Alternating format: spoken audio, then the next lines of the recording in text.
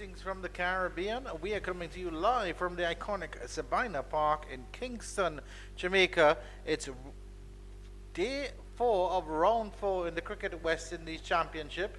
And it's an easy equation here. The Jamaica Scorpions require 234 runs. They have 90 overs in which to do it. And the West Indies Academy have to take 10 wickets. Andrew Chan in your company alongside that Jamaican icon, that legend of the green, black and gold, that star of St. Catherine, Marlon Carlisle Pinnock. Good morning, sir. Good morning to you, Mr. Andrew Chan. Good morning to your viewers. Good afternoon and good evening, wherever you are in the world. It's a Scorpion required 234 for victory on this last day at Sabina Park. And of course, the West Indies Academy. 10 wickets to get here on this last day. Won't be easy for the Scorpions, Andrew. As you mentioned. Yes, indeed. And it seems that, well, it's not a surprise, I guess, you'd have to say, but the Academy and Naeem Young is starting with Joshua Bishop, who took 6 wickets in the first innings. And of course, all the games in the round 4 of this tournament are going to the last day, Marlon, which is good to see. It feels strange to call you Marlon. I feel I have to call you Penny. It just has to stay as Penny. Joshua Bishop, and he'll be bowling to Carlos Brown. I think it's a strange idea to see the left arm spinner opening the bowling in day 4. This simply means the West Indies Academy have a plan here. 2 deliveries so far on the money.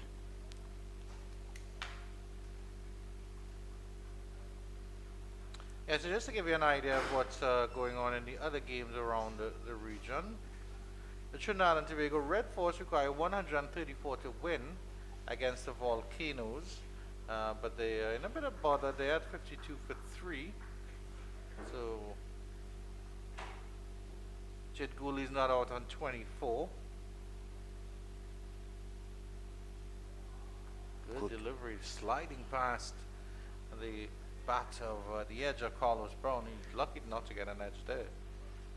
Good start here. Joshua Bishop so far. Testing line outside the off stump to the right-handed Carlos Brown. Barbados are up against it against the Guyana Harper Eagles. They require 253 for victory, and they've already slipped to 90 for 3. McKenzie is not out on 55. Raymond Reefer is a not out batsman with him as well.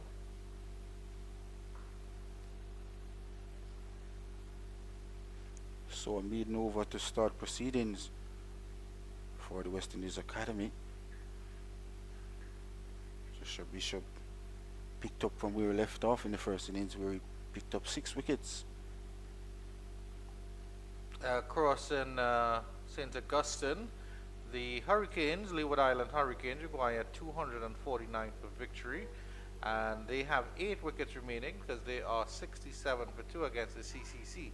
Good fight back by the CCC in that regard. Johan Lane will go about proceeding from the southern end of the ground, the Michael Holding end. Earlier game is good to see Jonathan Jakes getting his first-class century for the Barbados Pride as well. Indeed, he's shows some really good form this season. And how do the Jamaicans approach this game, Penny? Because I mean, of course, in my perspective, I think you take the first hour, just get yourself acclimatized. But after that, it's up to them. It's in their hands, I would say. And of course, from the West Indies Academy perspective, they have to remain positive. They have to try to take wickets, of course, because that's the only thing that's going to win them this match. Well, they should be attacking as well. Hence why there's 2 slip waiting, as Lane will be operating from the Michael Holding end this time around. He'll be bowling to Kurt McKenzie. Short delivery, moving away from McKenzie to start. Not bad from Lane. If you look at the field, there's a short cover. There's a straightish mid wicket as well for Kirk McKenzie. Loves to drive the ball aerial through that cover region. And hence why Captain Naeem Young decided to have a man catching in that cover region. Short delivery again, well played by McKenzie. I think it surprised him a little bit. Extra bunks there coming in from Lane as well.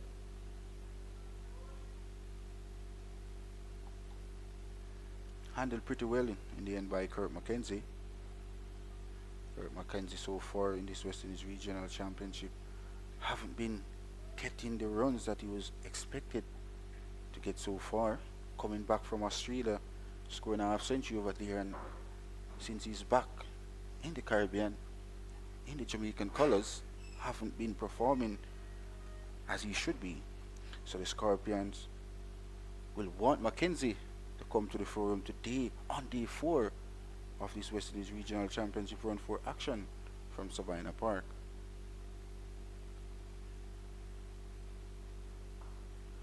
Good conditions here. The cricket, it's been wonderful conditions throughout. The weather hasn't stopped us at all. The outfield has been absolutely magnificent. Been a good pitch as well. In terms of the last day, it's what you would expect for a 4-day pitch. A little bit extra for the bowlers, but still very much an easy batting pitch, I would say.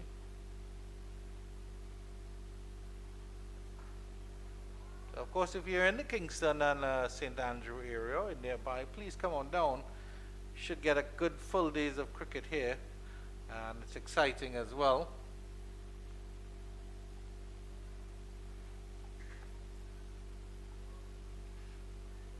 Going to be a good contested 4th day here at Sabina Park. Our director Matthew has nodded enthusiastically with me, saying yes, cricket is exciting. Nice punch off the back foot, square, and that will be the first runs of the morning for Jamaica. Just 233 required now, Penny. He said just like it's very close. 233 required. A lovely looking shot off the back foot there from Kirk McKenzie. Just stood tall. Yeah. Just punched that ball out. He's been a bit short here, Johan Lane. I'd like to see him pitch it up, see if we can get that new ball swinging. And of course that would be the perfect idea with 2 slip waiting as well. You have 2 slips in place waiting. And I always think that the captain will be encouraged, Penny, if he sees that his bowlers are hitting their marks. Then the bowler can help assist in setting the field. Like, hey, okay, I'm bowling good. I'm in a good rhythm. At the end of the over, 1 without loss. So maybe, hey, give me an extra slip, give me an extra catching fielder close in. And you're absolutely correct. So far, Lane haven't been pitching up these deliveries. Just back of a lane this morning.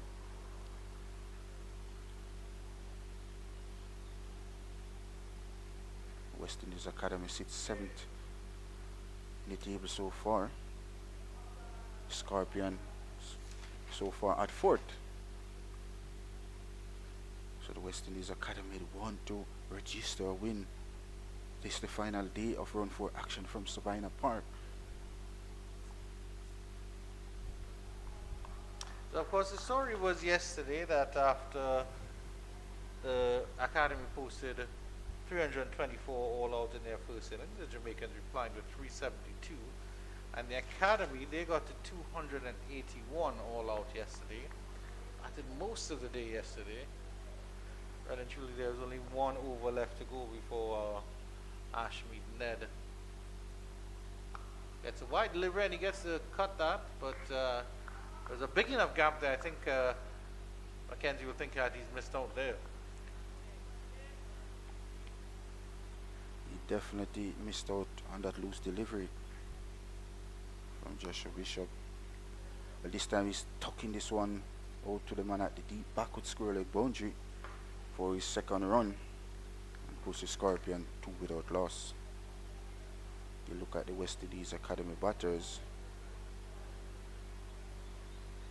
At least 4 or 5 of those batters got on start in both innings. But as you mentioned, not carrying on. Kadeem Alain as well scored a half century in both innings. Not kicking on for the West Indies Academy. That is something the young players of the academy team need to learn, how to score and score big runs.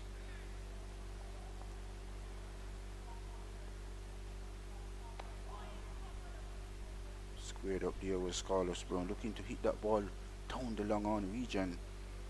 Outer portion of the bat, and that ball goes out to cover. Pretty decent start so far this morning by the two teams, Scorpions and of course the academy team. Jamaican Scorpions started the day 234 for victory. Just managed 2 runs so far. 16 deliveries bowled this morning. Well, they should be buys. It is 4 of them. Down the leg side this time by Joshua Bishop, and wicketkeeper Tuckett didn't collect, and hence why 4 buys to the Scorpions.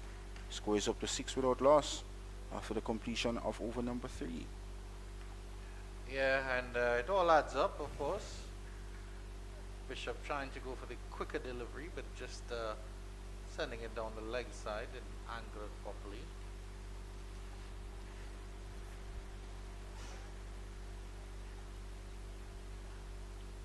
Valuable runs to the Scorpions as well. Scorpion just a 1 win so far in this West Indies Regional Championship and would want to register their second. Windward Island Volcanoes first 3 games, they won all 3, Andrew. They are top of the table so far in this West Indies Regional Championship. Yeah, quite so. I think the plan is for the short ball to McKenzie. There's a fielder deep backward square and fine leg as well. That's a full delivery. And they've appealed for a leg before. That's a beautiful delivery by... let's have a look at the replay here on this one. I tell you what, Lane thought he had his man. That was very close. Might be handling down the leg side. I think, he's around the wicket, so the other thing is if it pitched in line, although I do think that one pitched in line. It was I think very that's a very, close. very good shout. But benefit of the doubt goes to the batter as well. I can understand why. But it's the same thing I just mentioned. Lane needs to bowl full. He gets that new ball to swing and move. And that really, really was an excellent show. Maybe it maybe moving a little bit too much, maybe pitched outside leg. Can we have a replay on that one again, Matthew? And maybe if we can slow it down for us, maybe after this delivery. It was the first delivery that he pitched up this morning. Appeal for caught behind. It's given. Yes. Lane strikes with the back of a length delivery, the bouncer. And that's the end of Carlos Brown. He's still standing his ground there, Carlos Brown, but he has to walk off now because the umpire did raise his finger. I wonder what he was concerned about there. But that's the end of the first wicket here. Oh, peach of a delivery from Lane. And why not? The Jamaica Scorpions lost their first wicket of the morning. Carlos Brown caught by wicketkeeper Tuckett of the bowling of Lane, and he went without scoring. And if you look at his reaction again, let's just pull up the replay on that one again. Oh, good director Matthew. You can see that he immediately looks behind. He knows that he's touched that. Look, he's looking behind there. So the umpire definitely gets that. And I don't know why he hang around afterwards. Ooh. Can we get the LBW appeal against McKenzie? I don't know if that one is possible Excellent as well. Because you can delivery. have a look at that one. Coming to the crease now is Jeremy Blackwood, sporting the number 27. The new batter is Jermaine Blackwood. The shirt. So Jamaica is 7. Jeremy Blackwood haven't been firing all season for the Scorpions so far. Had a chat with him this morning when he was in the nets having a knock-up. was saying to me, you just need a start. But of course, as a batter, you have to Well, if put. he ever needed a start, it's today, Penny, because he's on a king pair, which is the other consideration. He was LBW to Kadeem Alain in the first innings.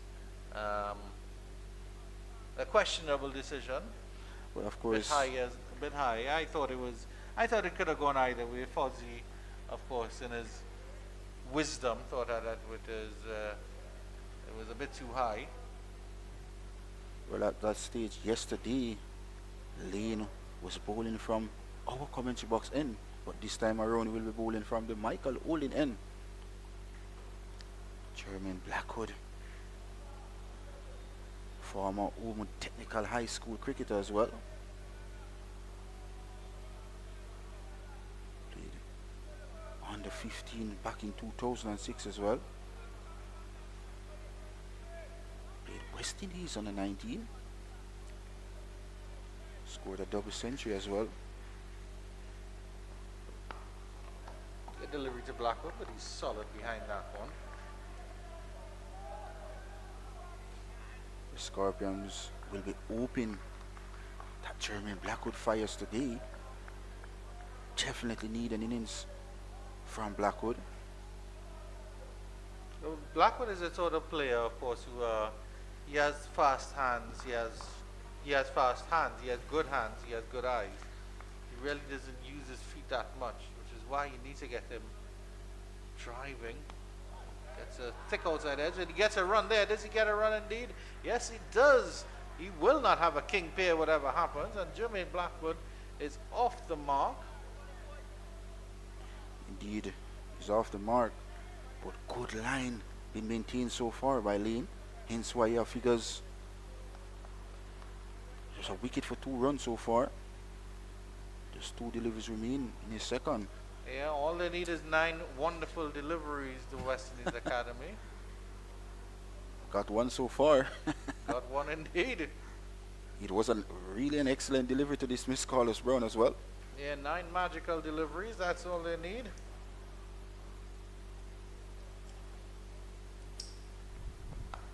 Back of a length, McKenzie's solid behind that one.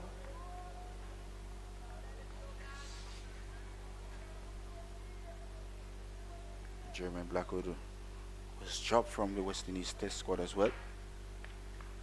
In an interview earlier this season, Blackwood says he wants to make as many runs as possible in this West Indies Regional Championship 2024 in order to earn a selection to go back into the West Indies squad. But so far we haven't seen that from Blackwood. He was also the captain at one point in time at the completion of the 4th. The Scorpions 8 for 1. Haven't seen that all season. Willie has a chance here now to make some amends, and if he gets a good score, well then should be a dolly at the end for the Jamaica Scorpions.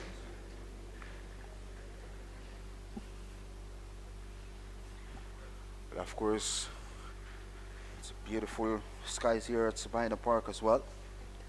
No threat of any showers here, Andrew. Yeah, a couple of clouds, but they're not in any danger of any rain at all. In fact, the best thing they're doing is just blocking out the sun for a little bit. There's some really, really good sun here in Jamaica. I heard from a friend in Trinidad that it's also very hot in Trinidad as well. I think Jamaica is just a little bit cooler because it may be just a little bit north. I know your nights are definitely a lot colder. Bishop continues. Blackwood turns this one into the leg side, doesn't get a run.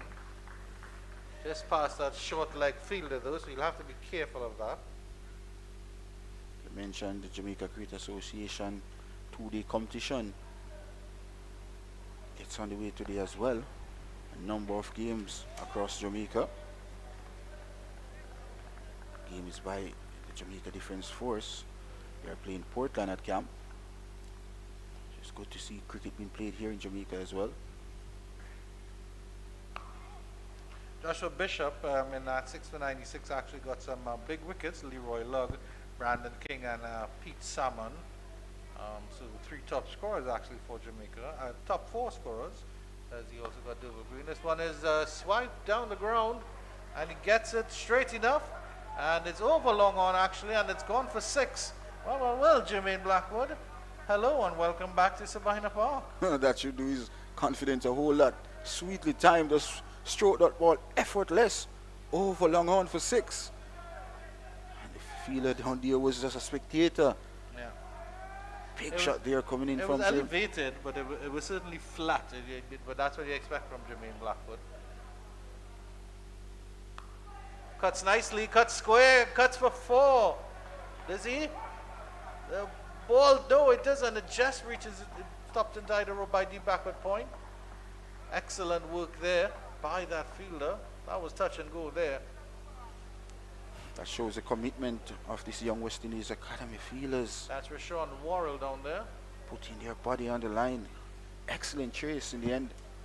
And then mopped up by the captain as well, Naeem Young. So it was good teamwork there. Good cricket all around. Save a single there, Anju.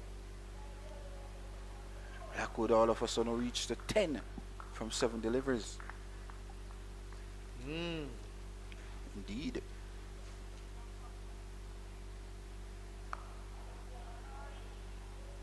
McKenzie, sedate as ever. End of the over, 17 for 1.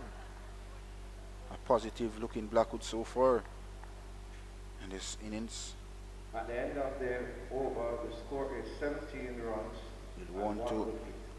build a partnership with Kurt McKenzie, who's under the radar as well. In the middle for the Scorpions.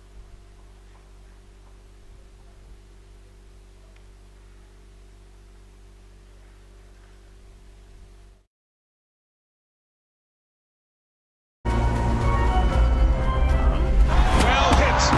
Away it goes. That is a ridiculous. And look at this.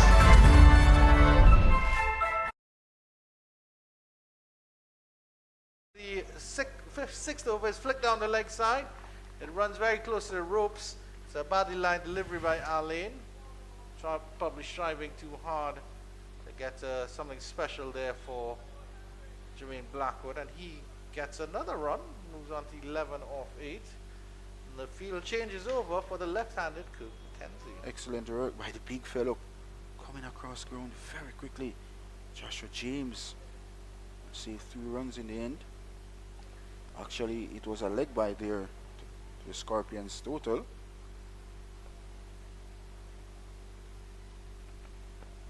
Oh, beautiful delivery. That's what I want to see more consistently from Johan. Like maybe just a little bit closer to the stump. Just if we could have a look at the replay on that one.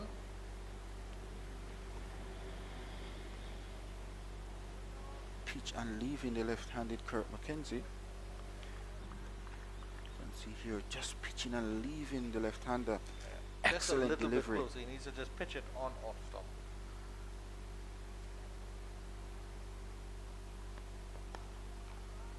That was on off stump this time.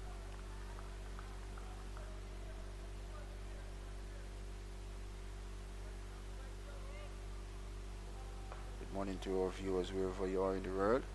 It's the West Indies Regional Championship Round 4 action on day 4 here at Sabina Park. The Scorpions up against the West Indies Academy here.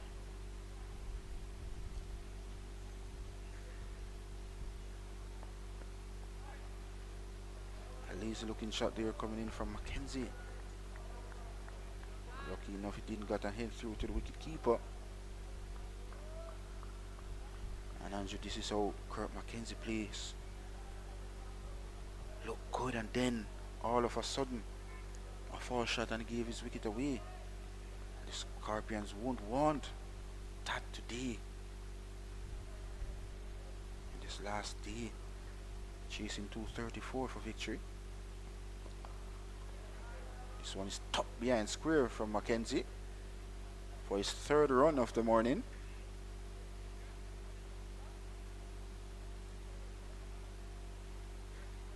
Brings Blackwood in strike. And the 19th for the Scorpions this morning. 1 wicket to fall this morning. Carlos Brown was caught by the wicketkeeper Tuckett off the bowling of Lane, and of course he went without scoring. So the Scorpions require 215 for victory here on this last day at Sabina Park.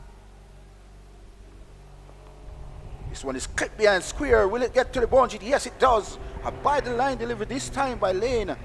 Jermaine Blackwood won't miss out on that. He just came inside the line, clipped that ball. Joshua James have no chance whatsoever. Blackwood picks up his second boundary and he's up to 14. Yeah, easy pickings there for Jermaine Black. It was on his hips and it just clipped it away. And of course, there's lightning on field at Sabina Park means that he gets good purchase on that one. Lane just striving a little too hard, in my opinion here. But he just wants to. I think he just needs to settle down and make sure that he gets his line and length right.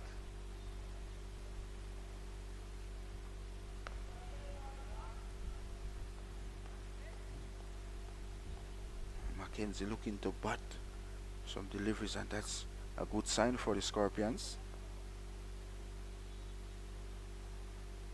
Back and attempting to cut a peel for caught behind. McKenzie just trying to loosen the shackles a little bit there.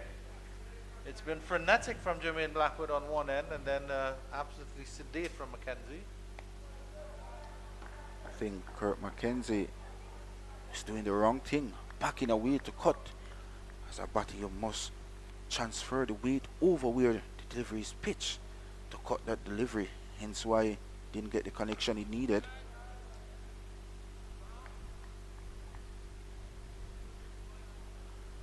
Joshua Bishop so far into his fourth none for 10. Still backing away is McKenzie.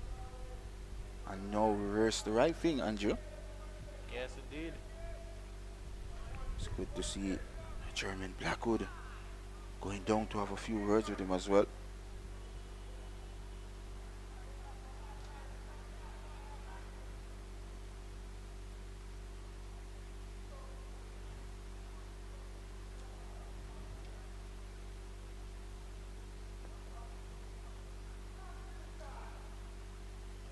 Three for one.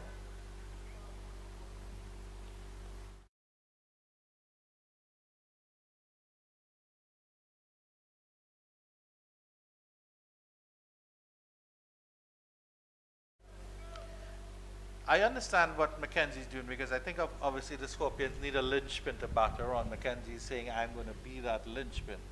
But he has to remember, he has to keep the scoreboard moving. One of the purposes of being a linchpin is not just holding the end down, but you have to keep that scoreboard moving. 3 of 21, yes, you're being circumspect, which anyone can understand. But you still need to get a couple of runs going. 6 half centuries have been scored in this game so far. Haven't seen a century.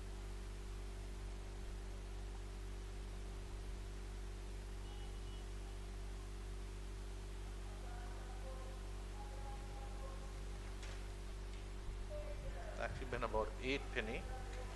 Taking the Academy account innings from yesterday. Feeling for that one, there's Blackwood. A bit wide from his body there. Really just pushed at that one. Of course, 2 was scored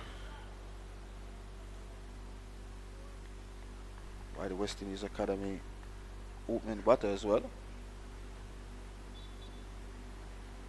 Kadeem Alain scored half century in both innings. Wow, brilliant delivery this time. That one missed the stump. It was an absolutely beautiful delivery from Johan Lane. He was all squared up there, and Blackwood just got the finest of edges on it. Ooh. Lane can't believe it didn't cut his man, Blackwood. Unfortunate runs here for Blackwood. The Scorpions We'll accept that though. And then the other thing is it absolutely flew through keeper and first slip. He's absolutely lucky to be there, Jermaine Blackwood. That was a peach. That was a peach tree of a delivery there, Johan Lane. That wasn't just a peach at all. And of course, Chairman Blackwood need the luck as well.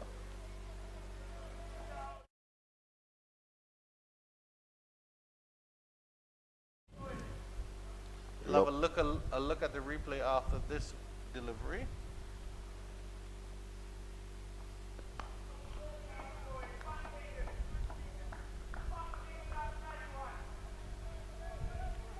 Pleasant looking. As you can see here on the replay, that ball before outer portion of the bat, that was a screamer of a delivery there. Yeah. I thought he was squared up Blackwood, but he was playing for the leg side. And that thick edge saved him. But if Lane can bowl like that when he's bowling full, that's what I want to see from him more. Good better, maybe badly lined on that one. And this time Blackwood played with a straight bat. He learned his lesson from that earlier delivery. Similar delivery to the one that took the edge Yes, a few indeed. deliveries ago.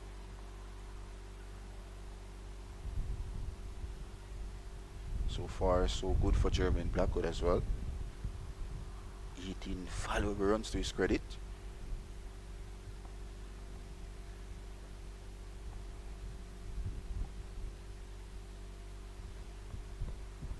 Good leave.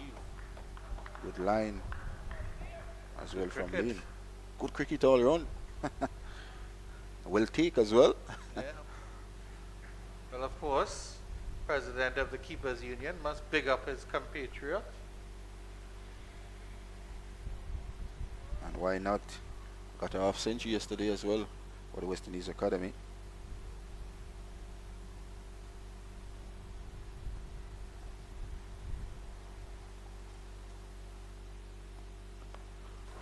And this one is top behind square. The crosser one. Blackwood is quick. And he's coming back for the second one. Good aggressive running so far between the wickets by the Scorpions. Yeah, Johan Lane will be disappointed with that at the end of the over. 29 for 1. As he really built some good pressure there on Jermaine Blackwood and was unfortunately unable to strike.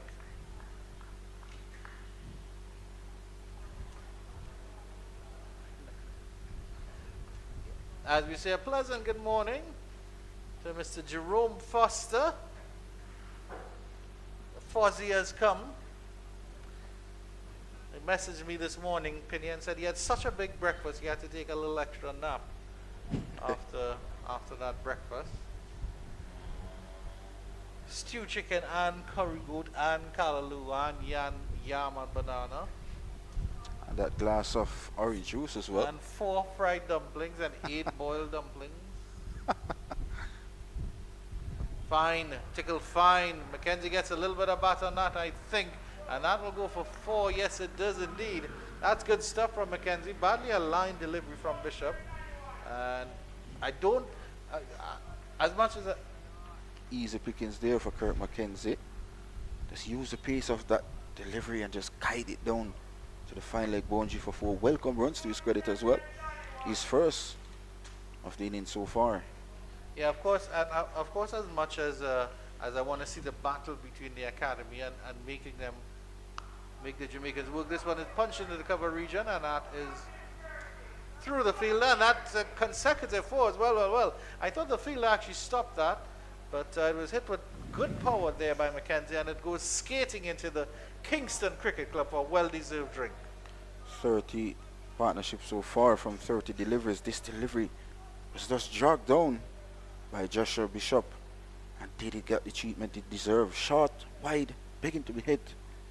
Kurt McKenzie won't miss out on that. His second of the morning.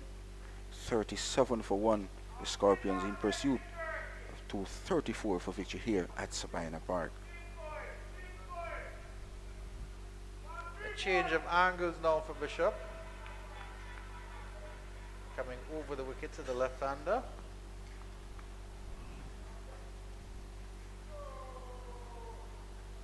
Start with a wide one.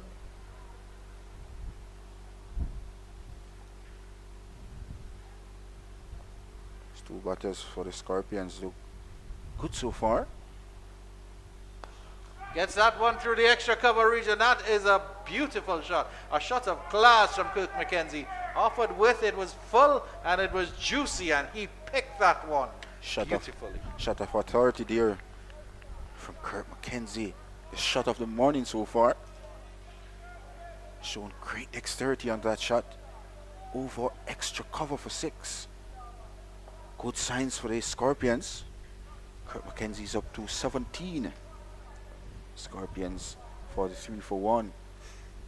3 fours in the over already, and all of a sudden Kirk McKenzie has jumped to 17. It's actually 2 fours and a 6. Oh my. But yeah, he was on 3 of 21, something like that, and all of a sudden he's jumped to 17 of 26, which is a more respectable run rate indeed. Cool, And he good finishes response. nicely there. There's Joshua Bishop, gets past the outside edge with that one. And the over, 43 for 1. At the end of that over, the score is 43 for 1. Surely by further 91 to 7.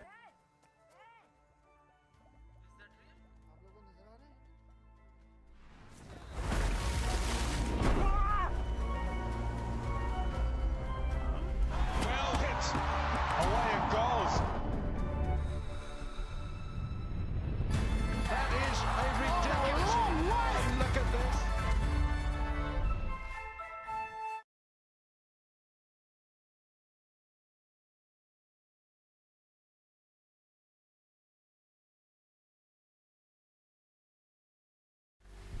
And there's a change in bowling. Joshua James replaces Johan Lane. I think they could have given Lane one more over the pity. That's just my opinion. I think he's only bowled 5. And He's he- only bowled 4. And he bowled I'd pretty have well. given him just one more. Just give him one more. Definitely, I'll give him one more to Jermaine Blackwood as well. Yeah, indeed. Blackwood not striding any way forward, just playing from his crease. Not a tall player by no means either.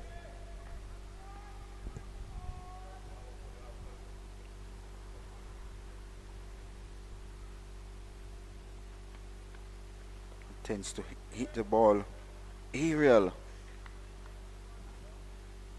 Is Blackwood, but it's a good move. I know, I understand that.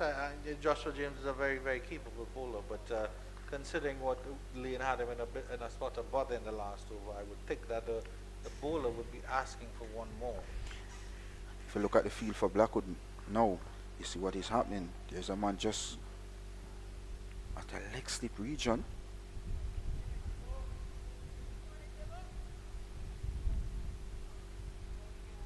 Good strategy employed here by Captain Naim Young. Very good captain. A great leader for the West Indies Academy.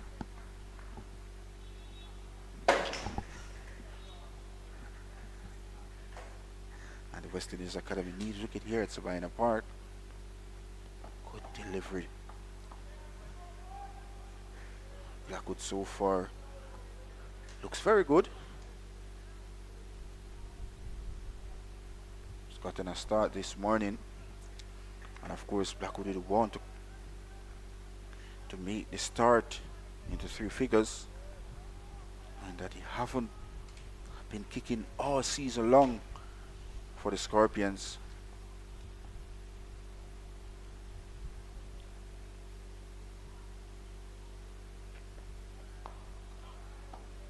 Yeah, it's been a decent start here from the Scorpion. Despite the loss of that early wicket, I think Jermaine Blackwood has come out and has, of course, added some positivity to the situation. McKenzie enjoying himself a little bit in that last over against Joshua Bishop. There's the 2 Joshuas in operation, Penny. James from the southern end, Bishop from the northern end. Or at least we'll see if Joshua Bishop continues.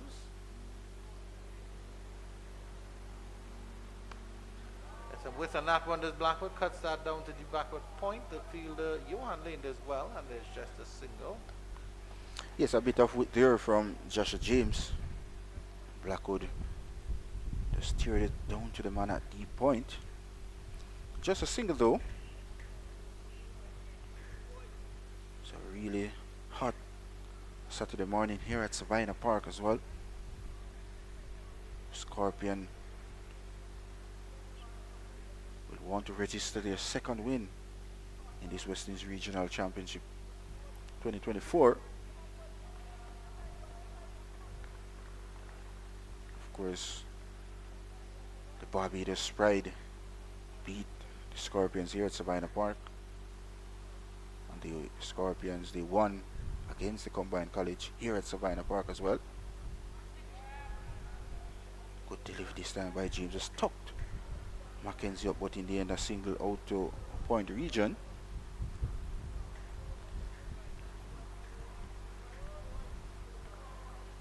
Scorpion played every game here at Savannah Park. So they won one game here and lost two so far in this West Indies Regional Championship 2024.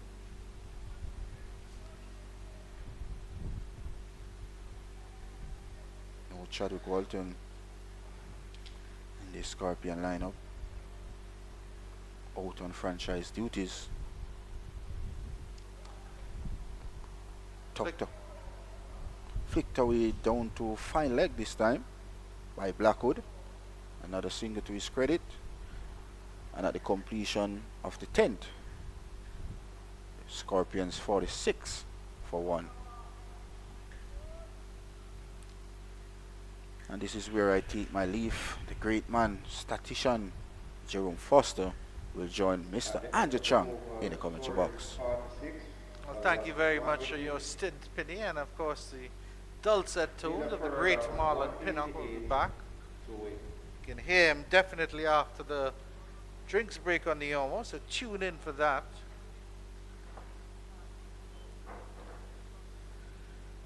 As the man from St. Catharines slowly and gracefully makes his way down.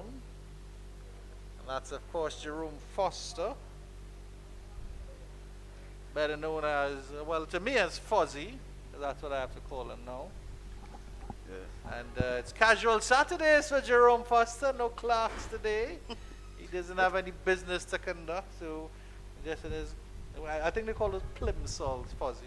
Just his normal sneakers. You had one thing wrong though. I'm from St. Elizabeth. Change in bowling. Ashmead Ned.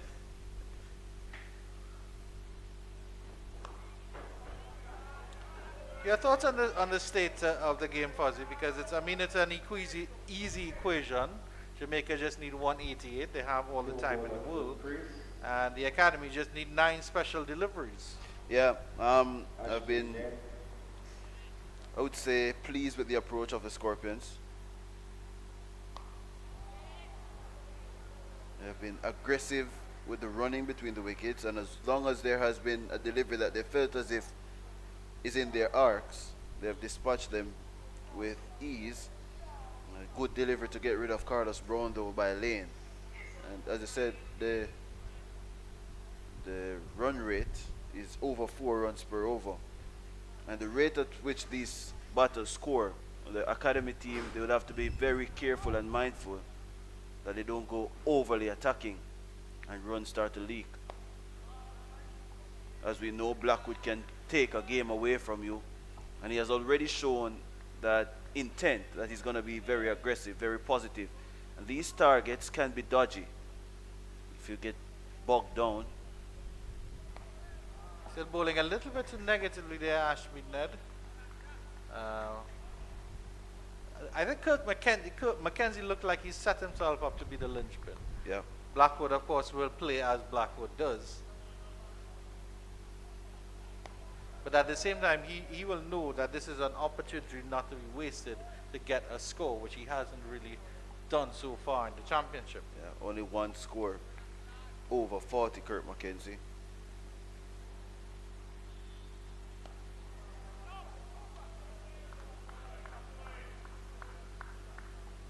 $47 for 1 after 11, and it's just approaching 10:43 in Jamaica.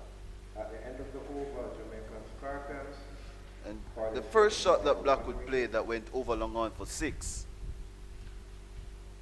That's a shot of class and a shot of authority in my estimation, because this is somebody who is struggling to get runs. He's struggling to really live up to the expectations of carrying this batting unit. And remember, he was the captain of the team prior to this round of games. But that shot, there was a long on in place. And he was on naught. He made naught in the first innings, but he backed his abilities. And that's a good sign if you're a Scorpion supporter, because he's obviously not overawed by the situation and overawed by the fact that he's out of form. He's still going to play his shots. And it sent a signal to the captain, Naeem Young, that I'm here. I'm a test player. Get some width there, cuts that down to the backward point for a single. But no, so Penny was talking to him in the nets this morning. I think Penny invited himself in, as Penny usually does, for a net session with Jimmy Blackwood. And of course, Blackwood just said, I just need a start. That's all he needs. So he has that confidence. He has that positivity. But I wanted to ask you, of course, he's not the captain in this game. Brandon King is. Would that removal of the captaincy assist him in focusing more on his batting? I would say yes. And that added pressure of carrying the team can weigh you down. And I don't think he's really worried that he's no longer the captain. Obviously, it's going to take a knock on you because you're a senior player and you have basically been stripped of a leadership role. He wasn't, I don't know if you can call it humiliated or there was some humiliation in it, but if you're a professional athlete, you can accept that you've not been good enough at something or for a particular time, and if a change happens, you have to live with what happens with that change. Jason Holder was stripped of the captaincy and he still played test cricket. He still performed for a good time. Well, pressure or either causes damage or makes diamonds. It's up to you Exactly. how you And work it's, with it. yeah, and it's for him now to show that resolute and that mental toughness to say that I really and truly belong in this team, whether I am a captain or not. Yeah, indeed. That green, black, and gold steel. A pledge. And good morning to all the Jamaicans viewing this around the world. I know the Jamaican diaspora is far and wide reaching, just like Trinidad and Tobago, but Jamaicans get a little bit further, I think, and get a little bit deeper into the culture. They're everywhere. Fuzzy. They're everywhere.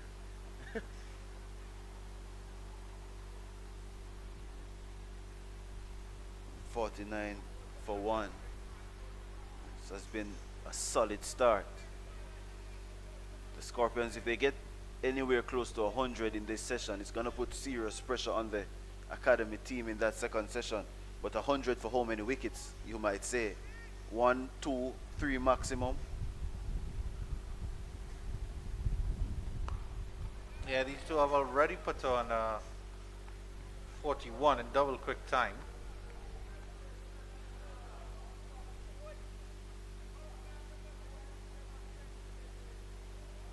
Decent over rate, you have to say.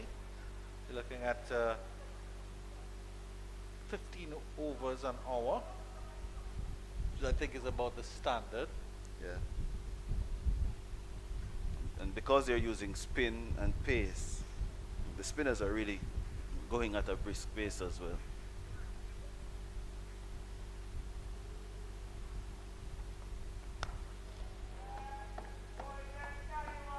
But I wonder, as if I'm in the shoe of Naeem Young now, what would be my go-to plan here?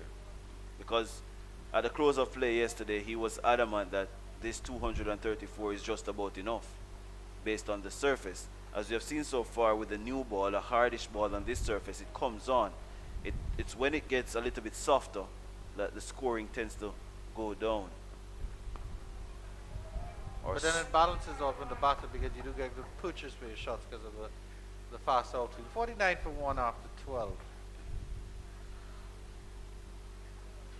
At the end of the over, And if you use the second innings, the start of the second innings yesterday of the academy team when Alain and Worrell were batting, well, predominantly Alain, he was aggressive. He saw how easy it was for him to hit through the line with a brand new ball, whether it was spin or pace. But once Trailing by it one got Jamaica for a run. softer and softer, the run rate came down and the wicket started to tumble. Not to say it had a lot to do with the pitch, some of it being faulty strokes, but it wasn't as electric as the start was. So the Scorpions have to be mindful of that as well, that maybe some of these shots that they're hitting on the up now with a brand new ball, they might not be able to do it closer to lunch or just after lunch as well.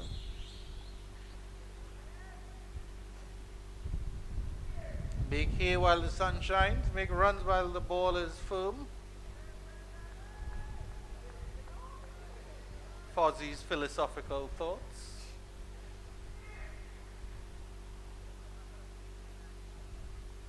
Ashmead net to continue. Down the leg side, does he get the sweep out? Though he does not. It's a good take by Colin Bowen Tuckett behind the stump. Moves very, very quickly there.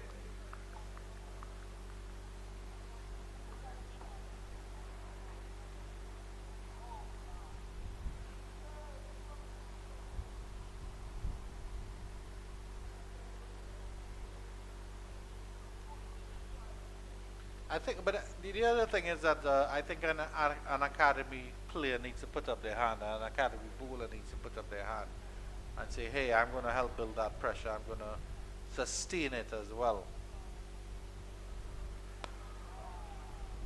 You look at Shamar Joseph in that last test against Australia. He had a broken toe, but he said, Skipper, once you put me on, I'm not coming off until this game is won.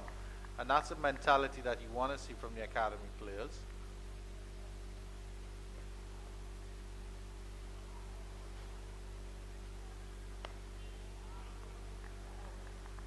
Yes, they're young fellows, and yes, they're just developing their game. But Yeah. it's sort of like fielding. Even though an associate nation, they might be the best at batting or bowling, but you can always be a top-class fielding team because you can work on that. You can control that. Nothing's going to Yeah. change. Yeah.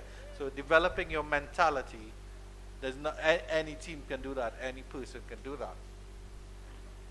Which is probably why the hard workers succeed and the talent goes to waste.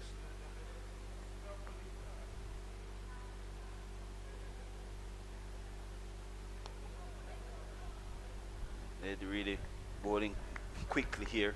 He's not giving it a lot of air. He doesn't tend to do that as well. Wicket to wicket type of bowler, and if there's that hint of spin, takes advantage of it as well.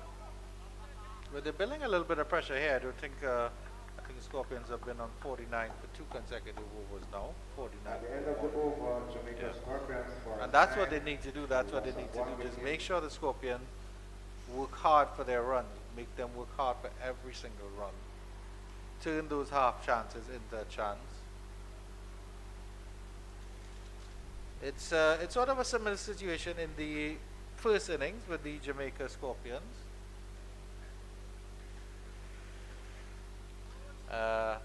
Where they were sort of meandering along and everything was fine, and then Naeem Young took a spectacular catch to get rid of McKenzie. After that, the Jamaicans just lost wickets in clusters.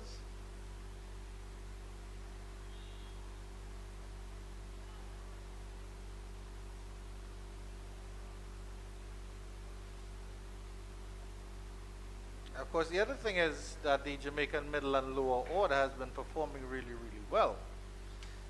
Lug had a score that 4, 5, 6 players, Lug, King, and Salmon all getting half centuries. So the Jamaicans have a strong batting lineup that is showing some good potential. On the leg side, badly directed, and that's the 5th day up for Jamaica. That still will bring up the 50 for the Jamaica 185 required now for victory, Fuzzy. Yeah, it's coming down.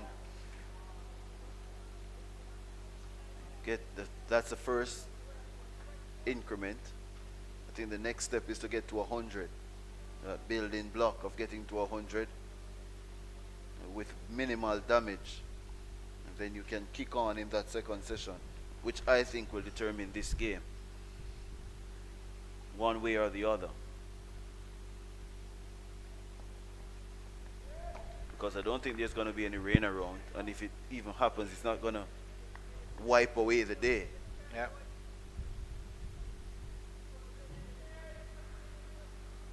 You know, there's a little bit of a cloud cover coming from behind us here at the north stand.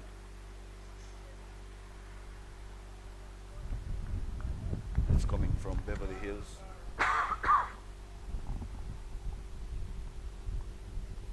You've been here long enough. Have you been to Beverly Hills?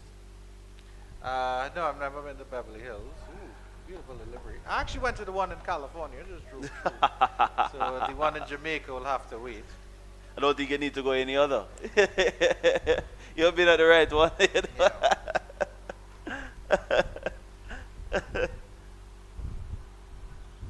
You know, the sidewalks are even more expensive than my vehicle. Beverly Hills. If there are any fans watching us from California, just let us know. Message us on Windies Cricket YouTube stream.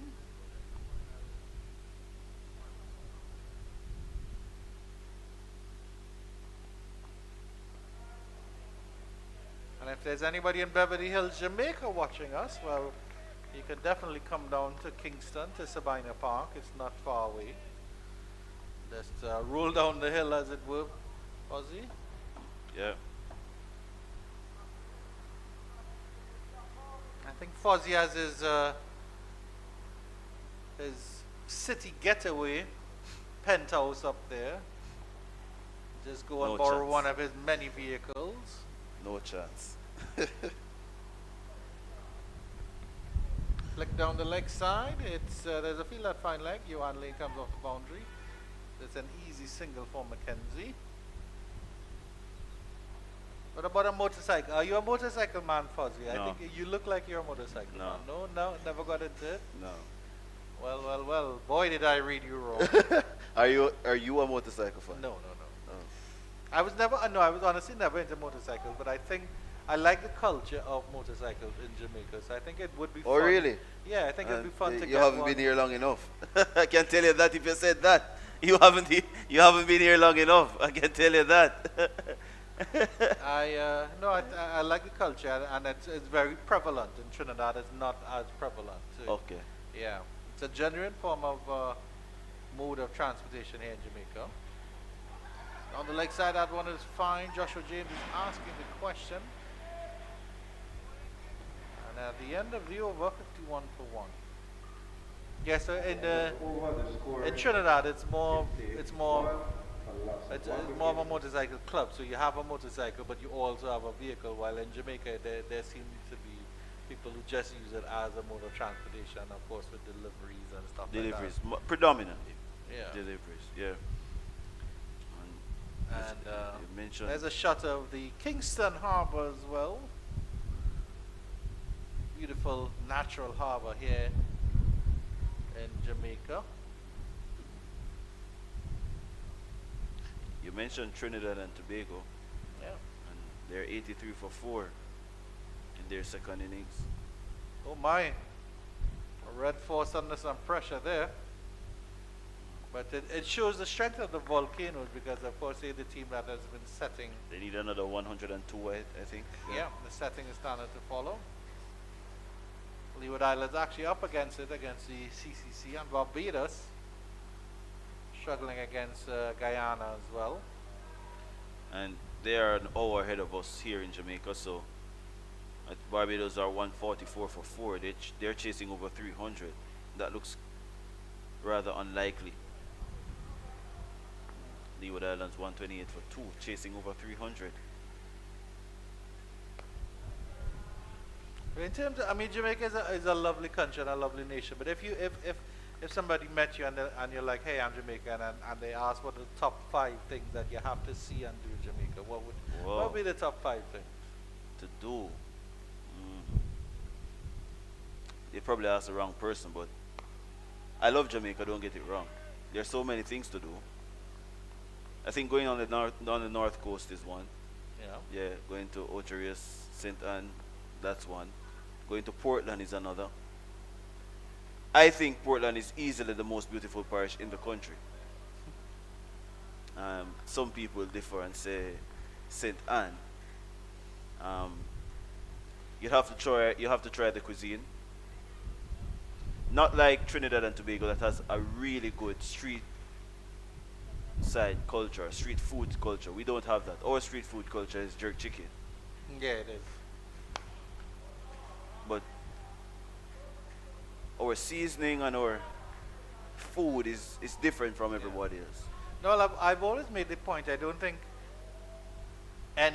you can go to any Caribbean island and you'll get good food. And That's there's one thing you can say about the Caribbean people. We do our best with what we're given, and we know how to make good food. At the end of that over, 51 for 1 after 15. I think another one before the drinks break. Yeah, another over just before the drinks break. I was gonna ask if you've ever been to the rum tour. You've ever heard about the rum tour? Rum tour, is that Appleton Estate? Appleton Estate. Yeah, no, I haven't been to that. So what I've done, obviously I've been to the Bob Marley Museum, which I think everybody needs to go to. Yeah. I think it's a wonderful experience and a lot of memorabilia. I've been to Ocherias, I've been to Montego Bay, we went to Doctor's Cave Beach, which is lovely. Yeah. I went to Portland, but I went to Portland on a business trip, so I didn't really get a chance to Spend experience time. Portland and Portmore and stuff like that. I've had jerk chicken, obviously, and the various jerk foods. Yeah. You know, but it really is a lovely nation, Jamaica, and I think there's a lot to see in terms of the country here. It's almost unexplored. And there are a couple iconic things that I really want to do. Obviously, that rum tour would be a lovely one. There's the Blue Mountain tours. I would really love to experience the Blue Mountains. I'm not a big coffee drinker, but I credit to Jamaica where it's due. Yeah. And Oh, you could. And I left out the most important thing. Blue Yeah. Mountain. And then I have a lot of respect for the Maroons, so I would love to see Cockpit Country as well. I think I saw a sign going up that way when I think that's a Portland side.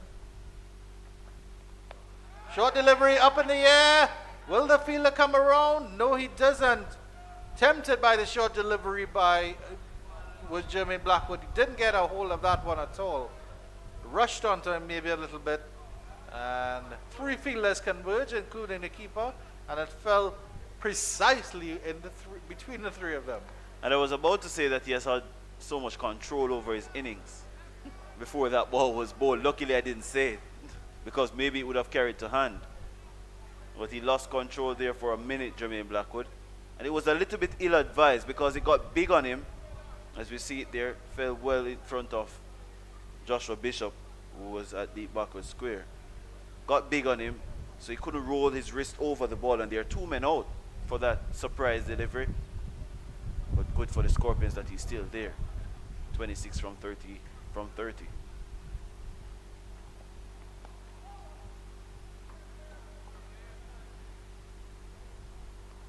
Of course, he's such an impetuous fellow, is Jermaine Blackwood. Short and full of energy. It'd be like one of those 5-hour energy drinks, Fuzzy. Yeah. So you can understand why.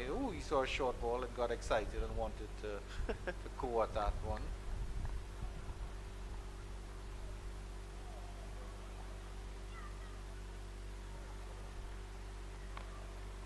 But he needs to get back into that frame of mind, Fuzzy, where he was before just when he was elevated to the West Indies vice captaincy. Because I remember an interview with him where he specifically said, I want to score big hundreds. And he was actually scoring big hundreds that season. I think he got up to 170, 180. And it was consistent. That was a couple of years ago. Yeah. I think that the potential is still That was there 2021. for him. Yeah. I think he's only about 31 or 32, so he can still give West Indies cricket a couple of years service again. But the other thing I always wondered, I mean, yes, you wanted to play him in Test cricket, and it's good that he's putting his hand up for Test cricket, but why was his white ball career so curtailed? Yeah. As I think he could have been very, very dangerous in ODI and T20 cricket. I've had several discussions about that. I actually think if he's going to play white ball cricket, he would have to be probably an opener based on his style of batting. Which wouldn't necessarily be a bad thing. Yeah. Maximize that power play. But I think he can also be a lower order enforcer, but we have so many players that can't be that lower order enforcer.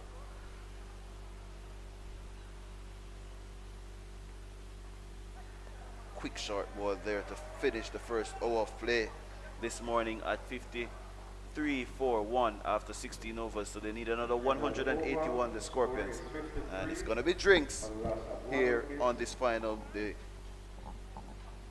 And after the drink, I will be replaced by Mr. Jerome Pinnock. About Marlon Pinnock, my apologies. I'm combining you.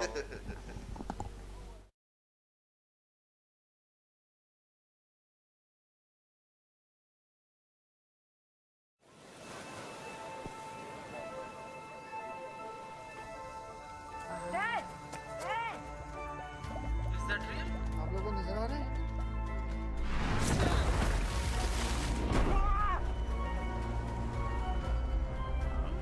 Well hit. Away it goes.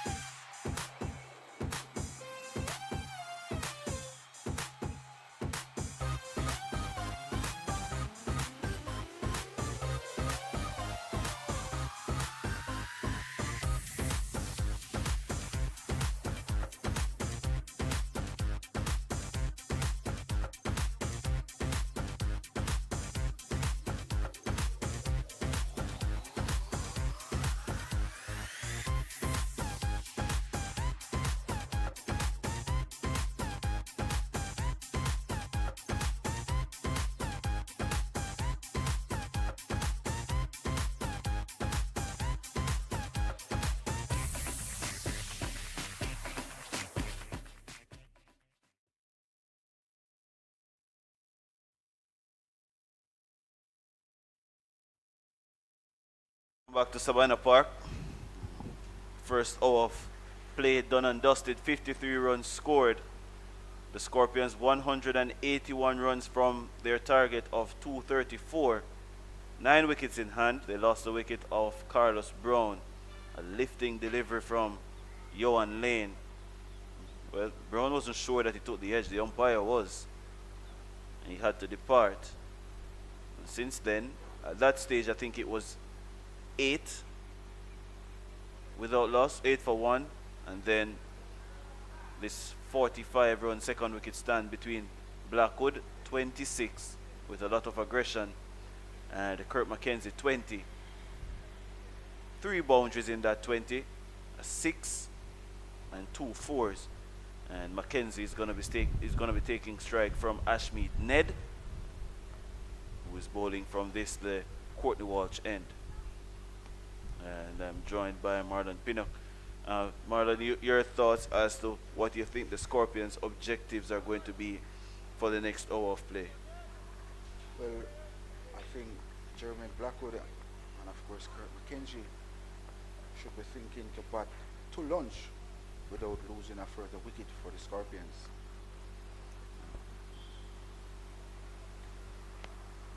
.53 represents a solid start, which tells you that if they bat at the same intensity for the next hour, they're going to be at 106. But cricket is not as straightforward as that. Things happen, wickets fall, runs are dried up at times. As I mentioned earlier, Jermaine Blackwood and Kurt McKenzie haven't been putting any runs up for the Scorpions in this year's regional competition.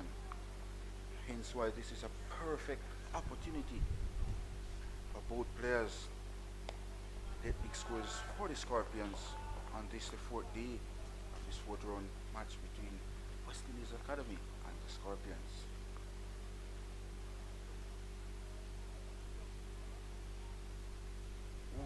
Good delivery this time by Ned, beating McKenzie outside the off stump.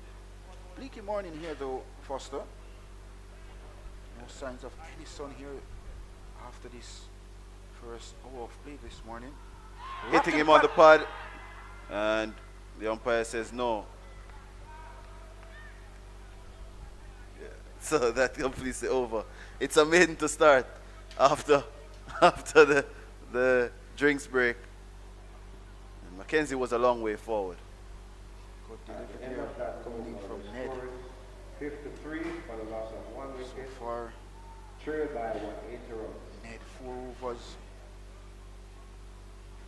on the money. Very economical so far. This is what West Indies Academy would want him to do. Block up one hand, take the wicket from the other end, I should say. So far, Jermaine Blackwood and Kurt McKenzie look very positive, very competent so far.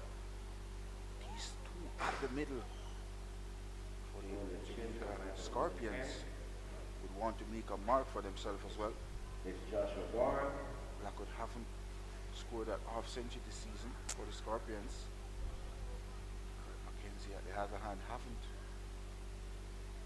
So it's for them to hold up their hands for the country and deliver the Scorpions' 4th. This was his regional championship. Want to push up further in the table. Last year, they didn't win a game last year, Foster. Just the one game this season so far. They are playing their 4th game here at Sabina Park.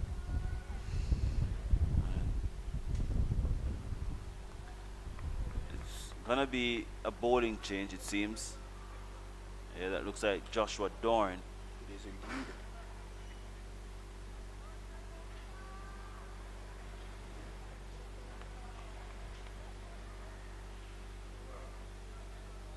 And of course, Darn will be bowling to Jermaine Blackwood.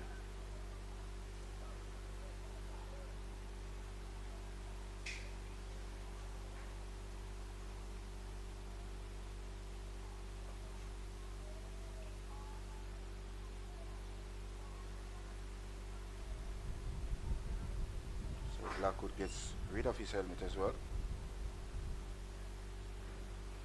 Very overcast skies here at Sabina Park. Just approaching 11:15 here in Kingston, Jamaica. And from the east, it's getting a little bit darker from that Port Royal side. Yeah. And there's chance of rain. Not a high percentage, but there's a chance of rain, and it seems as if it's coming across from our left. Dorn is an off spinner, as we saw at that World Cup in South Africa. And it's the first time that off spin is being bowled in this contest for the academy team. As we see there, it's getting a little bit grim now, a little bit darker. Blackwood hammers that down to long off without his helmet or cap. Flighted delivery this time by Dorn. Blackwood just came on the front foot and just stroked that ball elegantly down to that fielder at the long off boundary for his 27th run.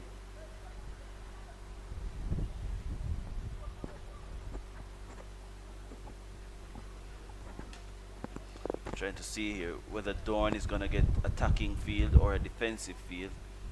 And it's a mixture because he has a slip and a short leg and a short mid-on. That's a lazy lunge at the ball from McKenzie. There's no intensity in that shot. Could have easily spooned the ball to point.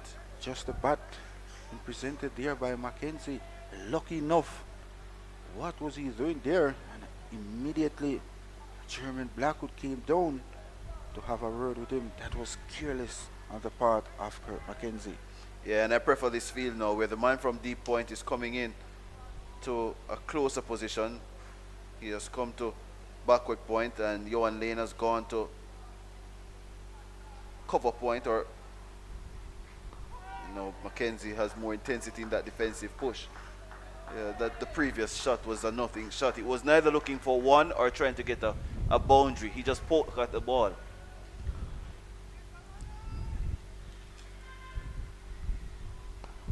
Easy runs. That's a full toss. The Scorpions won't mind this though. That a part-timer is operating in the first hour of play, or just after the first hour. And there was so much said about the surface that it's taking a lot of spin, and for your two main spinners to be out of the attack.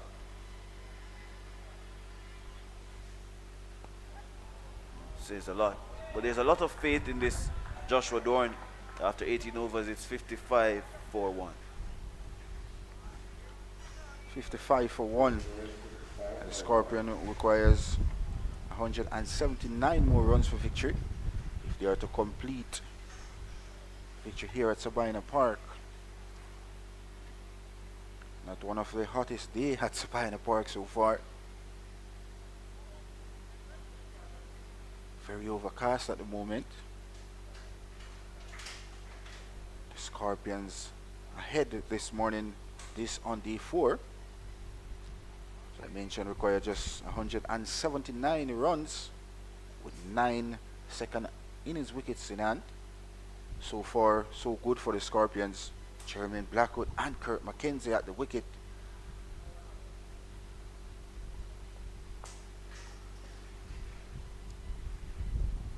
Ashby Ned is going to continue.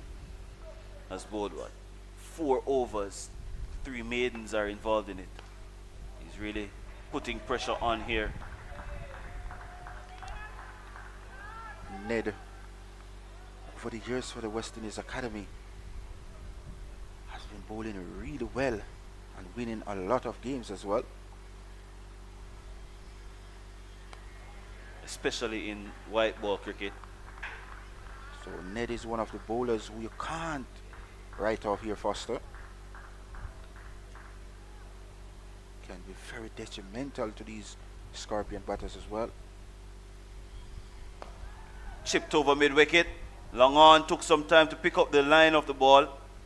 That's Bishop. It's just amazing to me. He's now hit on the head, Kurt McKenzie. That's not what is amazing to me. It's just that Joshua Bishop bowls left-handed, but he throws right-handed in the outfield. And he does it so easily. Definitely not the best of running between the wickets there by the Scorpions batters. McKenzie just humbles down to the non-strikers end.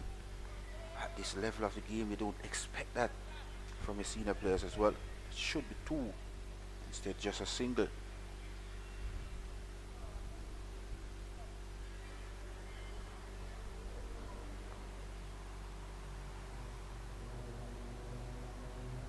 That's down the leg side. Fired into the pads. It's Very windy out there as well, Foster. like this field, by the way.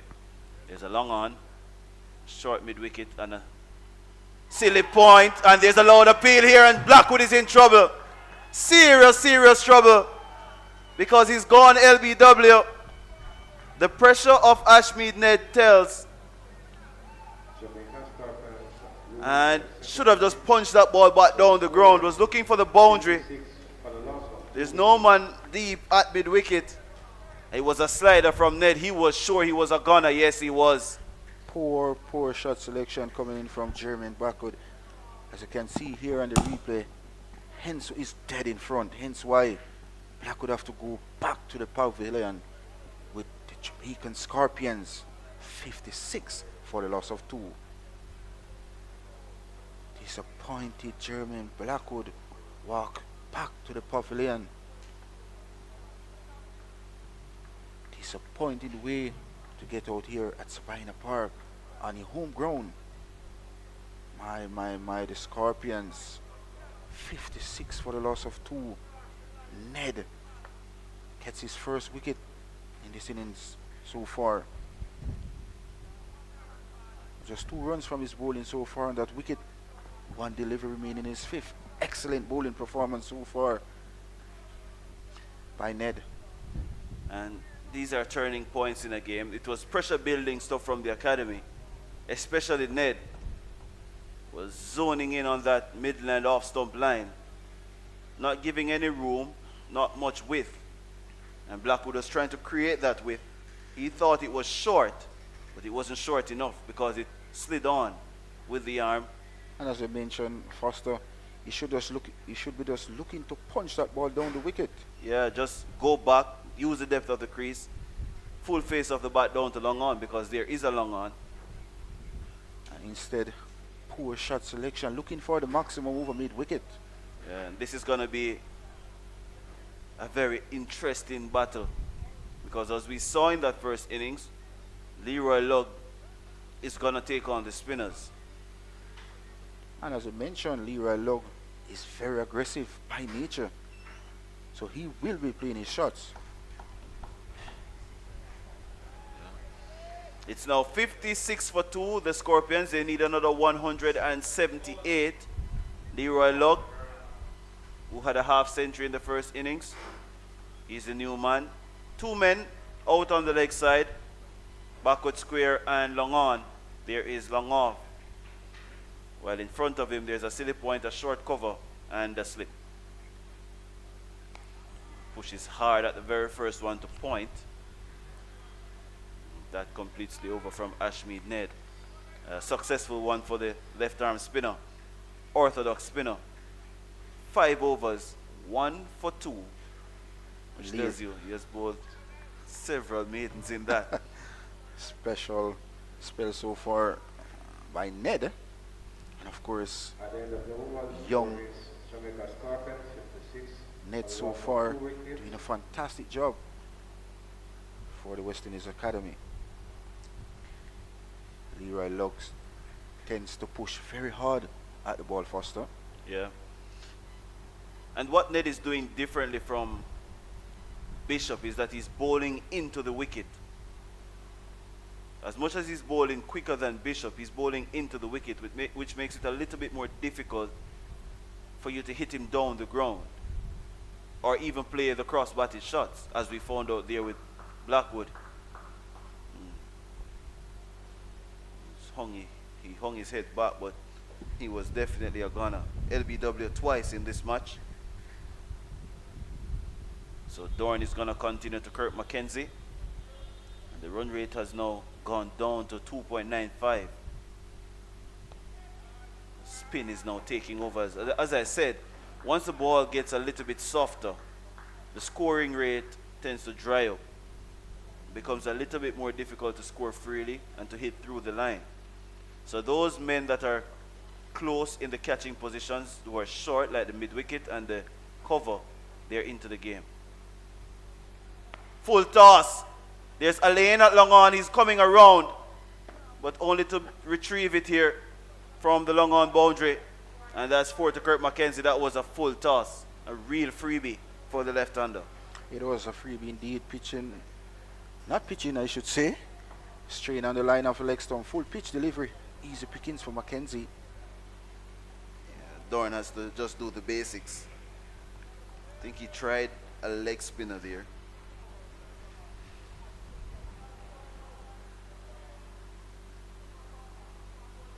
Another full toss. And Jordan Johnson can give up chase. He's not going to stop that. Back-to-back boundaries for Kurt McKenzie. He's into the 30s now. And it's now 64 for 2. And the Scorpions getting some help here from Joshua Dorn. 170 needed. And the man from City Point has been moved. 2 full toss there by Dorn. And of course got the treatment it deserved from Kurt McKenzie. As I mentioned, Foster is into his 30s now. He'll want to push on and get us 3 figures for the Scorpions. Good comeback delivery this time by Dorn. Well, we see the groundsmen getting a little bit busy. Moving with some urgency, and they're holding up play because they're running behind the bowler's arm.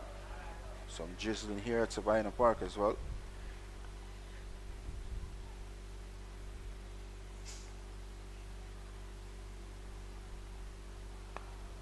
Nicely driven by McKenzie. They should have been 2. It should have, but Leroy Log just hampered through to the striker's end. Both of them really don't run hard between the wickets. McKenzie really jogs his runs. Unless it's an obvious chance for 2, he's not going to be pushing. And yes, this is not good at this regional level as well.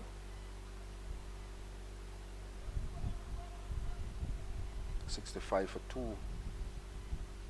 The Scorpions in pursuit of 234 for victory on this last day of this West Indies Regional Championship at Sabina Park.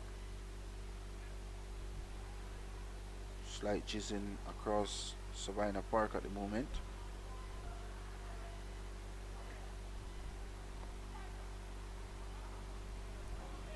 A better end to this over from Dorn. It was a poor start. But he has found his radar at the end of the over, and it's 65 now for 2. The Jamaica Scorpions, they are chasing 234. So they need At the end of the over, Jamaica another Scorpions, 169 by my count. Yeah. 9 runs coming from Darren's over. But it's good to see Kurt McKenzie spending some time at the wicket. Need a big one under his belt as well. Disappointing Jermaine Blackwood was bowled in the last over by Ned. Looking to hit that ball over mid-wicket. Should be looking to punch that ball down the road, Foster. Yeah. That's why he's back in the pavilion. It's bowling to McKenzie now, who's turning that one fine. And I actually love this field for Ned. To McKenzie. And this is a field I wanted to see for the Scorpions to Brathwaite in that first innings, or even to the Bajans in that second innings, I should say. When they were chasing that 180 and the pitch was turning, there was no leg slip for the duration of the innings, which was just mind-boggling to me. With attacking field, as you mentioned, Foster. Yeah. Good to see a leg slip in place as well. Just And the getting- slip and the man at short leg and the 2 catchers in front of McKenzie. That's too short. That's gonna be 4. Rear bad delivery from Ned, but pounced upon by Kurt McKenzie, who is showing that he's willing to match defense with aggression.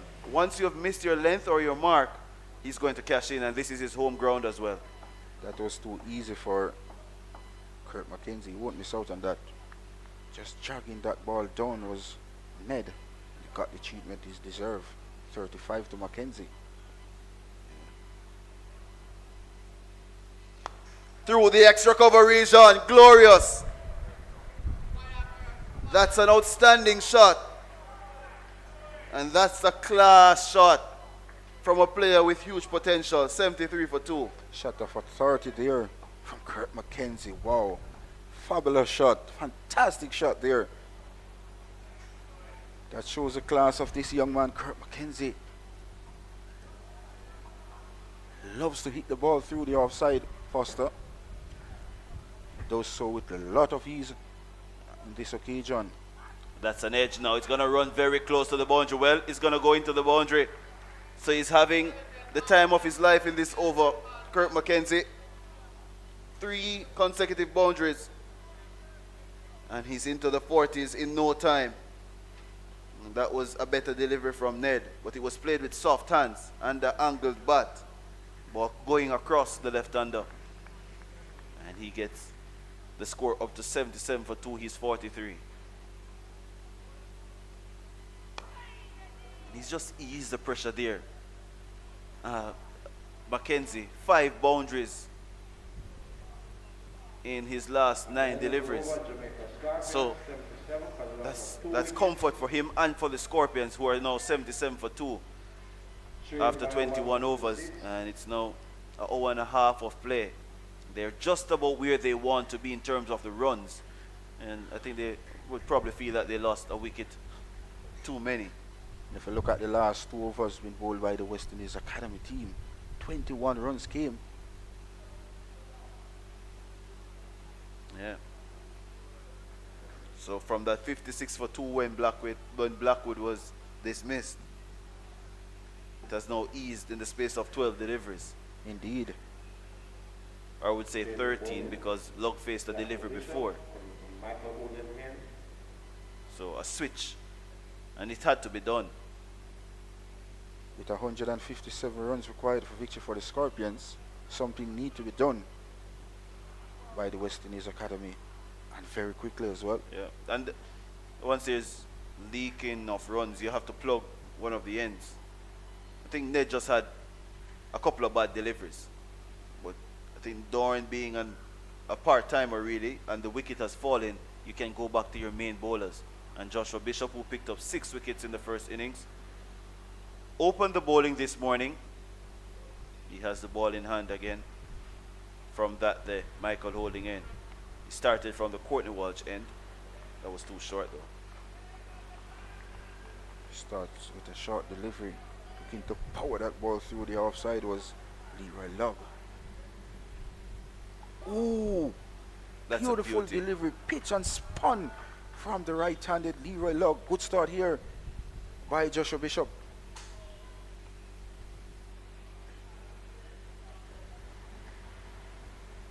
That one came in with the arm, with the angle. Good variation. And 2 runs are going to be added. But the previous delivery, I don't know if we can get a shot of that one. It pitched on about middle and leg, as if it was drifting into Log. Oh, and then it got some turn and bounce as well. Almost took Carlon Bowen, took it out. Good cricket all around. Played the line of the delivery Log and got beaten. Goes for the sweep shot. That's a crazy decision. And he's bowled. And the Scorpions are now in a spot of bother. Where did that come from? It's now 79 for 3, and Joshua Bishop is ecstatic. Poor cricket being played here by Leroy Log. Poor. Where did that come from, as you mentioned, Foster? He just came to the wicket. My word, the Scorpions in a spot of bother now at 79.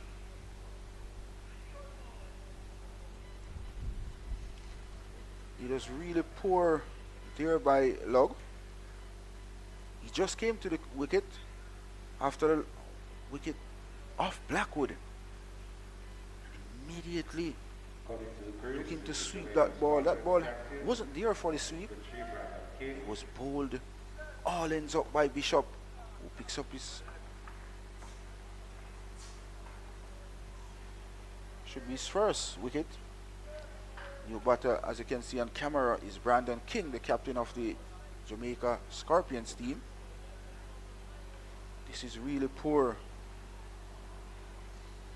by Luck. Not what you'd expect from a number 4 batter, Foster. Yeah, and it's just a rush of blood. He's aggressive by nature, we understand that. But I don't think the shot was on.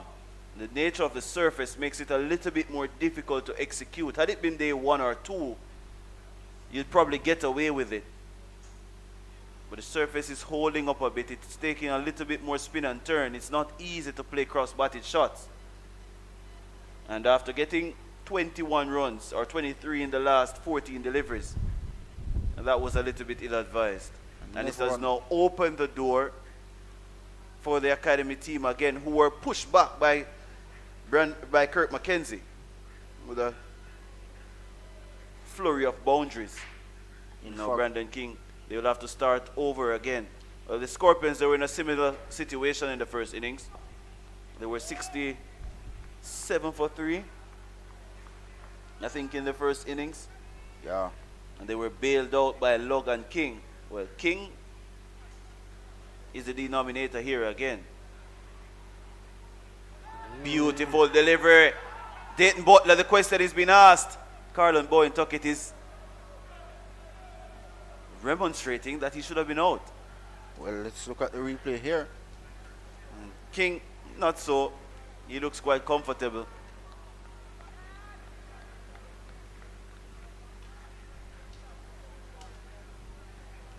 Not sure, but the umpire was unmoved.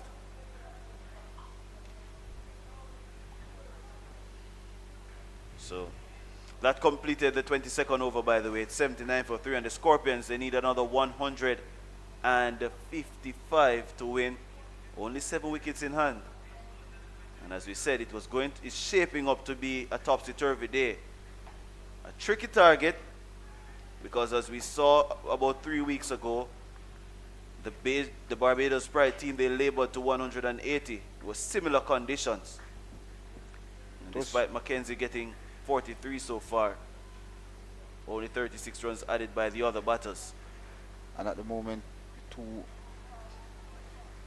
spinners are operating at the moment.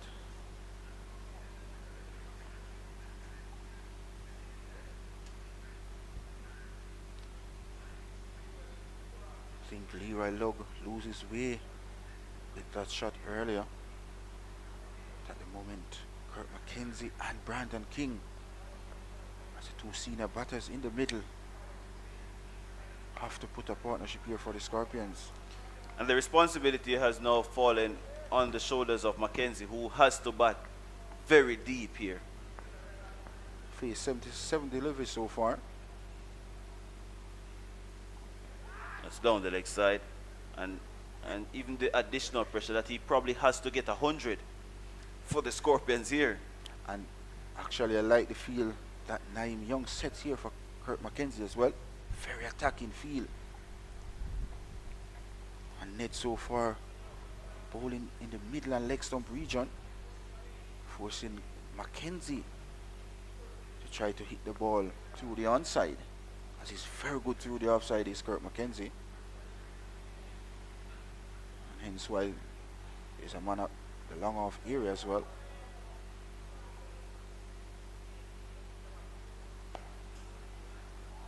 What he has done well is that he has played as straight as possible, McKenzie. Once there's width, he has capitalized. A couple of short deliveries he has put away so far.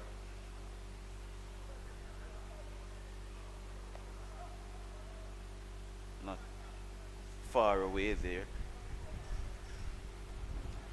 Sense that there's now a little bit of tension in the middle, because the Scorpions now know that they can't lose another wicket before lunch. Very tricky period with 22 minutes before the lunch break interval as well. Even the running between the wickets, very tentative at the moment. Brandon King at the non-strikers end. That should be a single there, Foster. Yeah, it should have been. And both players are familiar with each other. Both played for the Kingston Cricket Club here in Kingston, Jamaica as well. Nicely pushed down to long off for a single, at least. They walk through for a single. And that completes the over at 80 for 3. The Scorpions need 154 more runs to win. 7 wickets in hand, or 7 more wickets for the academy to really pull off an upset here. Pleasant looking drive. Find that delivery of the 23rd over there by McKenzie. 8 runs. Look very good so far. 3 wickets. And it want to make a mark in this run for action from Sabina Park. Look around the region and see the youngsters scoring centuries after centuries. Jonathan Jake scored his first for the Barbados Pride yesterday. A youngster from the Leeward Island Hurricane as well scored centuries in the 3rd round, first and second innings as well. Yeah, that's Michael Louis. Also had Tian Webster scoring 100 for Trinidad and Tobago Red Force. Kyron Powell scored 100 for the Leeward Islands Hurricanes. And it's good to see Sinclair as well. All-rounder in Sinclair. Fancied himself as an all-rounder, Foster. yeah, Leeward Islands Hurricanes now 130 for 2 in their pursuit of 316.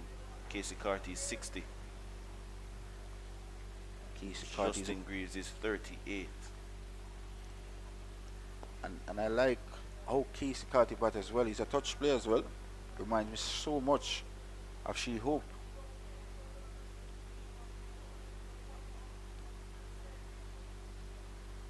Yes, busy player, nimble on his feet. I think he scored a half century against Australia in that white ball format as well. So it's good to see the youngsters coming through the regional cricket and scoring runs after runs. But Kurt McKenzie need to hold up his hands for the Scorpions today and carry them across the line. That was a loose one. It came out of the rough inside edge from McKenzie. It's getting a little bit nervy now for the Scorpions. 19 minutes to go before the break.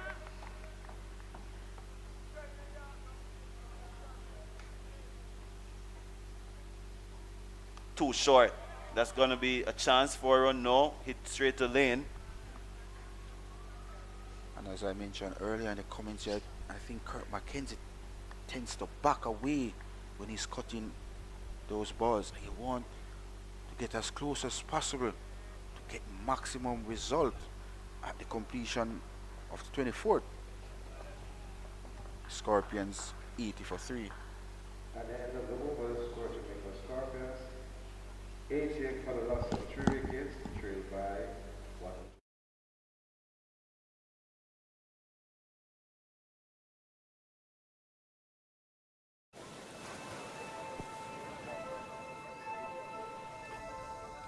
Dad! Dad!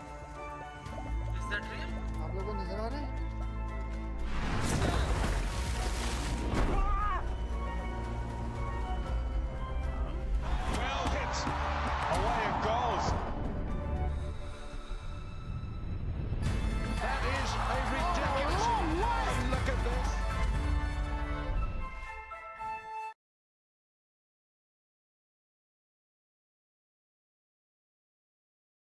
It's going to continue from this. The Courtney Walsh end.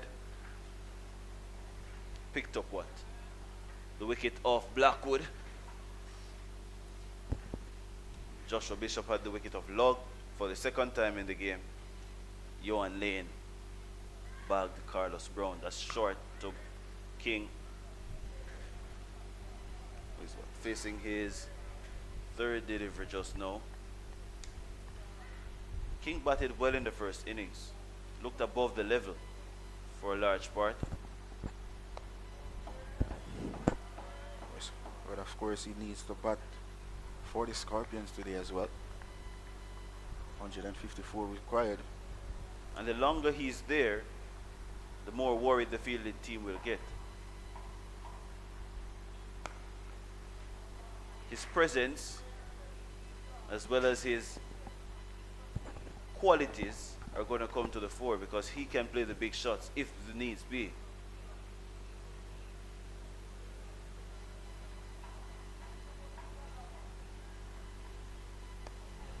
So far, so good for Ned. Hitting good areas thus far. Into his 8th over, just a 1 for 15. And 1 over, he had 3 boundaries taken from him, so that tells you how accurate he has been.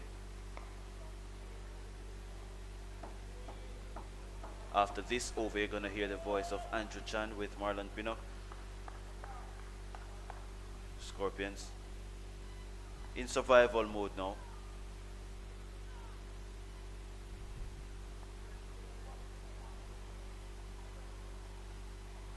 I think that's going to be 1 for Brandon King, his first run in this second innings. Takes the score up to 81 for 3. And the Scorpions, they're going to need 153. And Marlon Pinnock is going to tell you what he thinks about the state of the game. Then you're going to hear the voice of Andrew Chan. At the moment, evenly poised at the moment. The Scorpions just lost 2 wickets in quick succession this morning. That of Jermaine Blackwood and of course Leroy Lugg. Kurt McKenzie so far at the wicket. Look very promising at the moment. 44 from 88 deliveries. As we say, special welcome back to you, Mr. Chang. Yes, good day to all our viewers once again. And it's game on here at Sabina Park. Could go either way. I would say honors are even the way this session is going. They get 1 or 2 more wickets there, Academy. Will be able to strike back. Any one of these 2 batters now in the middle, if the West Indies Academy price any one of these 2 batters, it can be curtains here at Sabina Park. It's driven to the extra cover region, half stopped, long off comes around and they get a single. Excellent. McKenzie has done well, 44 of 88. He's been really, really excellent. Brandon King has come in. Leroy Lugg, I think, threw his hand away a little bit. Jermaine Blackwood was unfortunate dismissal. And if you look at Leroy Lugg, both innings so far, he gave his wicket away. Yeah.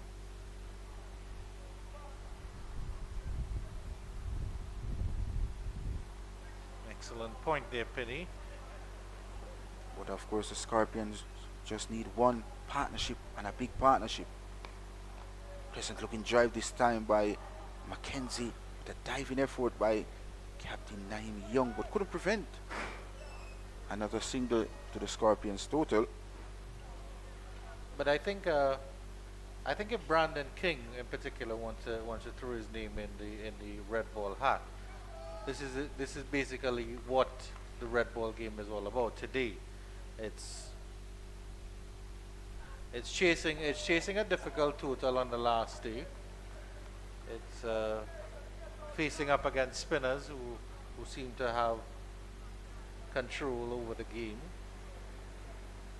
That's what it's about. It's about attrition. And of course, in the shorter format of the game, a small block of hitting can make a big difference in terms of your team's total. But here, a small block of hitting really doesn't make a difference if you're back in the pavilion. Indeed. So yeah, you can make a nice quick 40 or 5 deliveries here, or 40 of 8 or 12 deliveries. And yes, your team will get down to chasing just 100, but if you're back in the pavilion, it doesn't make a difference. 83 for 3 after 26 overs here. Credit to the academy though, they haven't given up and they've taken wickets at the right intervals, Penny. And if you look at how Pete Salmon batted yesterday for the Scorpions, faced 198 deliveries, spending time at the wicket for his 81 runs. That goes to show if you occupy the crease, runs will be there for you. Well, I mean, that's a good thing for the Jamaicans. They have Pete Salmon, they have Romaine Morris, and they have Duval Green, as well as Abijay Mansing still in the hut. But these two, I think,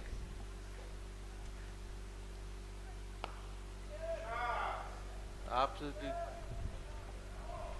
driven nicely down to wide long off on the field as well. Pleasant looking shot there coming in from Kurt McKenzie. As I mentioned, Andrew looks very good this morning. Yeah. Eyeing up himself for a big one here for the Scorpions. I think once he's there, the Scorpions have a chance.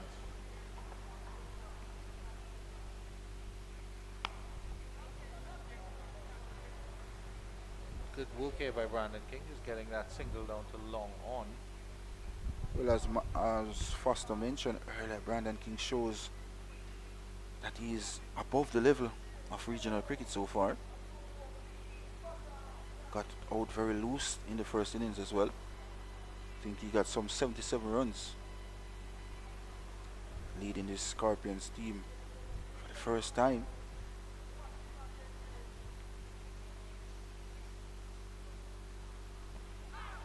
Good delivery there by Ned. It bobbles into the leg side. They run a quick single. That's good running. Wait for the signal from the umpire. I think that was bad pad, Penny. There's no signal from the umpire indicating I was a leg pie. But good running between the wickets by the Scorpions. In particular, Brandon King, who called Kurt McKenzie through for that quick single. And that's what you want from your batters in the middle. Once you're not getting the boundaries, try to get the singles in.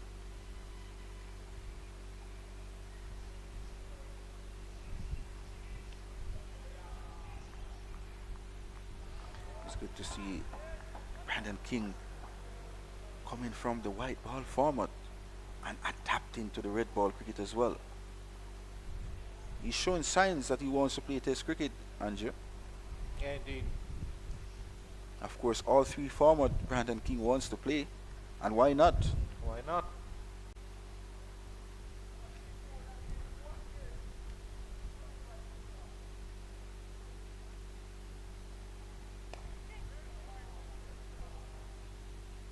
The other thing, of course, is that I think in whatever happens, Test cricket elevates you to a different status in terms of cricket.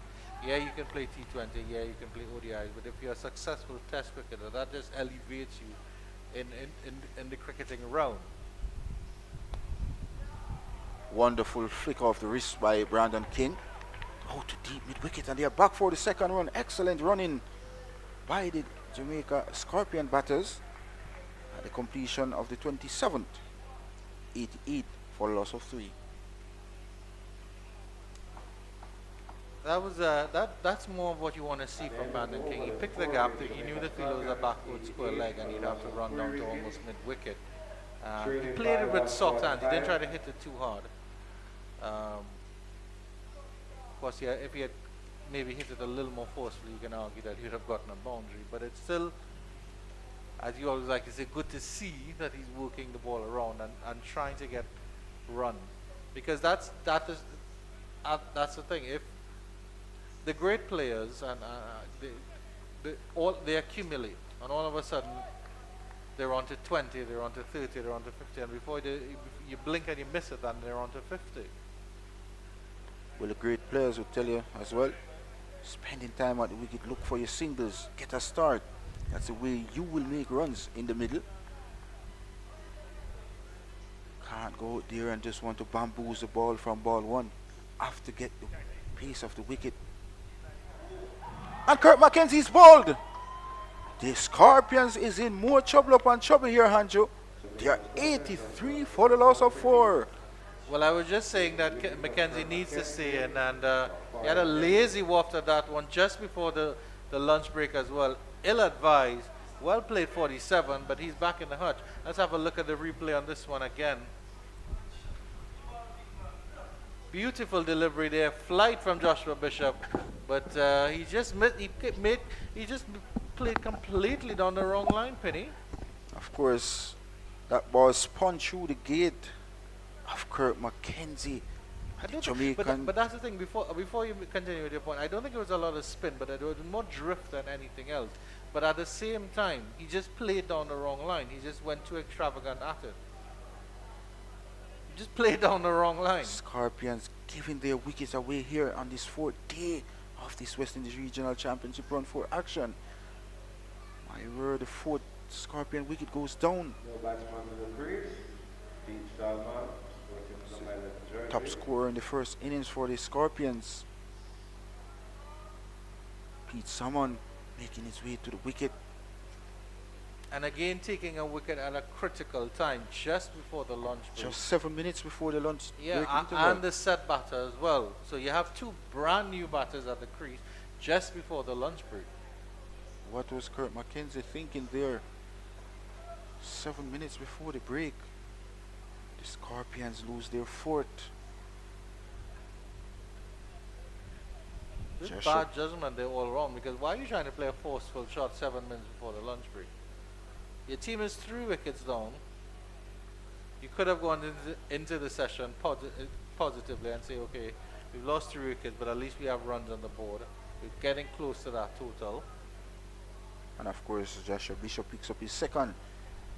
And his 8th for the match 8 thus for far. the match indeed, Penny. My.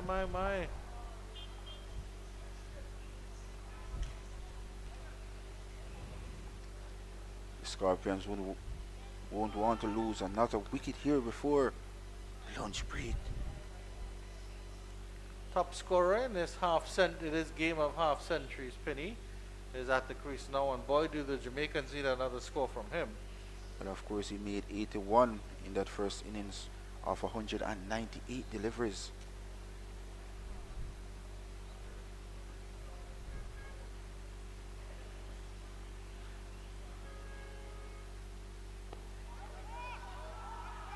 The other thing, of course, that the Jamaicans need to remind themselves, Penny, is that they have time. They have 62 overs to get 146 runs. Yeah, after this one. Well, after this one, thank you, Penny. As always, likes to be Mr. Accurate, Penny. As sharp as a penny, as they say. Indeed.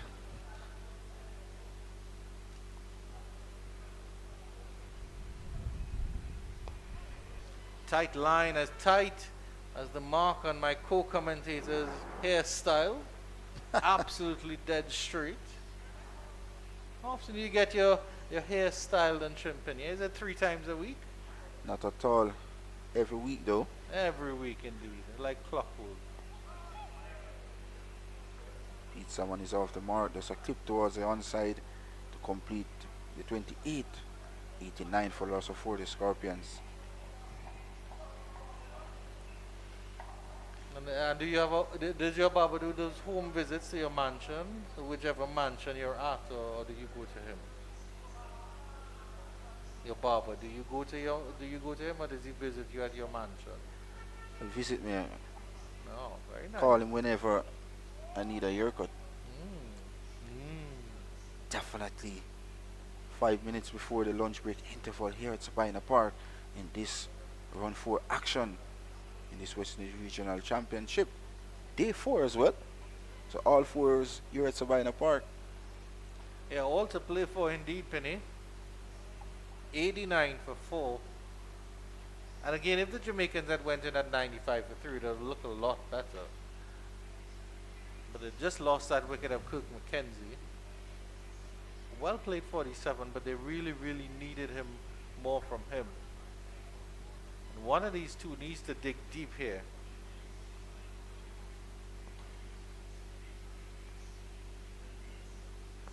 Good attacking field here.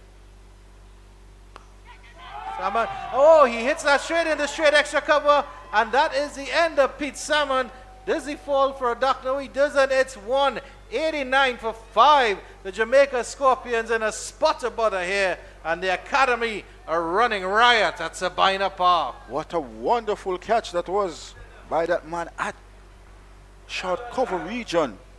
And the Jamaica Scorpions in a spot of butter here on day 4 of this West Indies Regional Championship. They go to lunch at 89 for the loss of 5. Andrew.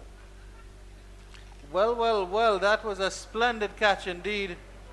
I think it was Naeem Young. We'll have to confirm that.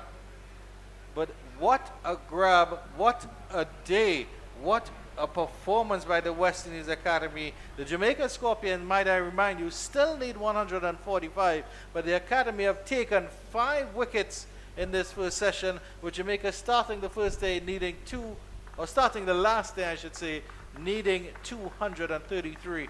We'll take a lunch break right now because boy, oh boy, do we need a break after all the action of that riveting first session.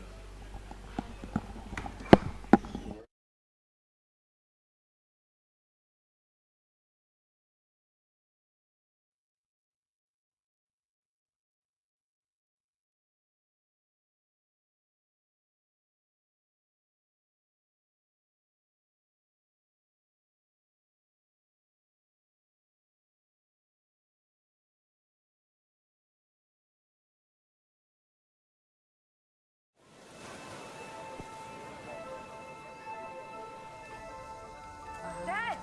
Dad!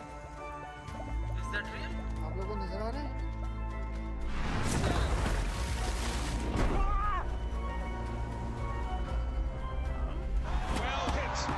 Away it goes. That is a ridiculous. And look at this.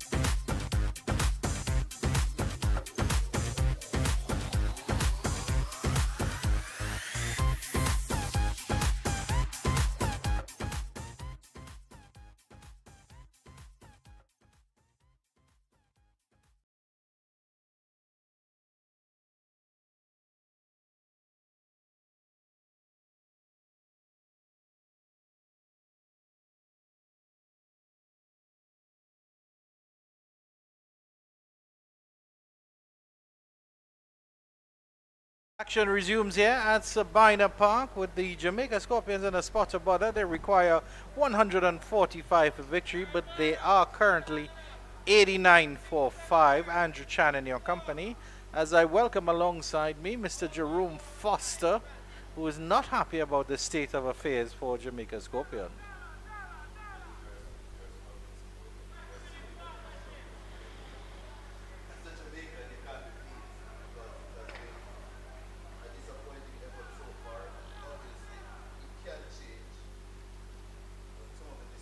Are really questionable, and even the last couple of dismissals just before lunch raises a lot of questions because of the shot selections.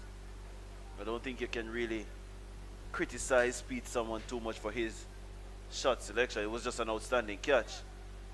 And again, if you hit the ball in the air close to Naeem Young, you're going to be in problems, as we have seen so far in this encounter. But it was a tame dismissal from McKenzie. The shot selection from Log, it was just not on. I think Jermaine Blackwood could have easily played the ball a lot straighter, played across the line. And Carlos Brown got a good one, you must say, but top order players being dismissed softly, it always opens the door for a large volume of criticism. But the other thing, of course, to consider for Jamaica is that this is your last recognized batting pair. Yes, RBJ Mansing and Devil Green, as well as Jivo Royal, can bat a little bit, but it'll be up to these two here. Romain Morris, who's been in excellent form, didn't have the best of the first innings. He only got 13, but we're depending on him now, and Brandon King just on 5 of 17. So it's been an excellent performance by the West Indies Academy, because I think 90 runs is about par what you would expect in a session, and they got close to that. They got 89, but to get 5 wickets in one session, the Academy should be really proud of that. And they probably, I don't know if they get dessert with their lunch, but they definitely deserve some dessert after that performance in the first session. Yeah, so Ashmead Ned is going to be into the attack. That was a big chance. The very first ball after lunch. It went straight into the lap of Teddy Bishop. Well. That has to be taken. Let's have a look at the replay here. It was a brilliant delivery from Ned to start. Extra bounce there. Just sort of grabbed at it. I think he snatched at it instead of letting it come to him. He did everything nonchalantly there. He went down without real expectations. Yeah. And even after dropping the ball, his hands are still folded. Bishop, you have to take those. That's a big let off. Morris is going to be attacking, I can tell you that. He's not going to be pushing and poking around. Couple of half centuries already this season, and he's done it one way, which is being extra aggressive. Yeah, but he needs to show he has the other dimensions. That's better cricket, and he'll get off the mark with that one. But just a simple, easy push down to long off. And that's all that the Scorpions need to do. They need 144 more of those, and they have the time to do it. Yeah. I don't think time is an issue now. It's just application, as you said. And he wouldn't really fault Morris for that shot either. First delivery was just a good ball from Ned in my estimation. A ripper to get first up though. Here's King. It's a nice push. Will he get the single? Yeah, he's half stopped at that short mid-off position, but he still gets a run. Could have scripted better for the academy team after lunch. We need another breakthrough, guys. We need another breakthrough, guys. Another breakthrough. Just and it one came more, off the very just one first more. ball. There's a big chance. Well, I certainly hope they didn't give them dessert now, because even though they deserved it, I hope it didn't make Teddy Bishop too heavy.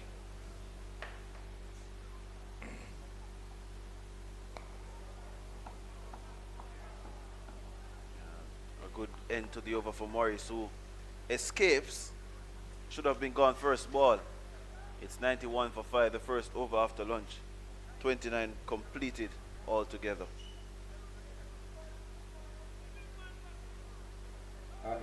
Yeah, they have to be very, very careful here, the Jamaica Scorpions, because I'm assuming that Joshua Bishop is going to resume duties, and he is indeed. And so they have to be very careful because the two spinners they have operating now, the academy, are very, very good, and they're on top of their game. Ned has 2 wickets here, and I think he took 1 in the first inning. That's just 1 in the first innings, but Joshua Bishop is a danger man. He has 8 wickets in the match so far.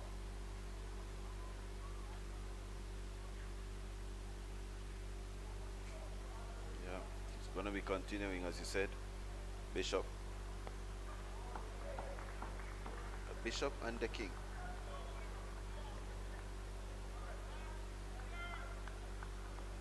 See who will be at the throne after today. But King knows the importance of his wicket now. It's in the air, well, into the surface, ballooned into the air.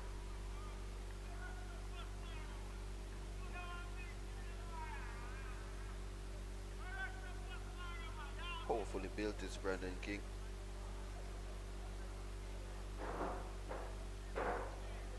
Played that one with soft hands.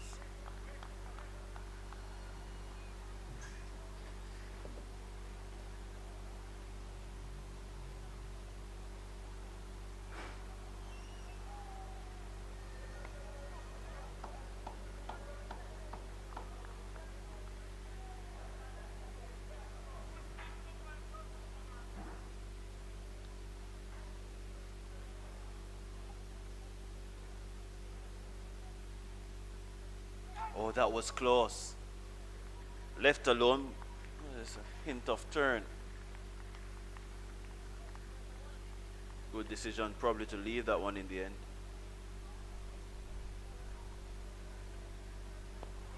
Looking to whip that one through the onside. Took a leading edge, and it goes down to long off for a single.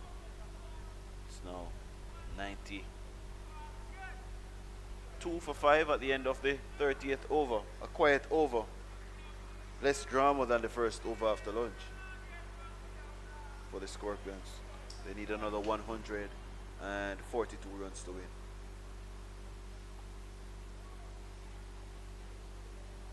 Going to be a very, very interesting session, Fozzie, and it could have been even more stressful for the Scorpions had that catch been taken. Ashmead Ned edge that Teddy Bishop dropped at first slip of Romaine Morris's bat. Ned will be bowling to Brandon King now.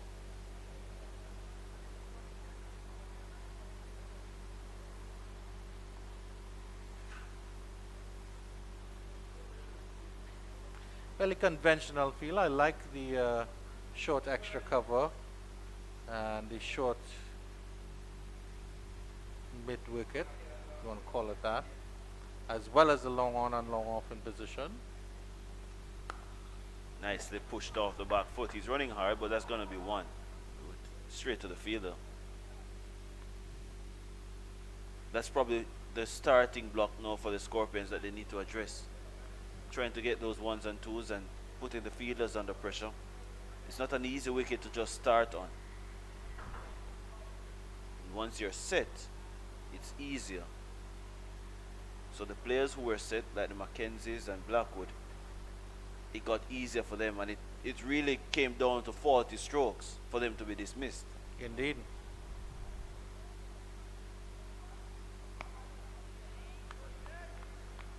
So Pete, someone didn't get a start really.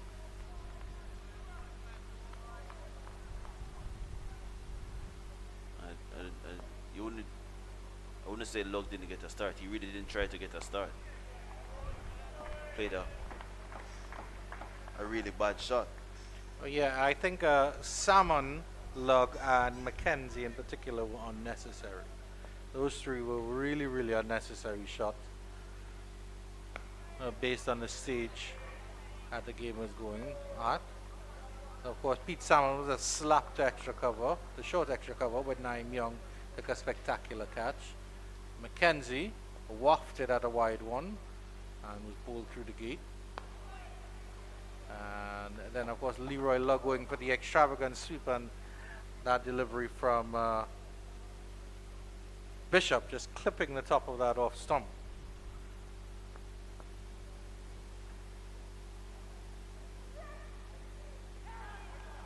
Flat and faster with the angle.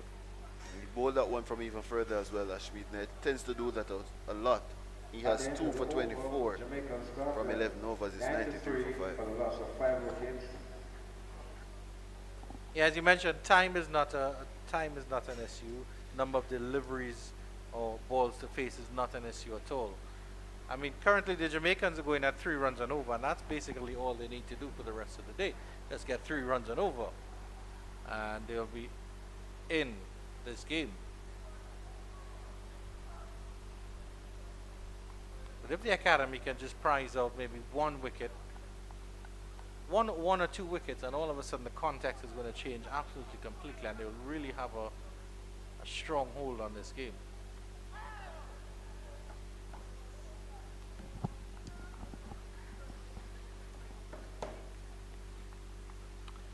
The other thing they consider is in terms of the weather, Fozzie, there's some dark clouds overhead. They were coming from behind us, which is the northern end of the ground. I don't think there's any danger of rain whatsoever. There was an initial build-up of clouds earlier today and had the ground staff scampering. But once you see they're comfortable, it tells you that it's going to be a good day weather-wise.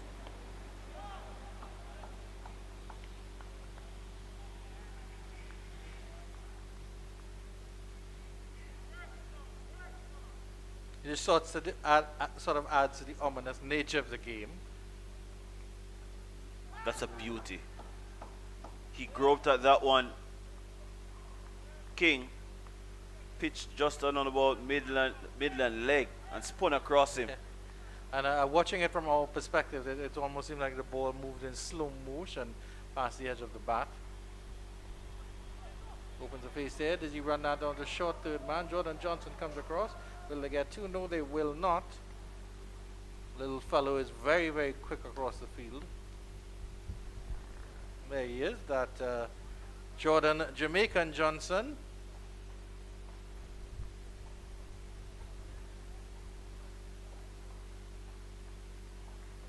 And there's Johan Lane, the fast bowler. Bowled really well up top. Unfortunate to not get a wicket.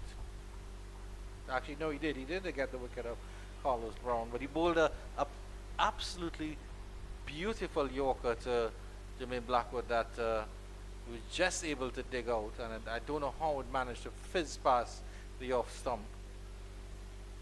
And certainly is a batter's game because Blackwood got 4 for that. Yeah. And don't want to sound like a scratch record here, but this partnership is going to be the deciding factor in this game. That's just my perspective. No, I agree with you. I think, as I mentioned, they're the last 2 recognized batters, per se, other than a tail that can wag a little. So it's up to Morris and King to see out the difficulties. 5, trailed by 139. 94 for 5 after 32. Still require 140. A shot of the Kingston Harbour in the distance. Some free advertising there for Hawkeye. Oh, and there's a church behind it as well.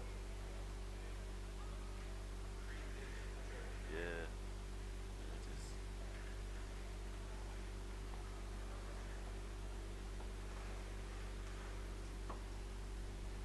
You don't need any security here. It's dead to continue to King. Yeah, it's a good That's a perspective, good yeah. shot. Punch through the covers. That should be 2. Good placement from King. Strong return from Bishop. Could have been 3. Yeah, they always say never run on a misfield. And what I've seen in this little innings from Brandon King, I've really liked Posey. He seems of course we know he can beat the ball, but that shot, for example, shows that he's looking at placement, he's looking at timing, he's looking at working the ball around. Good again, he's trying to flick that into mid-wicket to get it past Johnson, who does well, because there's space behind him there. There are 3 men on the onside. 2 of them are deep, Blackwood square and long on. So Ned has to be on that Midland off stump line. Just a word on Ashmead Ned, of course, despite being a young fellow, he's been around for some time. And we all know of his potential, the young guy. And I remember when he first came out, because he was, I wouldn't like to call it, I wouldn't say he was fat, but he had a little bit of extra. I was about to say that he has shredded some pounds as well. Yeah. But so it's good to see that he's sort of slimmed down, and credit to the academy and the team for working with him, for getting him fitter. Yeah.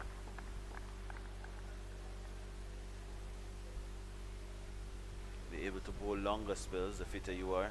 Yep. He's now bowled his 12th. Oh, he's into his 12th over. Hasn't been changed since starting, but there was a break for lunch. Bowled 9 overs up to lunch. End of that over 96 for 5. And the other thing, of course, is that spin bowling is deceptively tiring, because you think, oh, I'm just taking a few steps and delivering a ball. It's a lot more than that. It's quite a strain on the body.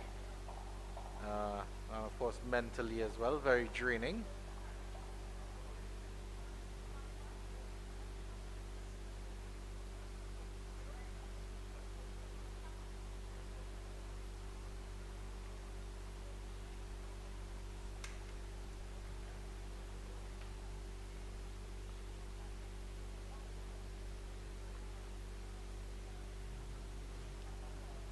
Close in fielders. I think they're just making a couple of adjustments here. Naeem Young, so a leg slip, and that short leg is in place here for Joshua Bishop against a left-handed Romain Morris. Of course, he's looking to just go on with the hand, probably left armour to left armour. Straight on. There's an appeal. I'll have a look at the replay on this one, and Fozzie will tell us what he thinks. I think there's a little bit of bat involved there.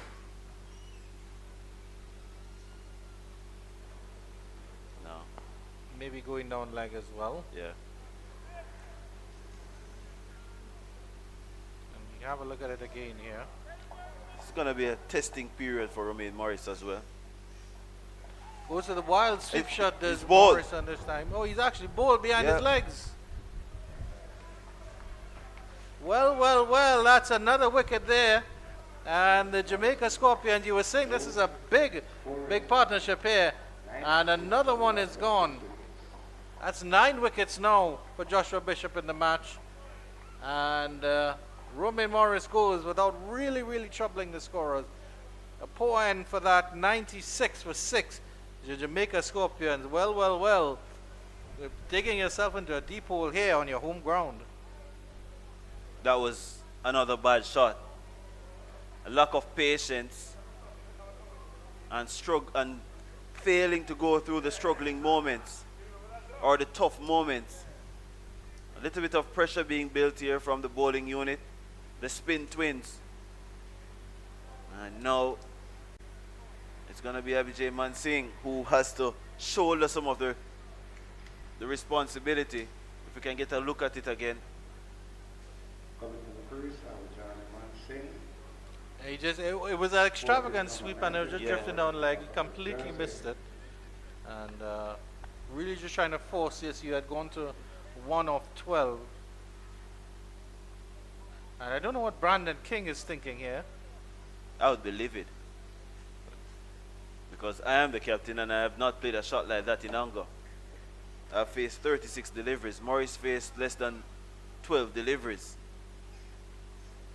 Just realizing the situation of the game. I think that's That has been the biggest issue for the Scorpions. Even with the ball in hand yesterday, they really just meandered around the field and allowed the game to drift away from them. And the lead got swollen. And then it has gotten to a stage now where the 234 looks insurmountable.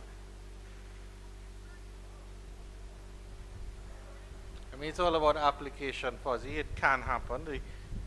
The miracle can happen. But it's not going to happen if everybody is out. Yeah. You need your angels in the middle. And the academy team going for the juggler now.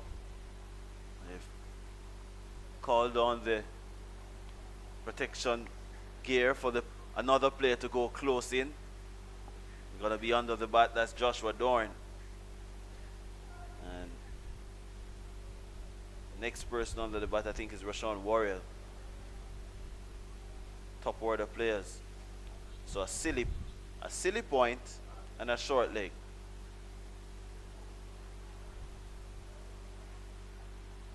Mansingh is trying to force that one through the offside. I remember he was bowled in the first innings by Bishop, trying to play a shot off the back foot with the newish ball, and he was castled. It was inside edge onto the stumps, but still. Joshua Bishop is enjoying his work here. And I think we have to say credit to the West Indies Academy think tank and credit to Cricket West Indies for putting this in place, because, okay, yes, these are all young fellows, but to be competing at regional level, which is the highest level internally, of course, down the leg side there, you're not going to get that. Yeah, that completes the over. But to compete at this level, as 96 for 6 as the over ends, but to compete at this level and make such good progress just shows that good things are being done and good things are happening behind the scenes to bring the talent to the fore of the game. 96 for the loss of 6 wickets.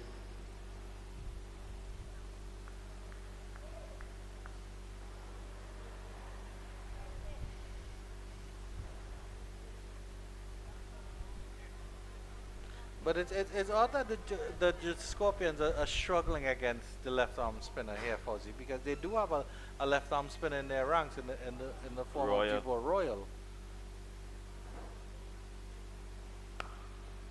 Driven up to long off. And now I'm gonna sound like a prophet here. I remember on day one when I said I don't support the logic or the idea of winning the toss with 3 spinners and bowling first.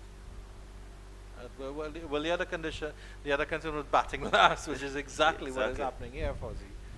It was an odd decision indeed. If Jamaica had batted first and batted the academy out of the game, then it would have been in a completely different story. No.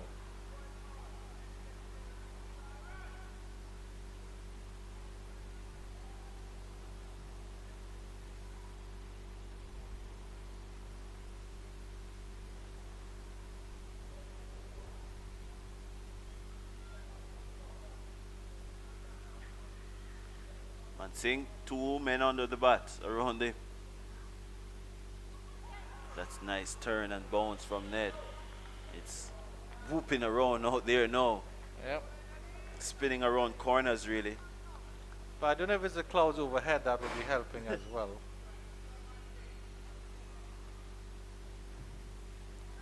Hard drive outside the off stump, yeah. And that is the absolute perfect length to bowl. It's just, do I come forward, do I go back? Mansingh has tried to go forward on both occasions. It's just gotten a lot drier now. A lot of sun, a lot of heat on it. It's so dry. More spin on off or more turn. So it's going to be difficult.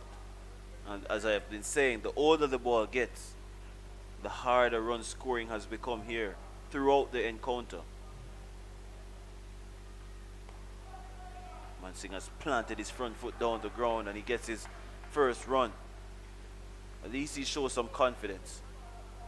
Takes the score up to 98 for 6. By the way, these two played for the same high school. Brandon King and Mansing. Campion College here in Kingston. Well, for some it would probably be St. Andrew.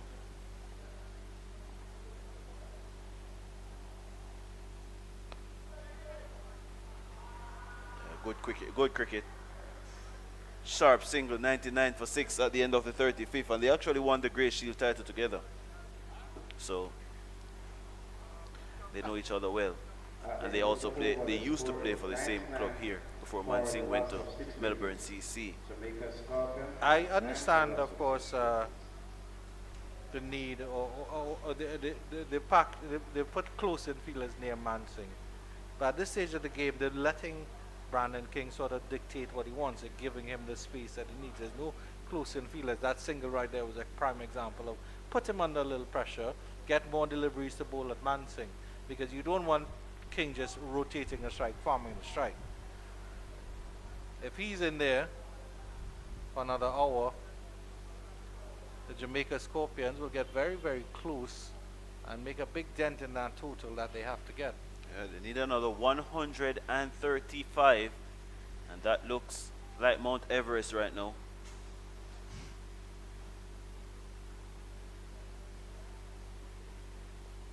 In a half of the bat, and one is it. And the 100 comes up. That brings up the 100 for 6, the Scorpions. For one stage they were 56 for 1. Oh, the tide has turned. The 44 runs for 5 wickets. Oh, the tide has turned indeed.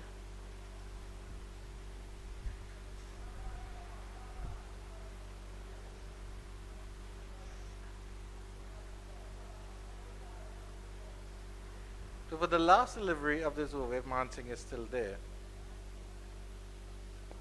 they need to spread the field. They need to give him that single, because they need to make sure, and that's where the thinking comes in and the mentality comes in. They need to bowl at Mansing, because of course that builds pressure on Brandon King on the other end. Yeah. He hasn't faced deliveries for a while, and when he gets back on strike, he'll have to reacclimatize to the situation. There's no need to do anything rash, though. There's a chance to Dorn.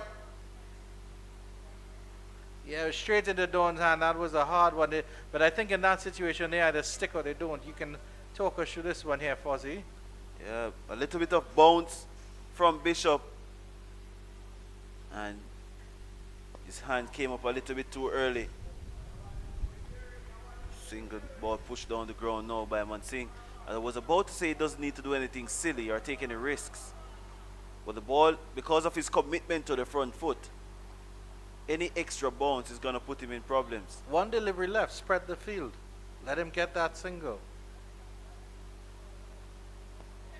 He's giving you chances. Yeah. And that completes the over. 100 for 6. And the academy, they're smelling blood here. 100 for the loss of 6 wickets.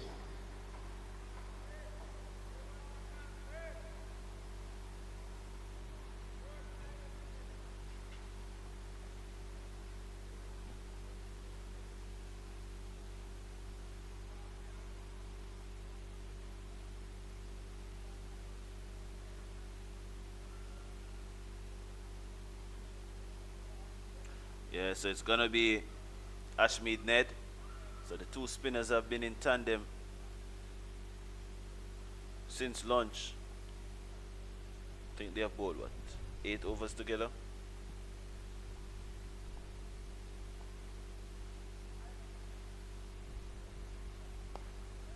Brandon King is 14 from 39.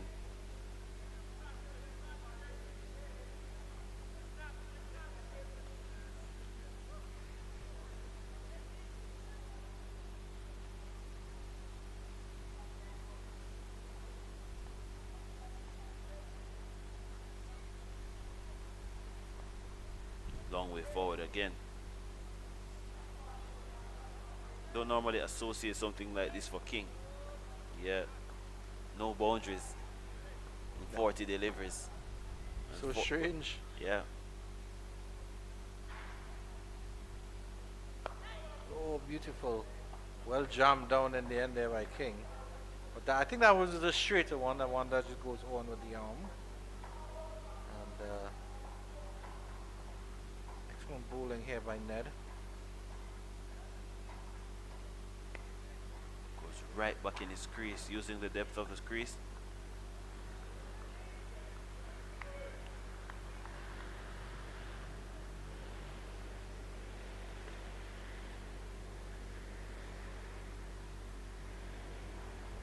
That one was bowled from 27 yards. He gets a single way behind the crease, Ashmead Ned, and was too short in the end. And that ploy is to shorten the length as well. Batsman is deceived in thinking it's going to be fuller than it really is. Could play that chip shot or that chip drive to the man at extra cover, who is Naeem Young.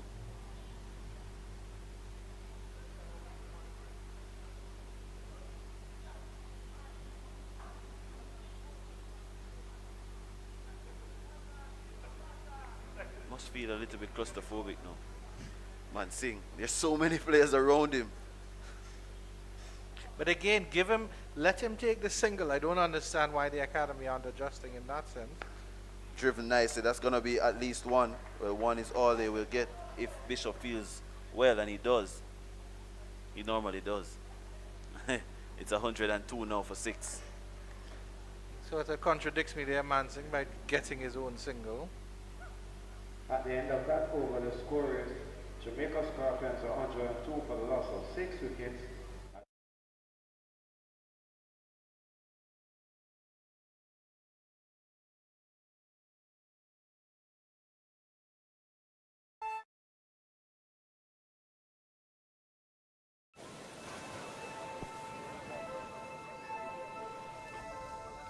Dad! Dad! Is that real? आप लोगों को नजर आ रहे हैं?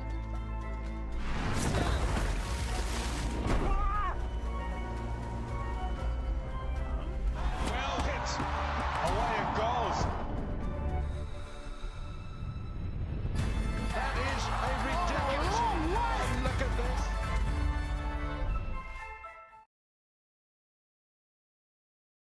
And he'll be bowling to Mansing.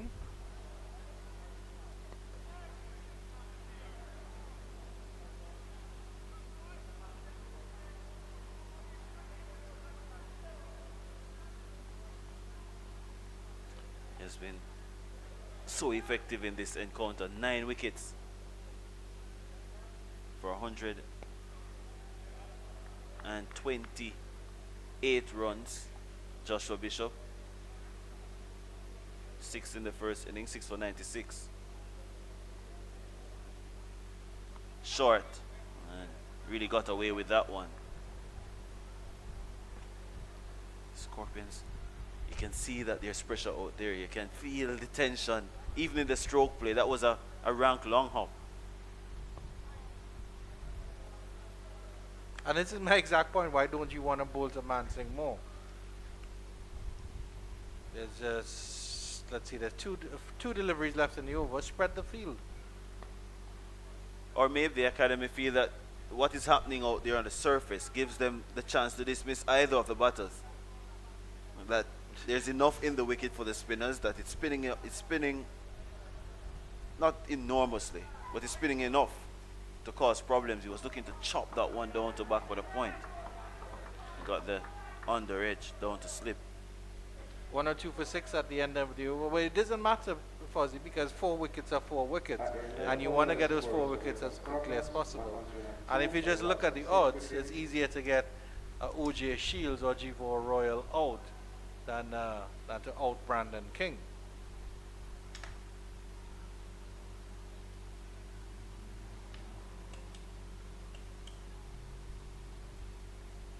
And then the other thing is, of course, another wicket or 2 falls, and it might change King's mindset. He might start to swing out, and stranger things will have happened.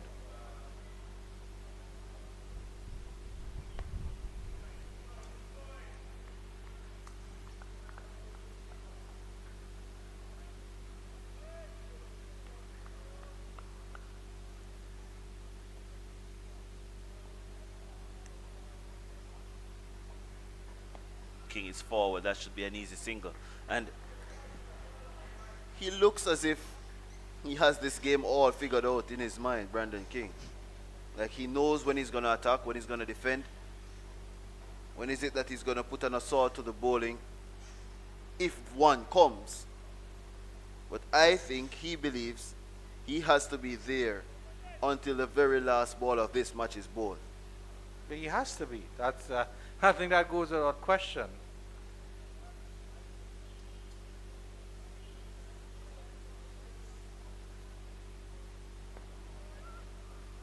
And Singh has to be careful how he lunges forward. Just in case the ball pops. His hands are not too far away from his body.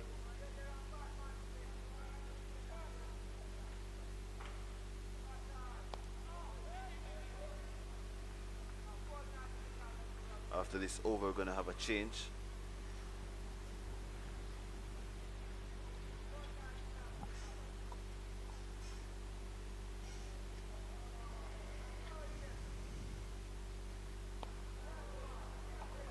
Singh is fully forward now.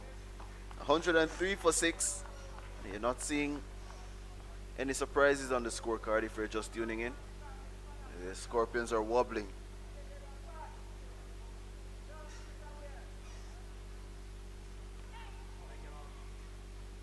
Yeah, chopped away by Mansingh, and that completes the over. At the end of the 39th, it is 103 for 6, the Scorpions chasing 234 for victory. That is a far, far way away for the home team who are searching for their second win of the season. For the loss of 6 wickets. Yeah, thank you very much to Jerome Foster, as he's finished his innings here today.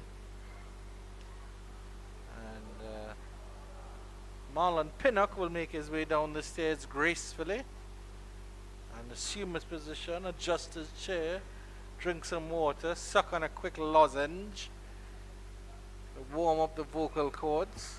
Bishop continues, the king, pushed down nicely to long off. Just singles here, dealing in purely singles here. Good afternoon, Marlon. Good afternoon to you, Mr. Andrew Chang, and good afternoon to viewers wherever you are in the world. Your thoughts on the state of the game, Penny? West Indies Academy out front so far. Twin spin for the West Indies Academy, doing a fantastic job so far.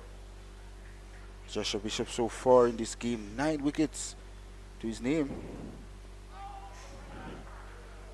So when he squeezed down to the final region, they're back for the second one is Mansingh. 104 is the score, made at 106 for the loss of 6, the Scorpions. 234 is the target. Scorpion at one stage was 56 for 1. Now they are 106 for 6. So they lost 5 wickets in quick succession. Good delivery there coming in from Joshua Bishop as well. Figures of 3 for 35 in this inning so far, to match up 6 wickets in his first inning. So 9 wicket haul so far in this 4-2-1 fixtures for Joshua Bishop.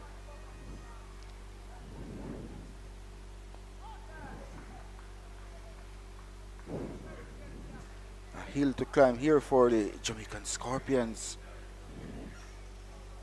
It's a steep hill, won't be easy. Good thing about it, Brandon King, the captain of the Scorpion team, is at the wicket, Andrew. Yes, indeed. Once Brandon King is there, you'd have to think that the Scorpions are still in with a chance. Oh, beautiful, beautiful by Bishop just there in the over. And that was a tantalizing delivery. Almost got rid of Mansingh, 106 for 6. Fabulous delivery there coming in from Joshua Bishop, beating Abhijit Mansingh outside the off stump. You can see former West Indies player Sir Jimmy Adams speaking with Courtney Francis. And also some spectators as well looking on. See the Scorpions in a spot of bother here at Sabina Park. Lost 5 wickets very cheaply here, putting the West Indies Academy on the front foot on day 4 here, Andrew. Yeah, it's been disappointing from the Scorpions because I think the game was it was a difficult stage, yes, but they started the day with 10 wickets in hand, and to lose 5 wickets in that first session was just really just poor batting, poor selection. Goes to the sweep shot. There's Brandon King. Does he get all of it? No, he does not. It's just a single down the deep backward square leg, where the young Jamaican Jordan Johnson does the fielding. 127 runs required for victory. Ned won't too displeased to see Abijay Mansingh coming back on strike to face 5 deliveries from him as well. 2 for 33 so far. I certainly wonder if, of course, Jordan Johnson is Jamaican, but he's playing for the academy. So I wonder if when he's here with the academy team, they allow him to go home and stay the night. So if he has to stay in the hotel with the rest of his team, I'm sure they'll allow him that grace to go if he wants. Maybe not. Maybe not indeed. Mom, did you cook rice and peas again? Oh dear, no, I'm going back to the hotel.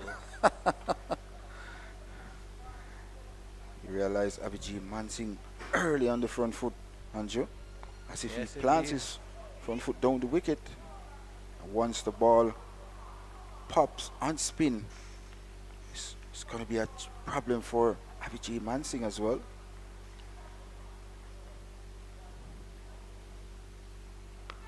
Oh, back to that one. It was dangerous there.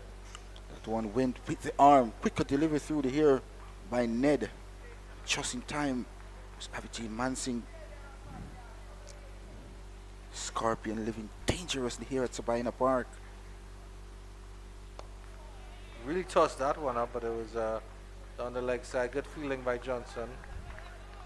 But they still get through with the run. And Abhijit Mansingh actually pinches the strike, so he'll get a chance to face Joshua Bishop. And I think Jordan Johnson has just done himself a bit of an injury there. I hope he's okay. No, he's up now. Just rolling around. Maybe for the drama of it. Of course, cricketers aren't as dramatic as footballers, Penny. Maybe he's looking at the football scores. And of course, the 2 Campion boys at the middle for the Scorpions at the moment. Those 2 batters in the middle both understand each other's as well. With the Scorpions 126 runs away from victory. It's a huge task ahead. Just the bowlers to come after this wicket. Not going to be easy. With this man with ball in hand, Joshua Bishop, 3 for 35 so far. He's been the pick of the bowlers for the West Indies Academy thus far.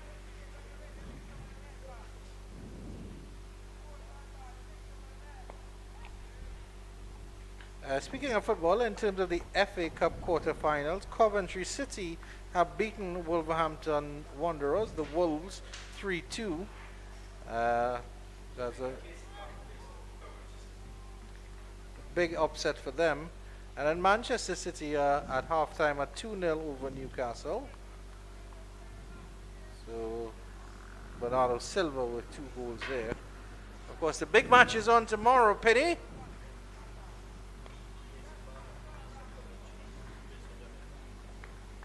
And I've just been informed by the whip-up representative that Casey Palmer plays for Coventry City, and he's from Jamaica. Let me know if he... let's see if he scored. He's for the Reggae Boys.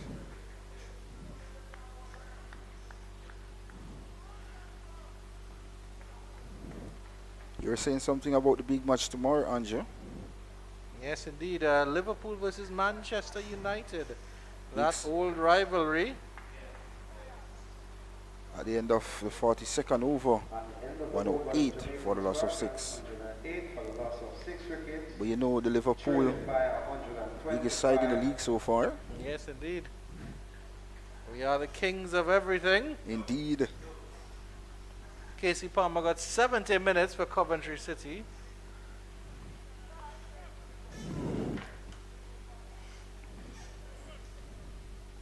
So Ned will be continuing. 16 overs so far, 2 for 34.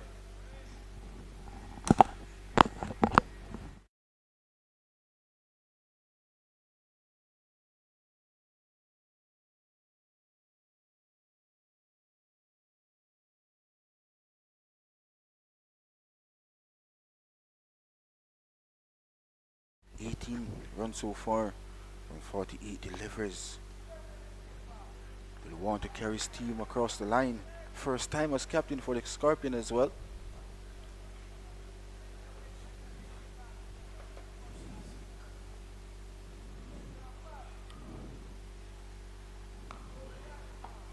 Under the eyes this time by King. He needs to take control of the jungle is King.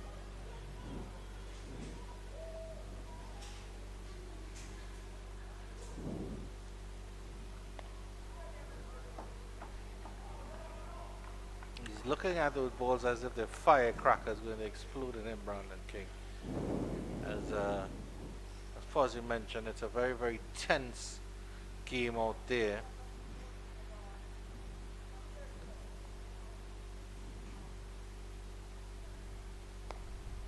I'll have to see who cracks first, Penny. It'll certainly be interesting to see. And I'll of say course- place your bets, but I could go either way at this stage. It's really 50-50. Yeah. Maybe slightly 60-40 in favor of the Academy. Maybe even as much as 65.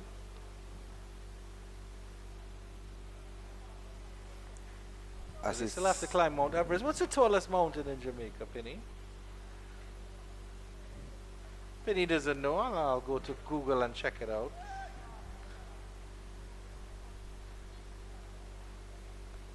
Mansing is back in strike. Just a delivery to him from Ned.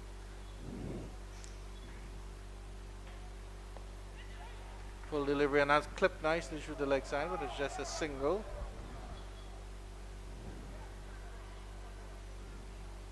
To complete yet another over with the Scorpions 110 for the loss of 6. So the tallest mountain in Jamaica is the Blue Mountain Peak, Penny, which you should know. It's the highest point in Jamaica at 2,255.8 meters, was 7,402 feet, and they are on the site of Jamaica's first national park. But there are three mountain ranges: the Blue and John Crow mountain ranges, and then the Port Royal Mountains to the west, the Blue Mountains and the John Crow Mountains in the east, divided by the Buff Bay and Rio Grande valleys on the northern side of those ranges.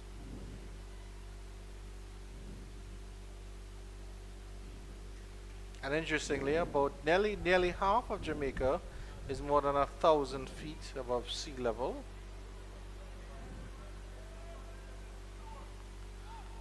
Lush rolling hills are ideal for agriculture, Penny. Which is why you have so many delicious fruits around. Yeah. Mansing so far. So 9 from 41 delivery. It's a load appeal. Before.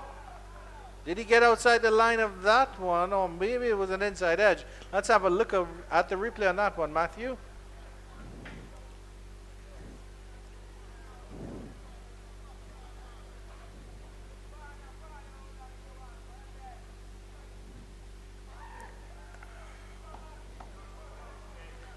Flashing blade outside the awesome this time by Abhijit Mansing. Bit They've of gotten the faintest edges on that because the bat was very, very close to the pad. That was a close call indeed. Let's look back at that. It was very close. Maybe getting some hedge there. Not certain what caused the doubt in the umpire's mind, but I'm sure he had his reasonings there. Bishop continues to create problems here at Sabina Park. That's through everybody. Will that run away for buys? It does indeed. Runs very close to the ropes and it just dribbles over there. Boy, do the Jamaicans need that. A fortuitous 4 to take them up to 114 for 6. That's 120 required for victory now. A bad line delivery this time around by Bishop. 4 buys the value. Partnership rate 18 from 62 deliveries. Pretty slow going so far by these two right-handers of the Scorpions. Desperate for a partnership. Haven't gotten any partnership so far. Yeah, just 13 minutes before the tea break as well, Penny, which is another consideration. The end of the over, 114 for 6. At the end of that over, the score is Jamaica Scorpions 114 for the loss of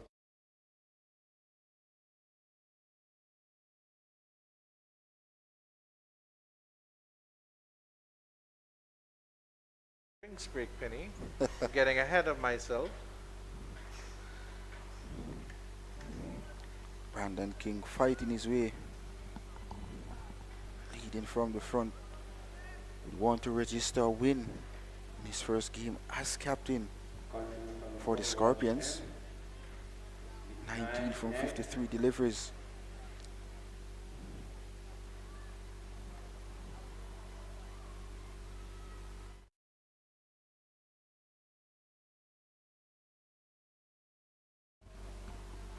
Net continues. Net continues to hold wicket to wicket here at Sabina Park. Not giving the Scorpions any free swing whatsoever.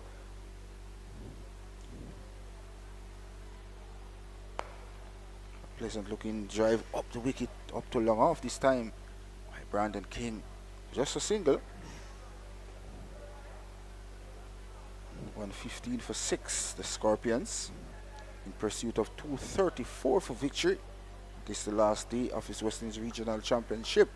Round 4 action coming to you from Sabina Park.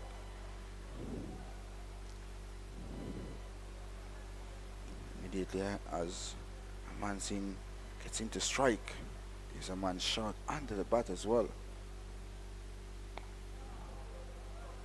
Lunging on the front foot very early is Mansing. 6 from 46 deliveries so far. Not been able to score freely is Mansing. Driving through the covers. Excellent timing there by Abijay Mansing. Tremendous timing. Full flow of the bat. Great dexterity there been shown by Abijay Mansing. And what a way to get his first boundary.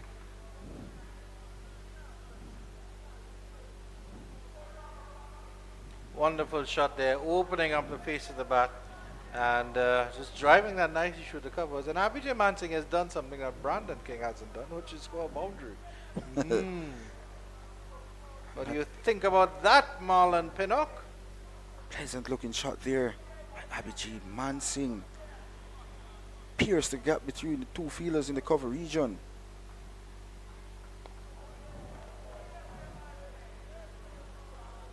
Captain Naim Young standing very short there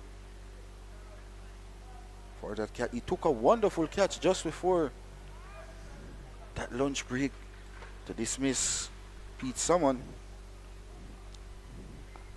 That catch really sum up how the West Indies economy is doing in the field so far at the completion of the 45th.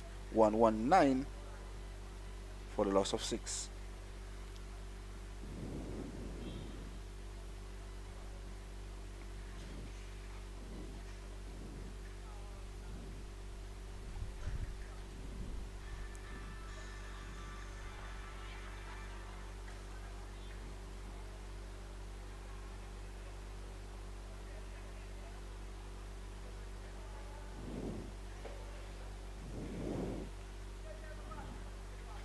Now sun here at Sabina Park. No threat of any showers though. It's a wonderful day here at Sabina Park for cricket. The home of cricket, the Mecca. Great Sabina Park. Joshua Bishop continue. 17 overs so far, 3 for 35. Twin spinners so far doing a fantastic job for the West Indies Academy. 5 wickets between these two spinners. The Scorpions required 115 more runs for victory, Andrew. I want them to be a little bit more proactive, though, the academy. They're just sort of letting these two bat and not trying anything different. I think they need to try something different. These two have been together since this was 96 for 6.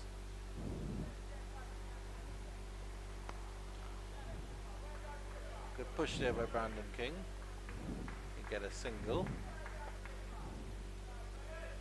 They put Mansing under a little bit of pressure early on, and I think they just need to do something a little different here. We try a different bowl or something, Penny. Indeed. Naim Young, we haven't seen him bowl for the innings at all.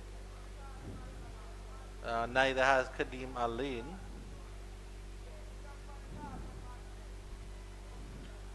In a pure diet of Bishop and Ned. That delivery, you can see Mansing just feeling for that delivery. Ball spun sharply away from him as well, just following that delivery with the bat. Lucky enough, kept it down. The pressure situation here for the Scorpions. Mansing just on this occasion looking to force the issue at the completion of the 46th. 1-2-0 for the loss of 6. At the end of the over, Jamaica Scorpions 120 for 6, trailed by 113. Top scorers so far in the Scorpion innings. Kurt McKenzie, who got 47. Jeremy Blackwood got 27, I think. Brandon King 21 from 59 deliveries. Playing a skipper knock here at Sabina Park. Scorpions required 114 runs for victory. Current run rate so far 2.61. Pretty slow indeed to the nature of the first 3 days, Andrew. Yes, indeed, Penny. First 3 days, run rate was pretty high at 1 point 4.50. The last day wicket here at Sabina Park. Very testing times for the Scorpions. 6 of their main batters back in the pavilion as well. The Jamaicans continue to whittle away at it, this total. Fozzie suggested Mount Everest to climb. May not be as bad as Mount Everest now, might be just a Mount Kilimanjaro. Nice push by Brandon King. Will they come for 2? Yes, they do indeed. That's good cricket there from the Jamaica Scorpions captain. Moves on to a fighting 23. Well played there by skipper Brandon King. Just came back and punched that ball through. I think it's safe to assume that Brandon King has never played a slower innings in his life, even if you look at schoolboy level. He's normally aggressive player. But he can also say that this is his most mature innings as well. Indeed. Pleasant looking shot at this time around down to long on this time. And this is what you want to see from Brandon King. Say he wants to play all format of cricket. So far in this West Indies Regional 4-Day Championship, he has shown that he can play Test cricket as well. Spending time at the wicket for the Scorpions is very important. And so far, we haven't seen Any batter for the Scorpions really putting their hands up, and comes up trumps.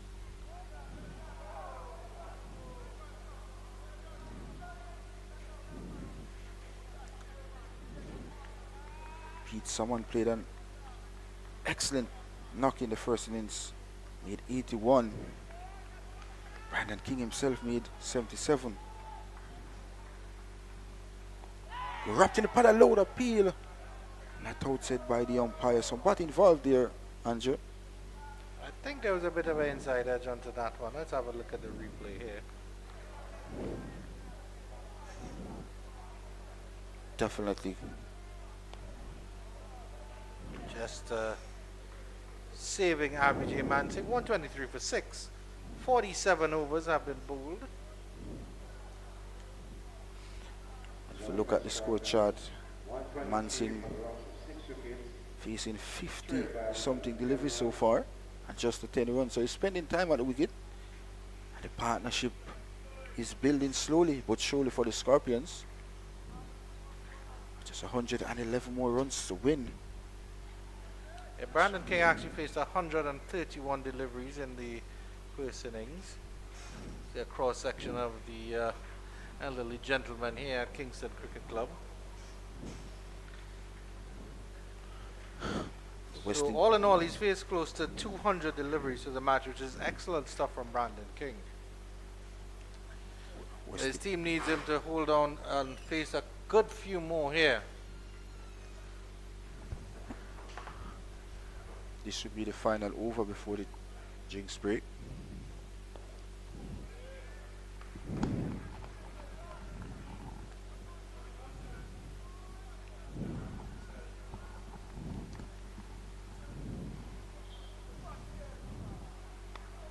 King is back and looking to price that ball through that cover region.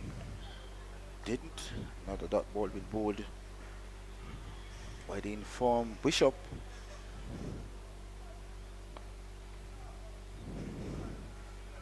Steady stuff here by the West Indies Academy. It's just need a full wicket to win this run for action from Sabina Park. Pleasant drive up the wicket this time, up to long off by captain Brandon King. Looks very comfortable at the middle. Unbothered so far. And Abhijit Mansing looking to play the anchor role immediately as Mansing comes into strike. The fielders coming under his bat. A man in front and a man just on the onside as well. Short in fielders. So the West Indies Academy looking wickets, and that's the order of the day for them as well.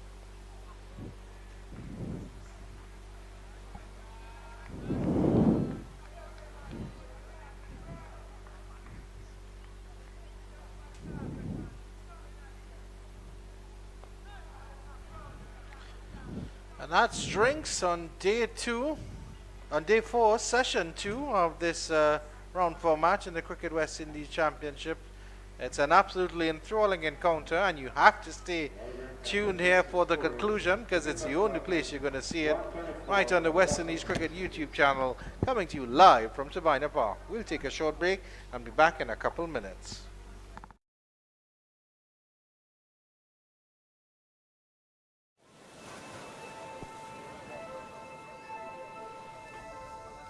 Dad!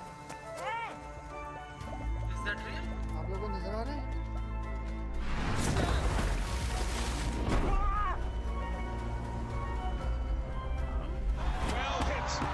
Away it goes. That is a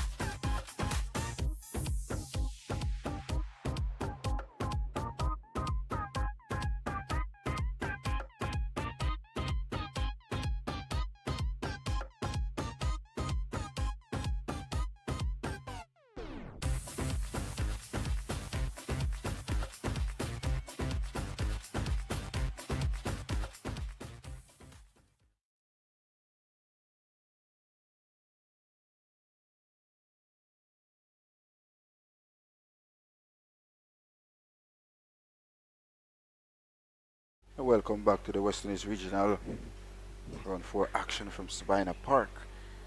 It's between the West Indies Academy and of course Jamaica Scorpions. I would say the Academy team is out front at the moment. Scorpion just required 110 more runs for victory.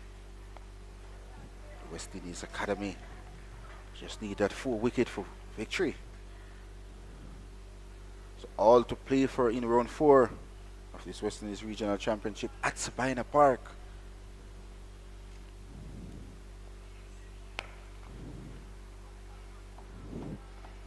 Busy looking Brandon King so far, leading the Scorpions for the very first time. I would want to register a win under his belt as well.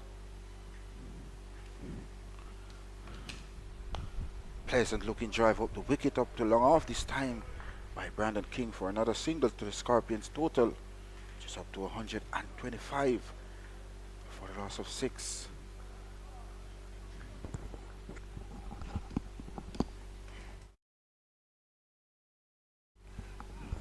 Really a wonderful day here at Sabina Park for cricket. Scorpion lost 5 quick wickets this morning. Some real careless shot played by the batters.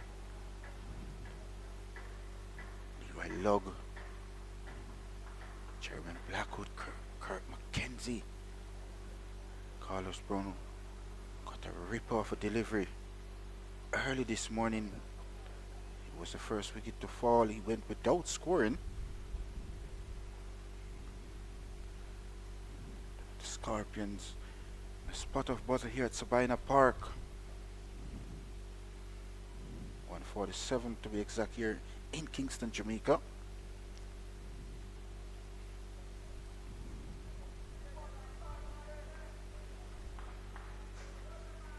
Slight adjustment been made in the field here.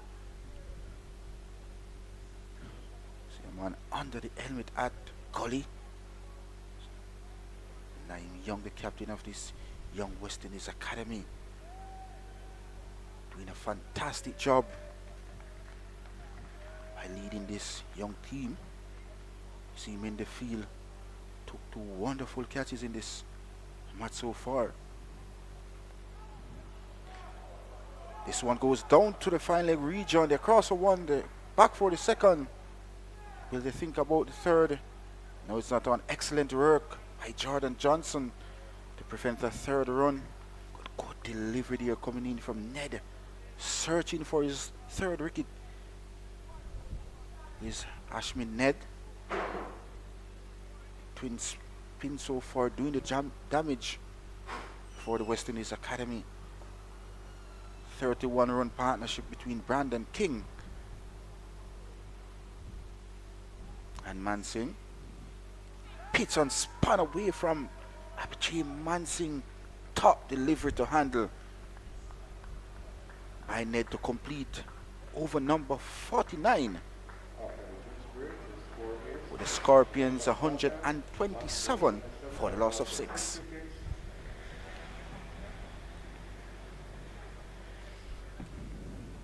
Beautiful, beautiful bowling here by the West Indies Academy. Just need 4 wickets for victory here over the Scorpions. But that man here, Brandon King, been the rock of the Scorpion team so far.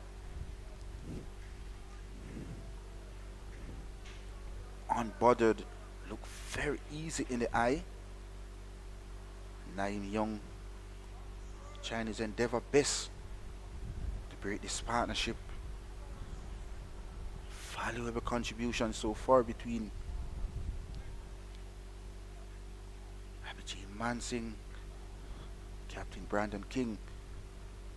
Current run rate 2.59 so far. This one is swept behind square for a single to King.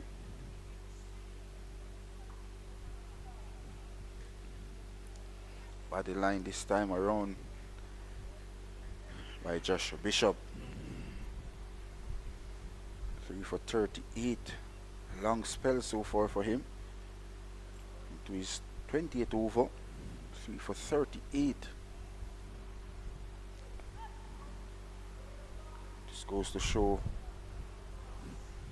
how dedicated these young crop of players is. Dedicated to the cricket.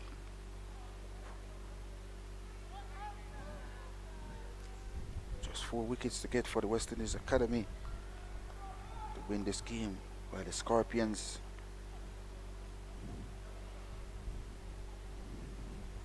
need 106 runs for victory. As we say, good afternoon to our viewers wherever you are in the world. It's the West Indies Regional Championship 2024 action. It's Run 4 action coming to you live from Sabina Park, Kingston, Jamaica. Beautiful day here at Sabina Park for cricket.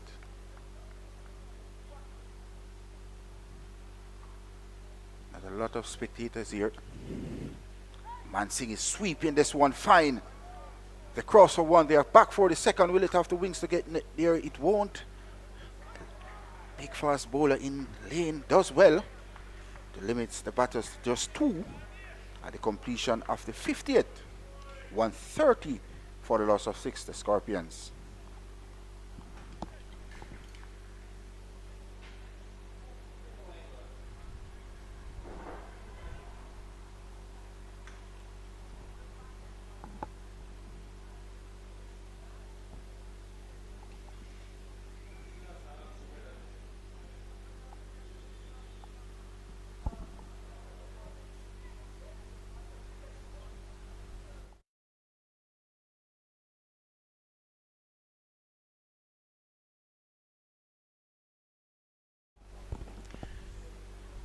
So Ned will be continuing to Jamaica Scorpions captain Brandon King. Attacking field as well.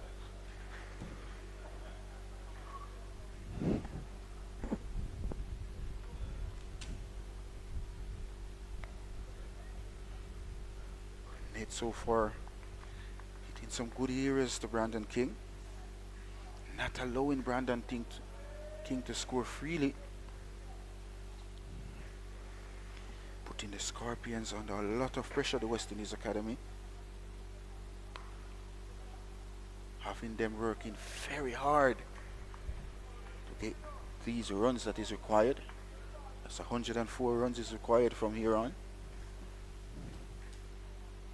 41 overs to get them. A lot of overs remaining in this game. And a lot of time as well. Time is not an issue for the Scorpions. The West Indies Academy pegging away here at Sabina Park. Punch down too long off this time by King, just a single. This West Indies Academy team happy to give Brandon King the single to bowl at Abhijit Mansingh, who so far 14 from 65 deliveries.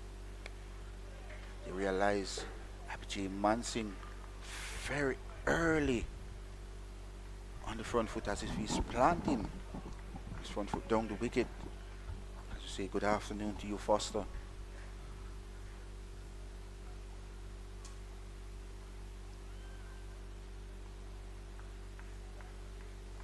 At the completion of the 51st, Scorpions, they are 1-3-1 for the loss of 6. Still 103 more runs for victory for the Scorpions. And of course, the West Indies Academy need 4 wickets to win here at Sabina Park. As we say, good afternoon to you, Foster. Yeah. Minimum of what? 39 overs to come. And the Scorpions, they're going to have to fight all the way to the end. Still fancy the chances of the academy team from here. This partnership is building. Slowly but surely so far. This one is swept. by King. Yeah, and this now tells you that King has the measure of the opposition. As much as the conditions favor the academy, they're not resorting to something new. They're trying something different. King hasn't played a shot in anger as yet. He's just biding his time and waiting. I think he believes that the bowlers are going to tire at some point and then he can cut loose. And if you realize the West Indies academy so far just banging on the two left arm spinners in Joshua Bishop and Ned. Yeah. Haven't seen a lot of fast bowling in this inning so far from the West Indies academy. And Naeem Young, the captain, haven't bowled over so far. And if you look at it here, the King has 29 from 75 balls. And in that knock, takes the edge of Mansingh. A different angle being employed here by Joshua Bishop. Still no boundaries for King. Well, it's good to see Mansingh spending some time at the wicket. 71 deliveries so far, first off for his 15. And he scored a half century in the previous round, but I think this game, and oh, that one almost gone onto the stumps. The King gets away. Fortune favors the brave here, and the Scorpions need more fortune in their favor, because another wicket here would really have them crumbling. And it's 134 for 6 at the end of the 52nd over. And if you look at this 7th wicket partnership so far, we're 38 runs. 4 for the loss of 6 wickets. And it's a valuable 38 runs to the Scorpions as well. Yeah, I was downstairs just now, and there's a lot of tension with the people who are here supporting the Scorpions. They're clapping every run, they're cheering every defensive push. Of course, there's tension even in our commentary box as well. Yeah, well, not from me. I'm quite all right, I can tell you that. Well, Ned will be continuing 2 for 48 so far into his 22nd over. So the psychological barrier now for the Scorpions is that they can get this target under 100 runs now. It's 100 they need. I think that's what Brandon King is doing. He's just inching closer and closer. He has been fully forward to anything that he thinks has a threat to his stumps. And anything that he thinks is short enough, he has gone right back. He has used the full depth of the crease.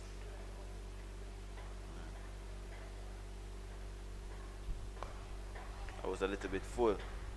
In the first innings, it was a tricky situation that he found himself in. Hauled the team out of that position to get them up to 300. And now it's another tricky situation, but it's a different reality he's faced with, where he has to guide the team to victory. That's short, and it's hammered out to the man who is sweeping at extra cover. So now he has to find the balancing act of keeping my natural game away for a bit, which is my aggressive mode.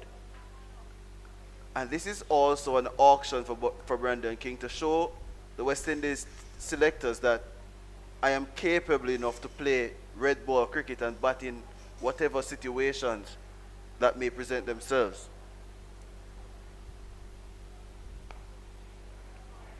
Guess what? 100 here for the Scorpions would do a whole lot for Brandon King as well.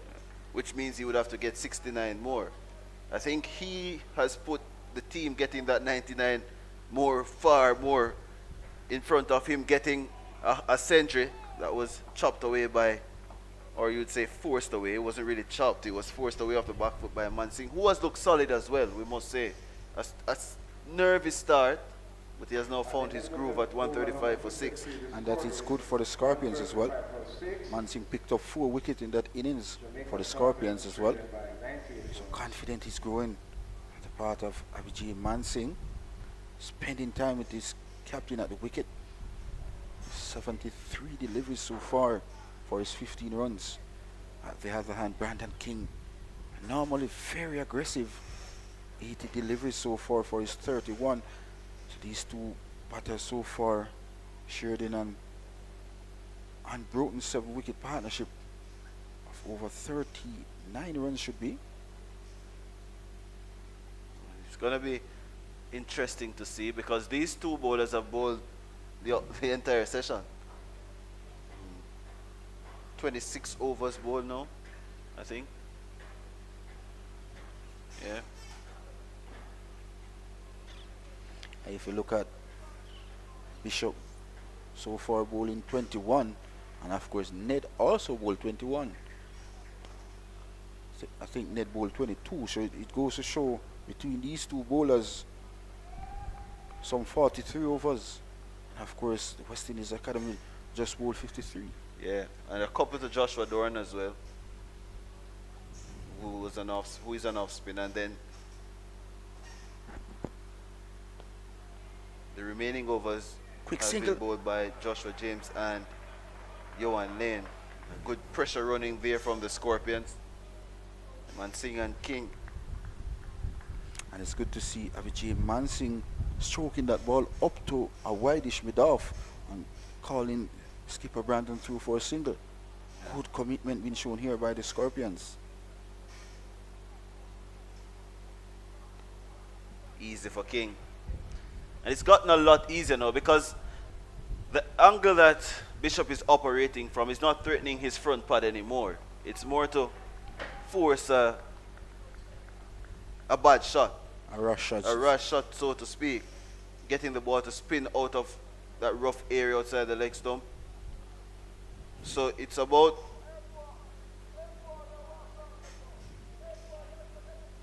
the ground staff creating havoc here.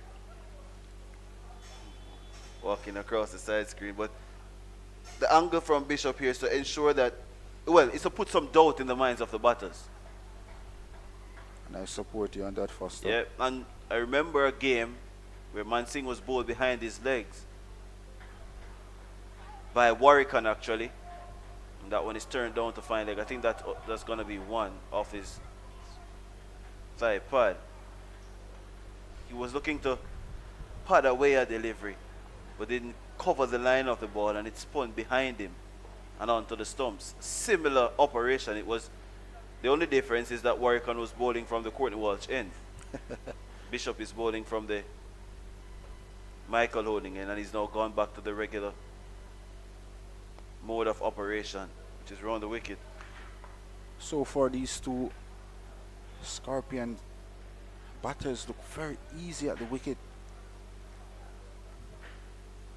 43 partnerships so far.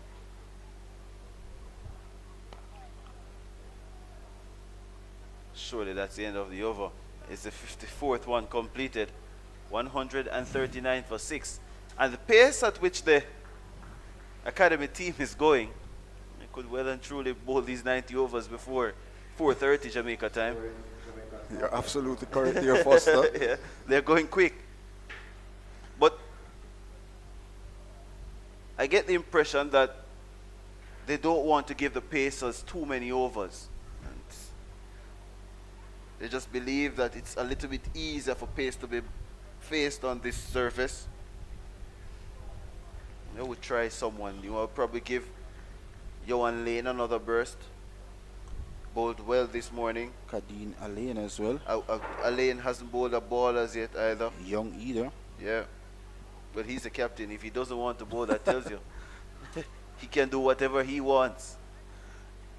He's sure. Yeah. Ned will be continuing though. 22 overs so far on the chat. Yeah. 2 for 49. I was speaking to the coach, Ryan Griffith, during the drinks break, and he was suggesting that they wanted a different approach. And it seems as if that approach was the one from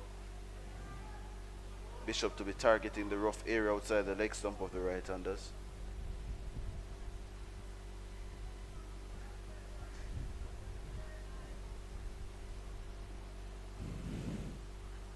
Ned, 22 overs, 2 for 49.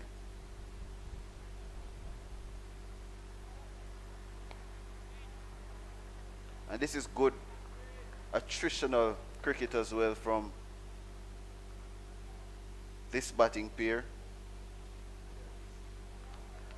I think they came together at 98 for 6. When Abijay Mansingh came to the wicket, he looked a bit rugged. Yeah, But no, scratchy, nervous. mature in his innings so far. Look very competent so far. But in a lot of deliveries, made that 77 so far. It was a short delivery. Backed away. Had he been closer, he could have hit that anywhere.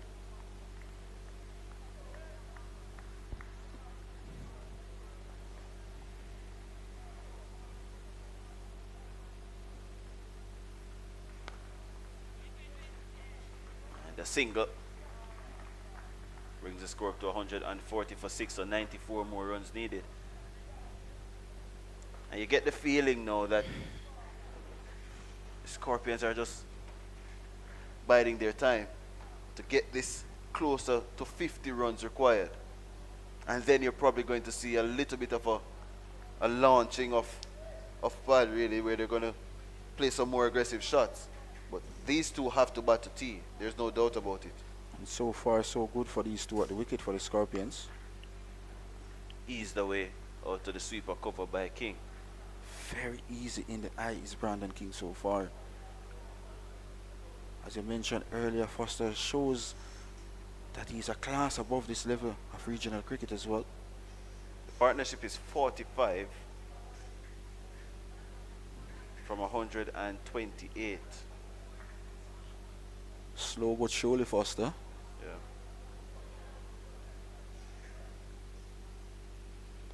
Turned away. This could be 2. Jordan Johnson is coming onto it. No, there's no need to be 2.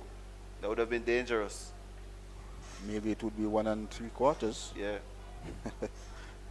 So the completion of the 55th, 1-4-2 for the loss of 6. At the end of the over, Jamaica Scorpions. Kurt McKenzie made a 47 for the Scorpions. Captain Brandon King is not out 34 from 85 deliveries. Jeremy Blackwood, he made 27. Top scorer so far for the Scorpions, who's behind by 92 runs here. Of course, the West Indies Academy need 4 wickets for victory here at Sabina Park in this 4th round encounter.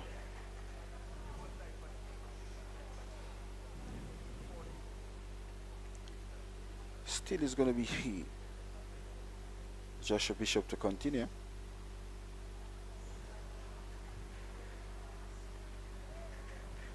Always play the second line of the ball.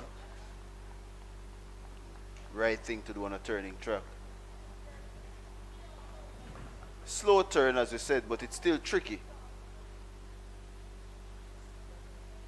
That's in the air. Mid-off. Eludes him.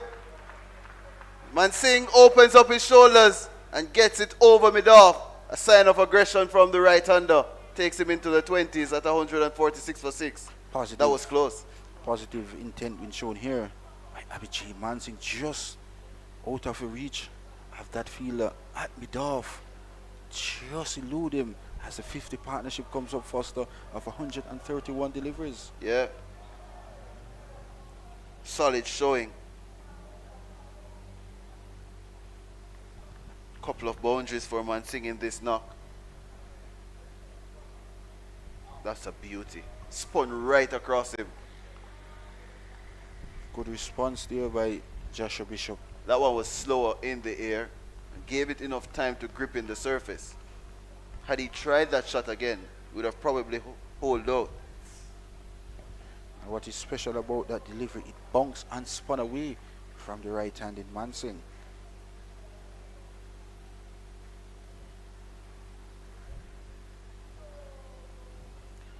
approach 210 here in Kingston, Jamaica.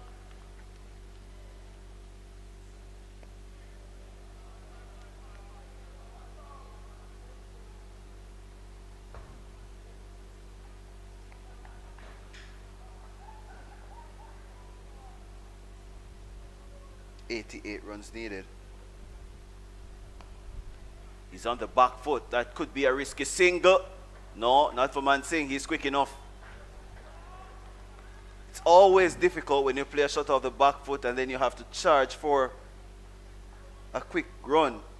But he had enough time. Yeah, well played. And that completes the 56th over, I think, at 147. So at this time, the score is 147 for the loss of 6 wickets.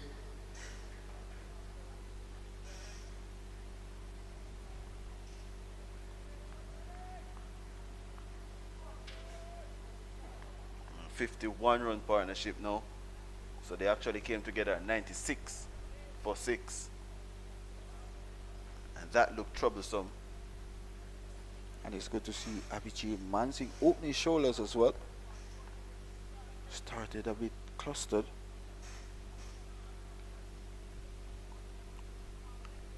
It wears down the bowlers as well when they're bowling their best deliveries and not getting any success. It mentally takes a toll on you, not just physically.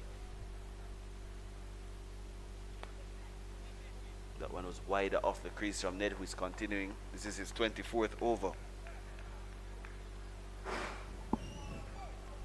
He's trying his best here to vary where he delivers from.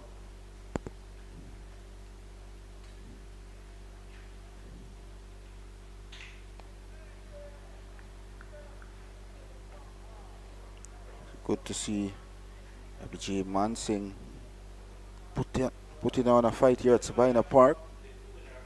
Picked up 4 wickets with his time with the ball in his hand. Now with the bat. 23 from 88 deliveries. Standing tall with his captain Brandon King at the wicket, Foster.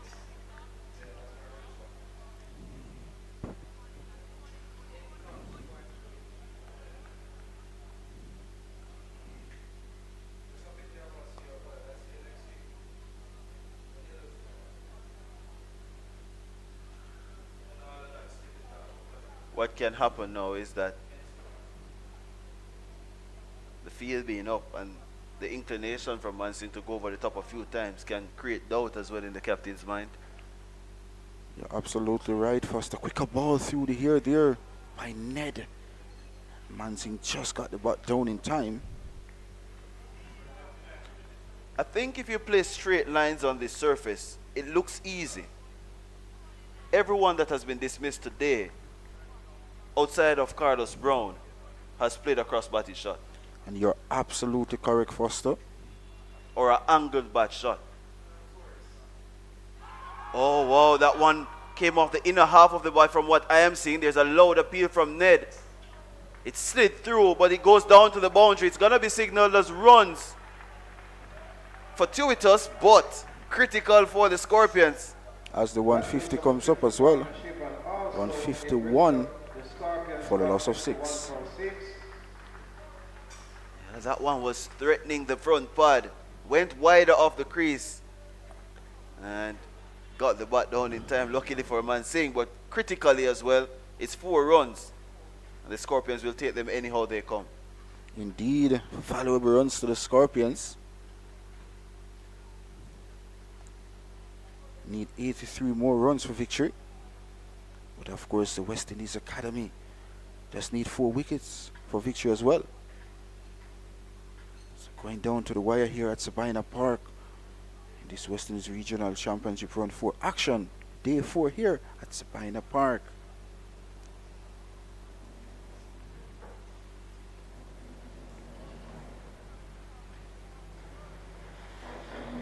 If you realize Abhijit Mansing now passed Brandon King with the amount of deliveries he's faced so far. 92 of them. Well, he desperately needed some company. And he's getting good company as well. Yeah.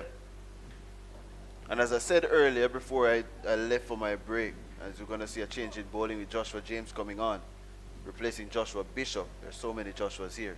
Uh, is that King knows the importance and the value of him just being in the middle, because that is going to send off alarm bells in the opposition's mind. Exactly, Foster. New bowler to the crease. So Joshua the James. shots from someone to a lesser extent, and more so from Morris and McKenzie, they were cardinal shots, really. Criminal offenses in the game of cricket, some of them. Cardinal sinners. Yeah. They were just rash shots.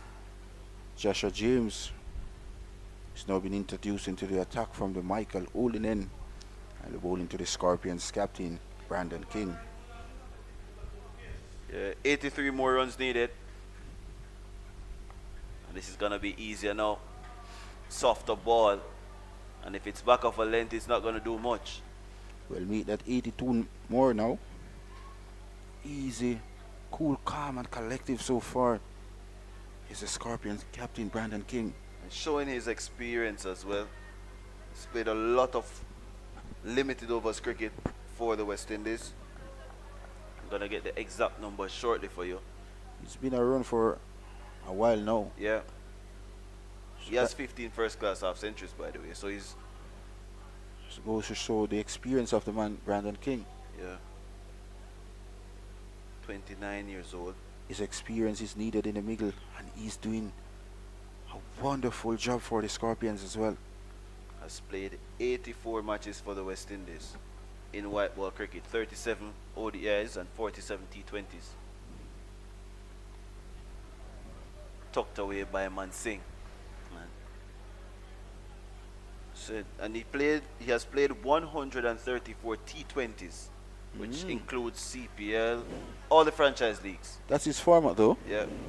Very dangerous. I don't at that think you format. want to really pigeonhole him as that, but he's a very good player in T20 cricket. I He's think- at the top of the order for the West Indies, and you figure that he's going to be the opener at the World Cup. Well, you picked him as well. Yeah, I think he's probably one of the surest. Definitely. Tickles that one again, and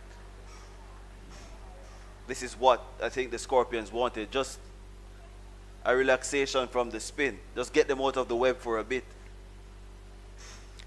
I think Brandon King as well have 2 CPL 100 as well. One for the Jamaican Talawas and one for the Guyana. At that time, it was Amazon Warriors, yeah. Exactly. So he knows how to score runs as well. All formats. And so far so good for the Scorpions. He's at the wicket with 80 runs required for victory.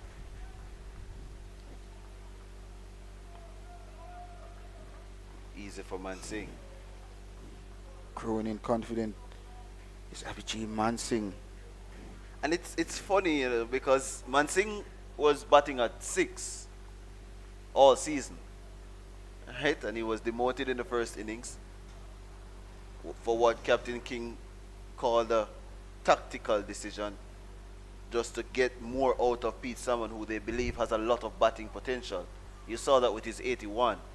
But now Mansingh found himself almost as if he's batting at number 6. He has been batting for a long time. He's batted over 150 deliveries together with King. So it then goes back to what probably the Scorpions management team was looking at, where it's more than just extending, but it gives more cushion to that middle lower order. And to be honest, it looks very good so far in a 58-run partnership. 7th wicket of 146 deliveries, Foster. Yeah.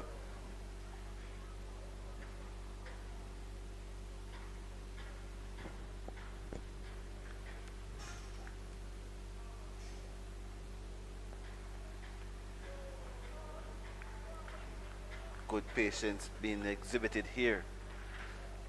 And it's now 154 for 6 at the end of over number 58. And the Scorpions, they need what, 80? Yeah. Good One- times. One thing for sure though, last year, Abijay Mansingh, I think, scored the most runs for the Scorpions. Yeah. So the West Indies Academy would be aware of that as well.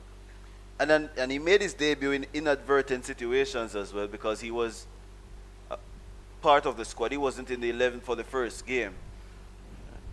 And there were some medical advice sent back to the Scorpions team during that game about a particular player, which forced him to be replaced during the game. Mansingh was the alternative player, and he made his way into the 11, and from then he hasn't looked back. He hasn't been out of the team, and he even made the West Indies A team to tour South Africa recently. So that is what you call grabbing your chance with both hands, literally.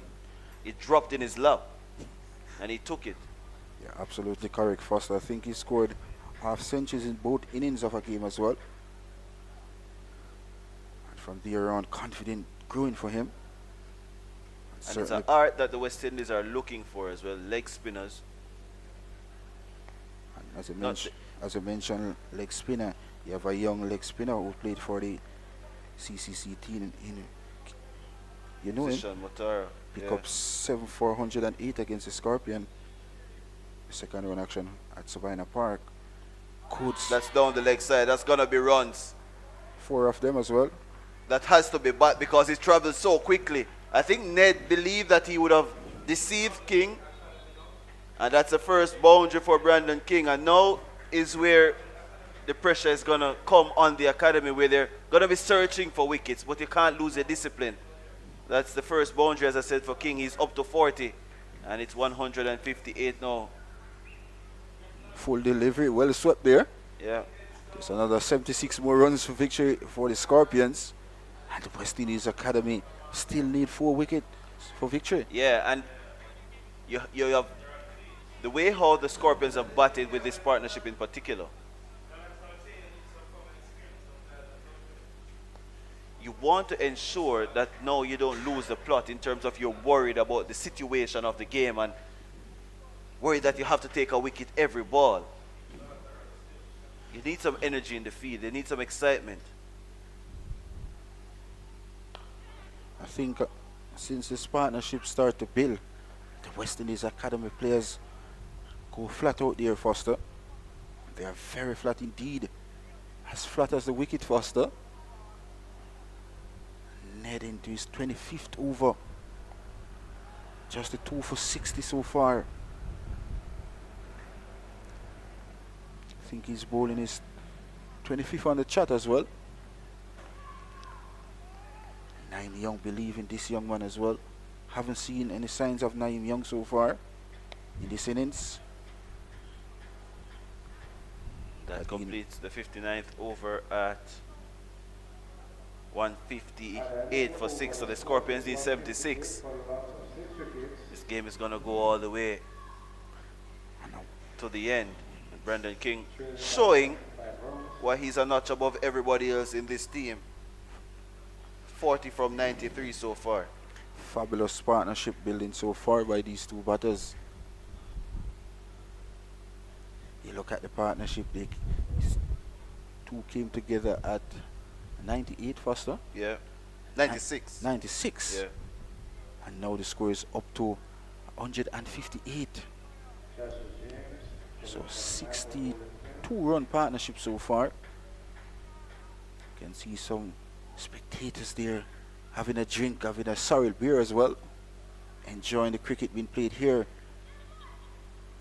by Abijay Mansingh, Jamaican Scorpions captain Brandon King, leading from the front, both innings so far, showing his experience, showing his class and his qualities.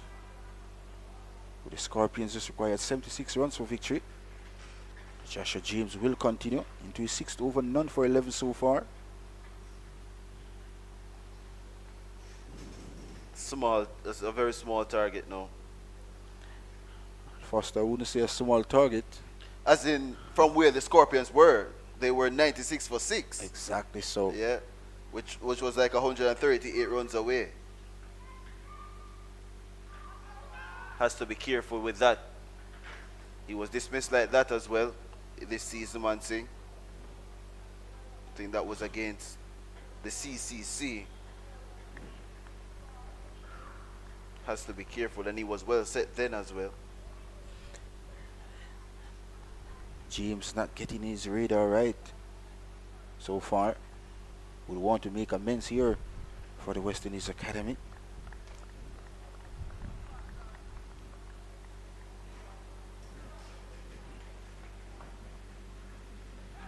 Rode the bounce well there, Mansing. Angled towards his rib.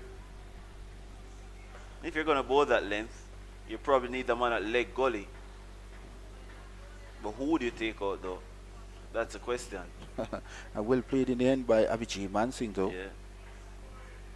Crowing confident Foster. He could probably take out that man at extra cover if he's gonna at short cover if he's gonna be banging them into the pitch like that.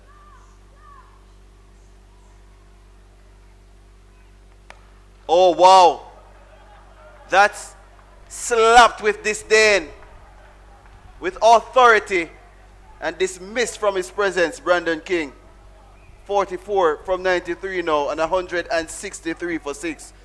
He was just waiting on pace. Indeed, the King break loose here at Sabina Park. First shot of anger so far. And we have a look at the replay here. Room to swing his arms. Easy pickings for Brandon King, who continues to plug away here at Sabina Park for the Scorpions. That was a T20 shot. Oh, This loose time, drive. Yeah, he's he has to be reaching for that. careful. Has to be careful. He was reaching for that one, as you said.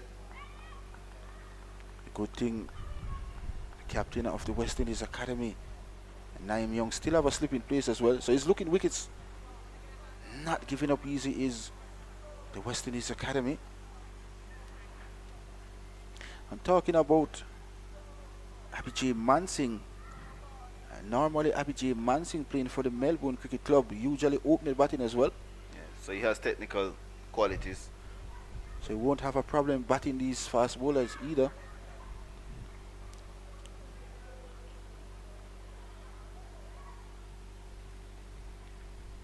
Yeah, King was He was tempted for a second though. contemplating that uppercut. It's a wide signal in the end. 70 runs needed, and all this is showing us again, just like in life, you're going to have tough periods and tough stages. Just how you cope with them. I don't think the Scorpions middle order players are suffering enough or willing to suffer enough and face the difficult moments. And if you check back to see how the middle order batsman got out, Foster, very embarrassing on the part of the Scorpions. Some of the dismissals were, yeah. But you don't want to knock them too hard. But still, they're aiming to be professional cricketers.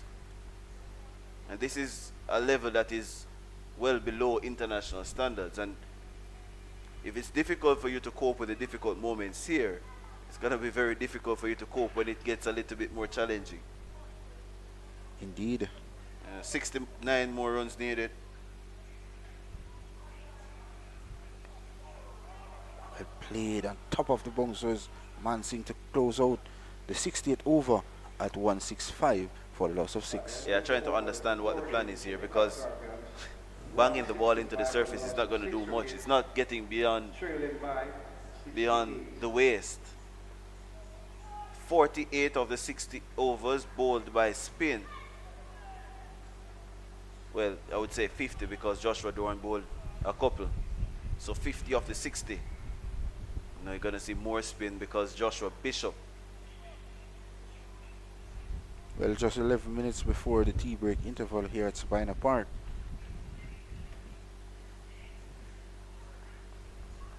Coming close to another session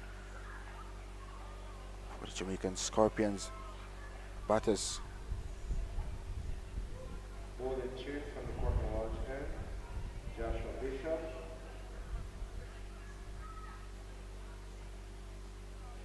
Brandon King, 45 from 96 deliveries, supported by J. Mansing, 29 from 99 deliveries. Good Ooh. delivery. Very good delivery. Spun, but spun slowly, so it gave King some time, and it was shortish in length as well. Played it with very soft hands. Indeed. Danger bowler, his Bishop.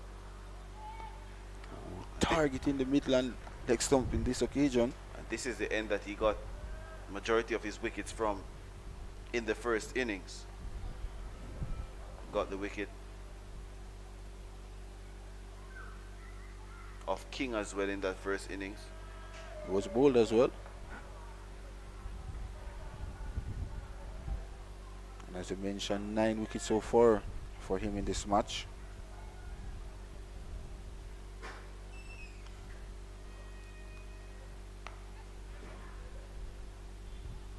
Backing away was Brandon King, looking to pierce that offside field, but find that man at the extra cover region. Yeah, he hasn't picked up a wicket from this end as yet. In the second innings. Much better from King. That's the same delivery he got in the first innings and played around it. He has learned from his mistake. Indeed. Was looking in the first innings to hit the ball onto the onside. Yeah. This time he came straight down the wicket. Partnership is 70 from 164. Early on the front foot is Avijay Mansing Foster Yeah. to close out over number 61. 166 for the loss of 6. And he has no worries because there's no one close catching in front of him like the start of his innings. So it's much easier now for him to be planting that front foot down the ground. The only thing he has to be scared about is getting in the line or that extra bounce which could pop a couple balls to slip or so on. I don't think he has any other fear really. And 68 more runs needed. Definitely these two batters so far doing a fantastic job for the Scorpions. 70 partnership as I mentioned, Foster, and 70 very, very important runs. Brandon King leading from the front, 46 from 101 deliveries. Both batters so far faced over 100 deliveries, Foster. This is good for the Scorpions as well. Yeah. Spending time at the wicket, and these two cricketers are batters in the middle, both past students of Campion High School as well. Good. Yeah. Have great understanding of each other as well. Used to be 3 names that are mentioned when Campion played in that era. It would be the 2 Mansings and Brandon King. They literally carried the team. They're doing an outstanding job here at Sabina Park though. Happy to speak with his brother a few weeks ago as well. Really support his brother a whole way. That's Mansing's brother. Yeah. James is gonna continue.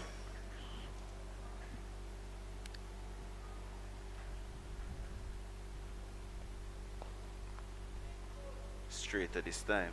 And King is closer to a half century. He's 46. He said, if you look on the scorecard and you saw Brandon King 46 from 102, you must be wondering which player is this? It's the same Brandon King. You're used to seeing 46 from 14 or 46 from 23 or 46 from 30. That's his usual strike rate these days, but it's a different format completely.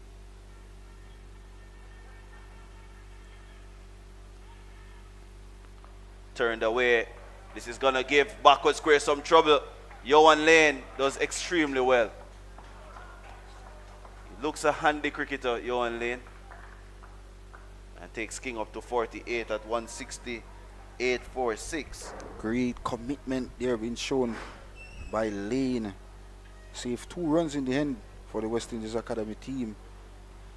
But well played in the end by Brandon King.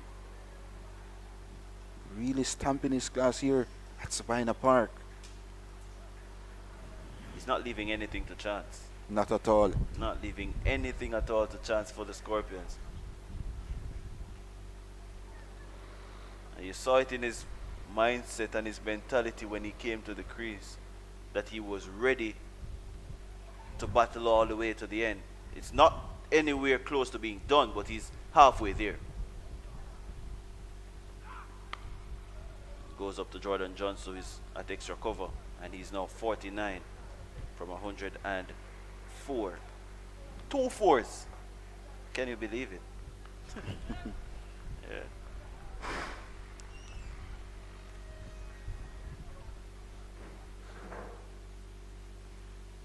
Just joining us, this is the West Indies Regional Championship 2024 action coming to you from Sabina Park. It's the Scorpions up against the West Indies Academy here. Brandon King is at the wicket for the Scorpions on 49, and Abhijay Mansingh is on 29. Both batters so far face over 100 deliveries. And Captain Naeem Young seems as if he has some issues with the ball. It's umpire Gustad pointing or something with what they're doing with the ball, it seems. They need any help they can get. He's making a complaint here. Seems as if all is well.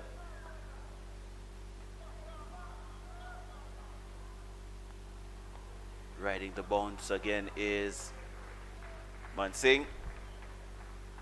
170 now for 6, and the Scorpions are cheering every single. Every run is vital here. And this is fantastic cricket being played here by the Scorpions, Foster. Looking to rotate the strike, and that is what we have seen in the first innings from the Scorpions. Still some discussion going on. Something is definitely wrong here at Sabina Park with the fielding team. Haven't seen Naeem Young so far in this second inning so far. The West Indies Academy desperate for a breakthrough here. 3 minutes before the tea break interval at Sabina Park. Oh, that is careless. There was no backing up from Teddy Bishop. And what a way to get to your half century. That was careless. Brandon King doesn't mind. He's up to 53. And you count that as a third boundary. That's probably the easiest boundary he has ever scored in cricket. It was 3 runs. And it's now 174 for 6. 3 fours. And that's his 16th first class half century. And of course, half century in both innings so far of this contest. Congratulations to Brandon King. Standout performer for the Scorpion in this game so far. Quite a few of them getting half century, Foster. Yeah. Not kicking on.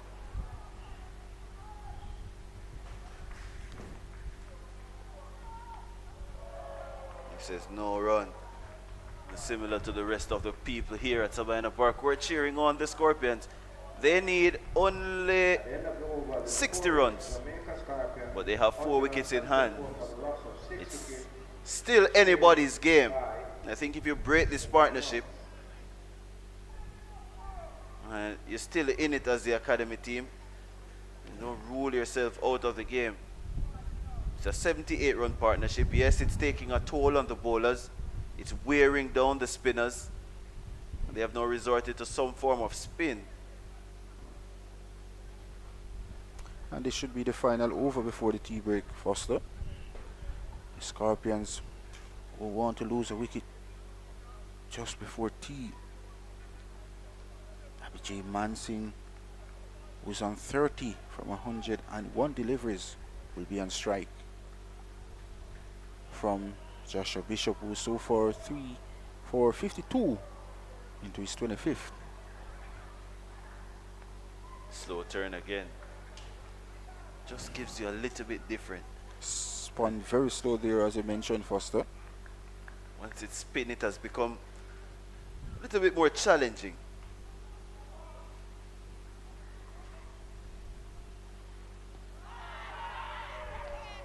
one is another appeal from the West Indies Academy. Joshua Bishop continues to ask question though.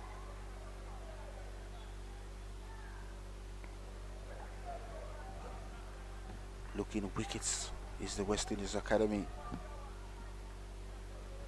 Last wicket fell at, I think it was 96. And after that, a magnificent partnership so far between these two,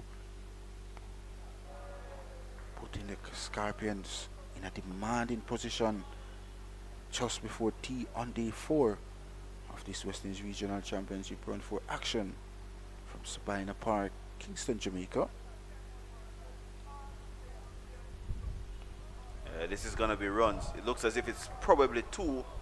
Yes, it's going to be 2. Teddy Bishop was after it, so too was Ashmead Ned. It's now 2 more runs to Man Singh, who is up to 176 for the Scorpions.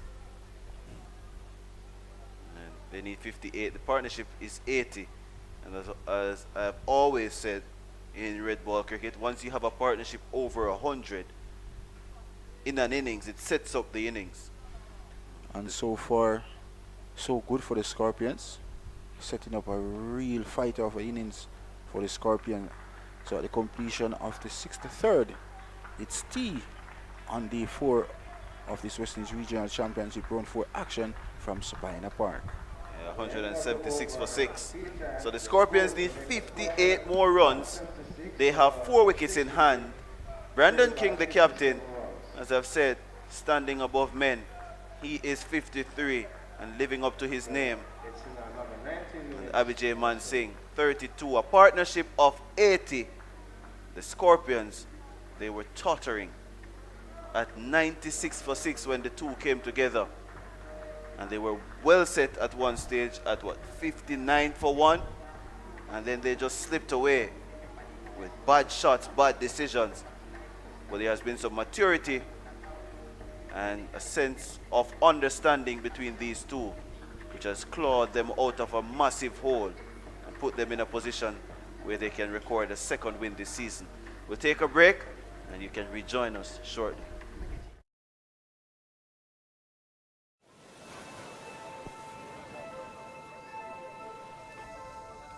Dad! Dad!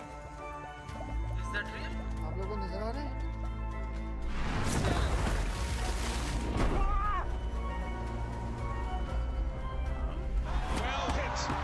Away it goes. That is a ridiculous. And look at this.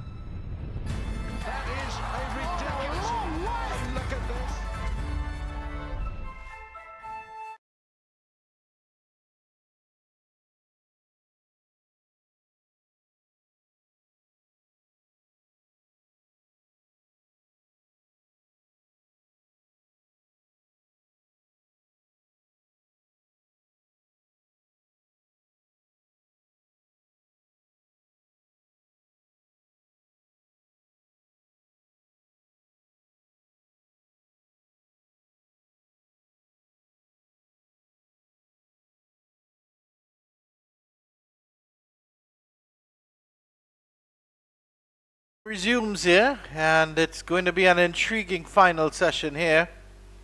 The Jamaica Scorpions just require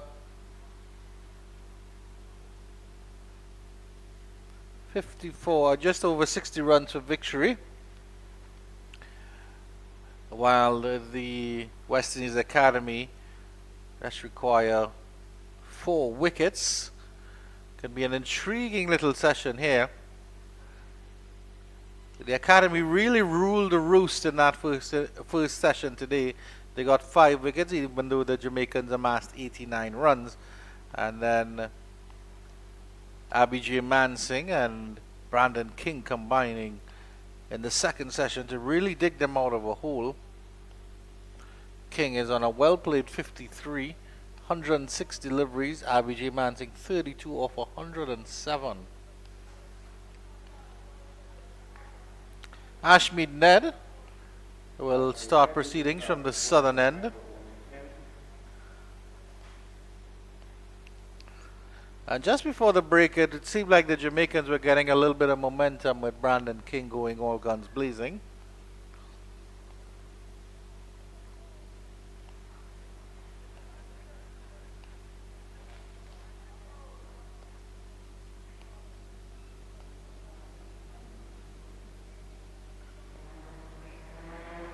Looking for the single is King. I think it was possibly on. I feel is coming in from extra cover and that short mid off a little bit slow on their heels.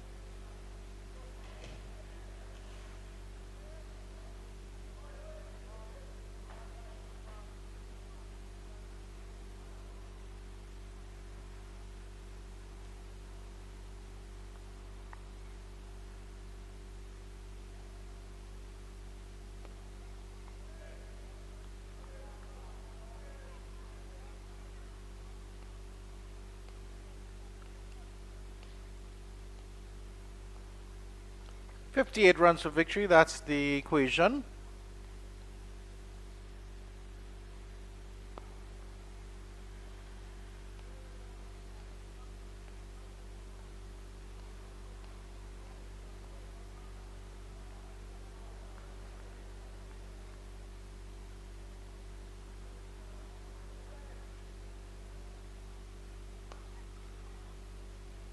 .176 for 6.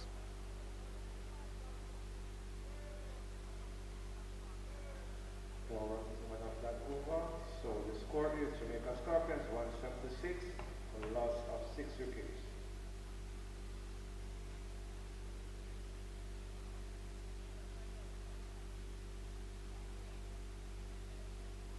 Coming from the Court of Walsh end, it's Joshua Bishop.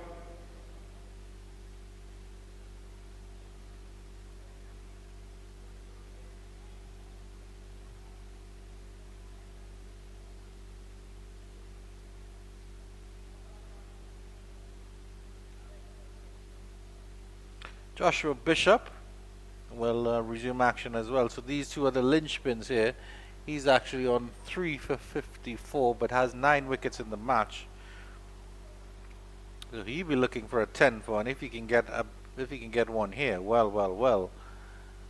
The West Indies Academy will feel that they have a sniff of winning this game still.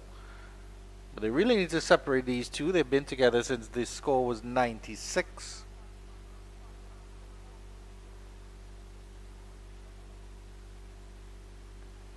Back to that one with Mansingh. It's a little bit dangerous.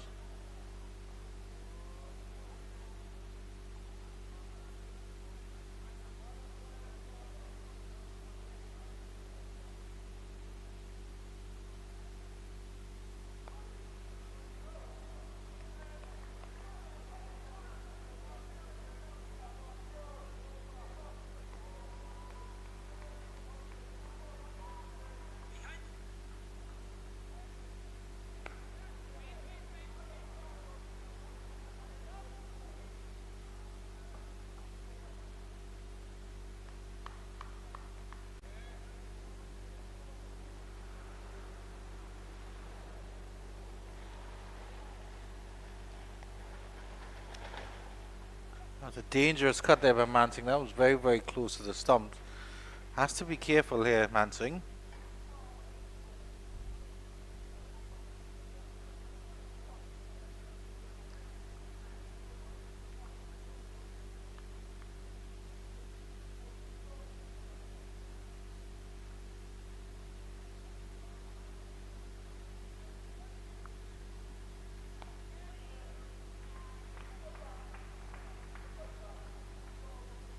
Good pressure applied here by the academy to start back.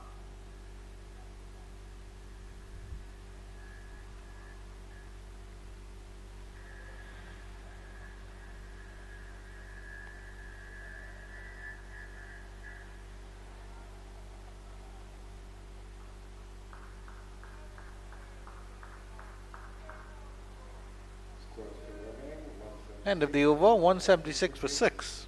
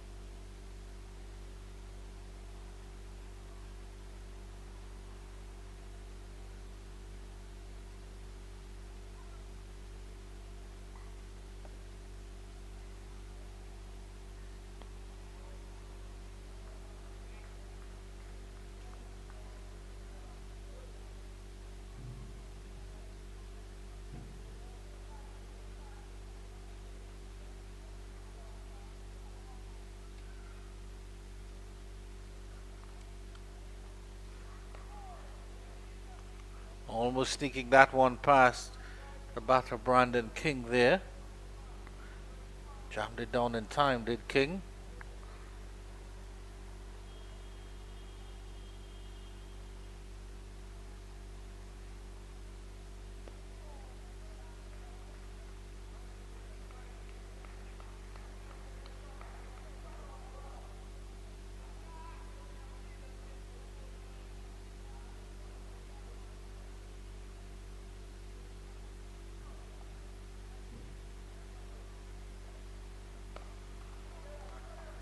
Catches one into the extra cover region.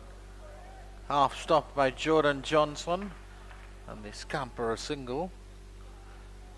57 the required runs now.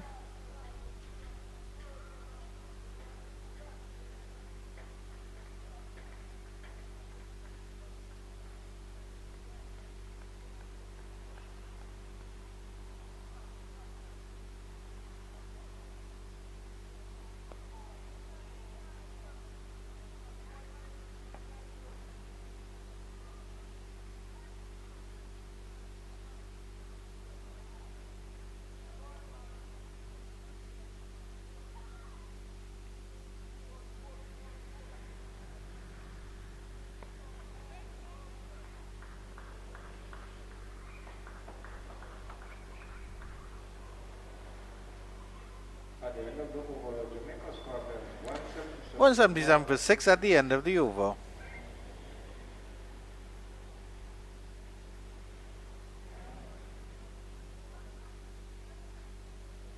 Continuing from the court Walsh end, it's Joshua Bishop.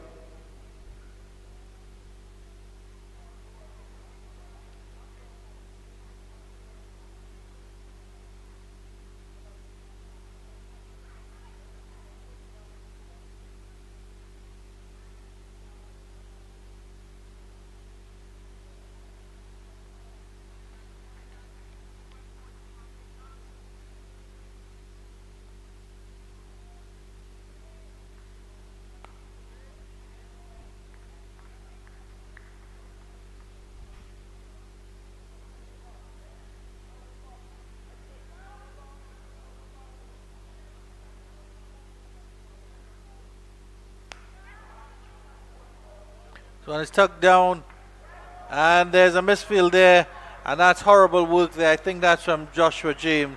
Really doesn't deserve that as well. It was a good push into the cover region, but James just made a absolute meal of that, and that's certainly not what the academy need to do here. As we have a look at the replay,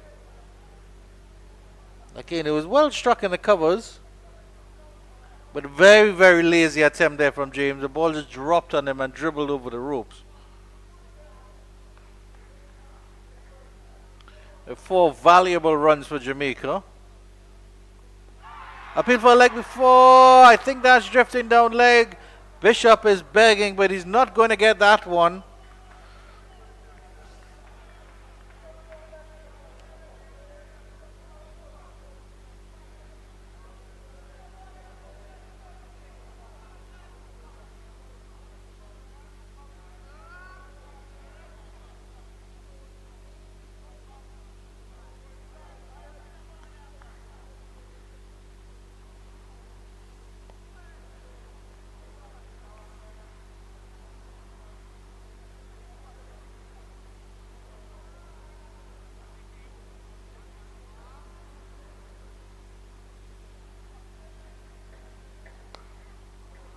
Push down to the wide and long off area. It will just be a single. Yes, it is.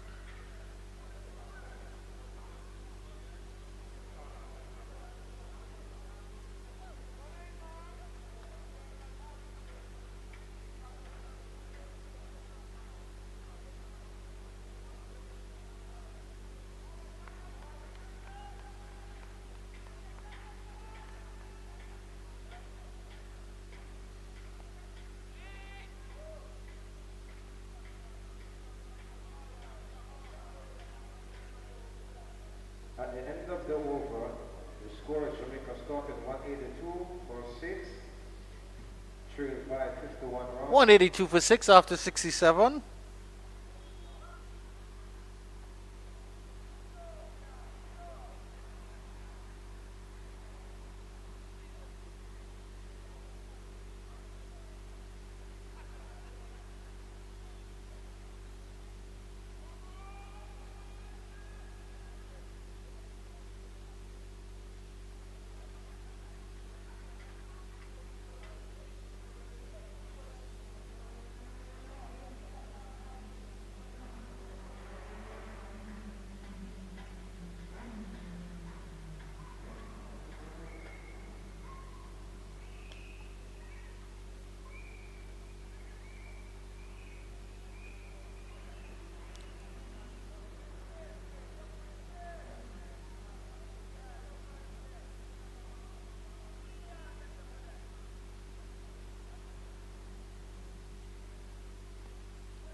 Getting away nicely by King. He'll be pushing for 2 here. Will he get 2?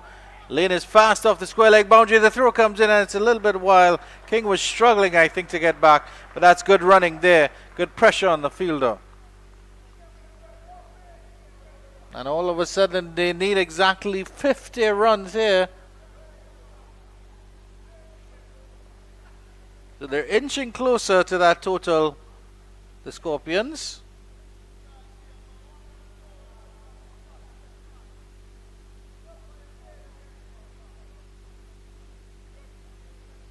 Across in Coolidge, Antigua, that game between Guyana Harper Eagles and Barbados Pride.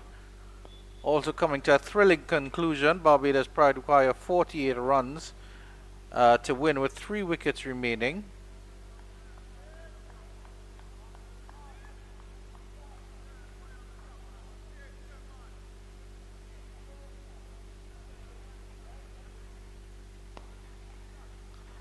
Meanwhile, the Leeward Islands also require 49 runs with 3 wickets remaining against the CCC. So it's all coming to a head right now.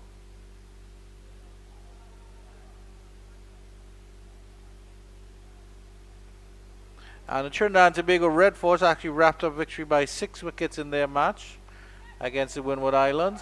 Misfield again there at backward point, and that will run through the hands of the fielder for 4. Well, the West Indies Academy are making this very, very easy for the Scorpions. An easy 4 there for Brandon King. That takes him up into the 60s. He's batting well. It's a real captain's knock here from him.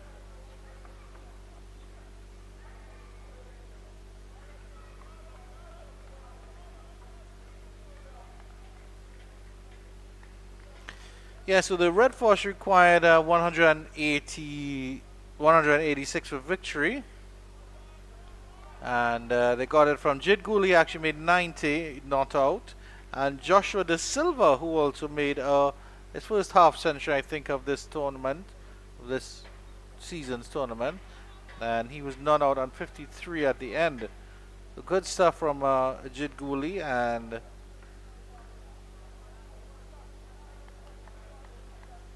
Tion Webster.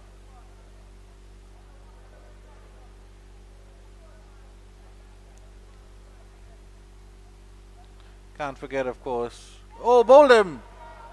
He's bowled! Brandon King goes for an ugly swipe across the line. And finally Ash Midnight strikes, and well, has Brandon King thrown away his hand there. A well-played 65 of 26. Is there another twist in the tail? The Jamaica Scorpions require 46 with just 3 wickets remaining. It is absolutely amazing how 3 games in the round 4 of the Cricket West Indies Championships are going to this stage. Let's have a look at this again.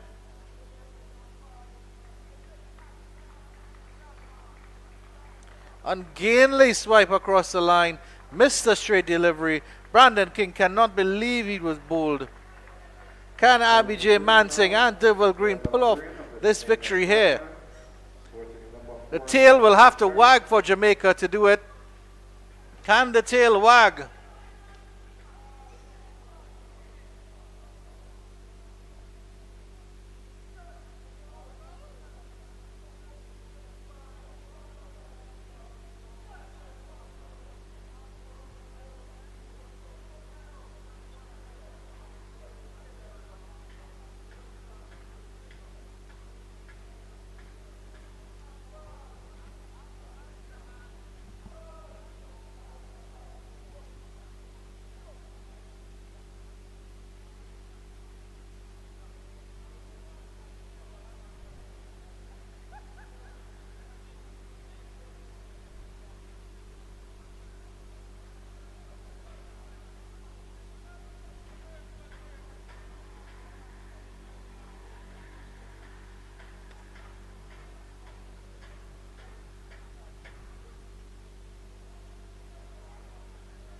And after all that, it was the end of the over actually. It's 188 for 7.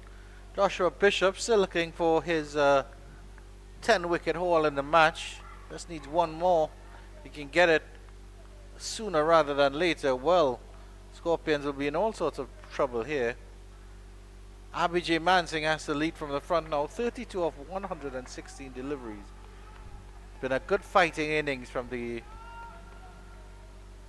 number 7 batter, number 8 batter I should say.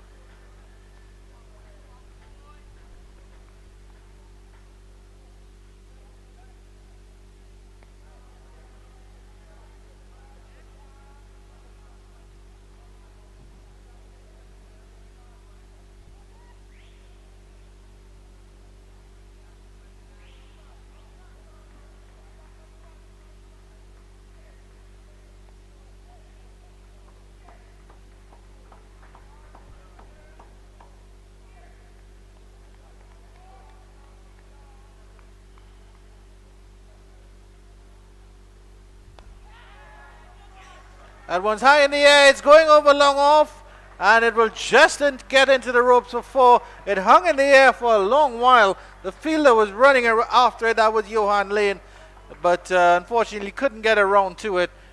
A fortuitous 4 there for Abhijay Mansingh, and boy did the Jamaicans need a little bit of luck here.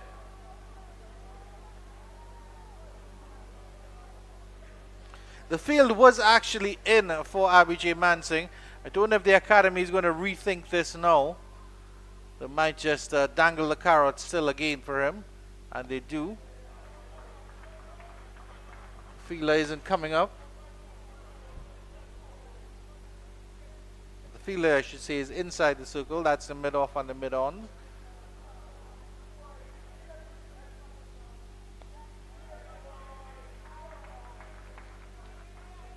End of the over, 192 for 7. At the end of the Jamaicans over, require the score 42 Jamaica for scored victory. 192 for the loss of 7 wickets, trailed by 4-1.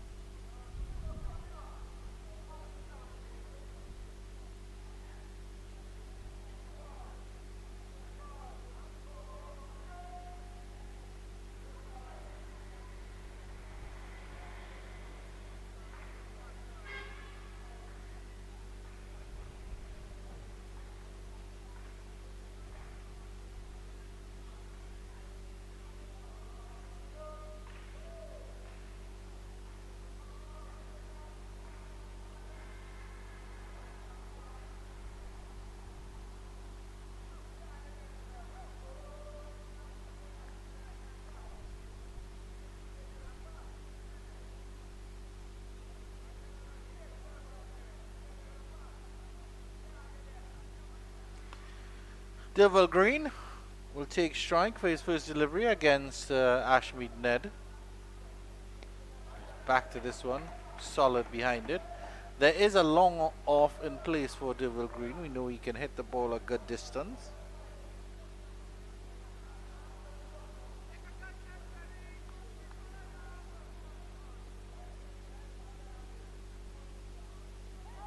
Gets a thick outside edge. That will run close to the third man boundary. Will it get there? No, it doesn't. The fielder gets that one just inside the ropes, and they come back for 2.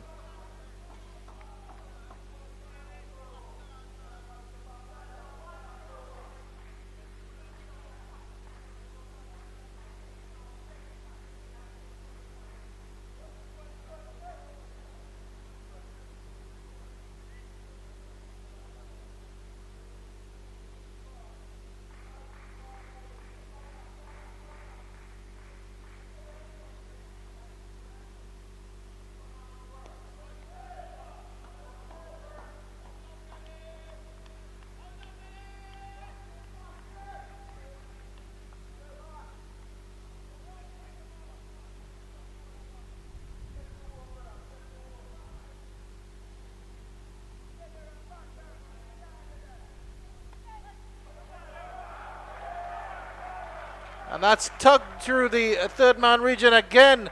And that's another 4 for Devil Green. The Jamaicans now just require 36 for victory here.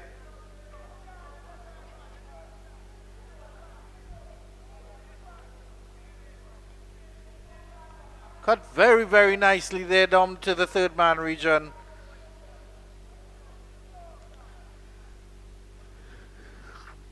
And the smattering of a crowd here will strongly Jamaican will be enjoying this comeback. They'll be enjoying this fight.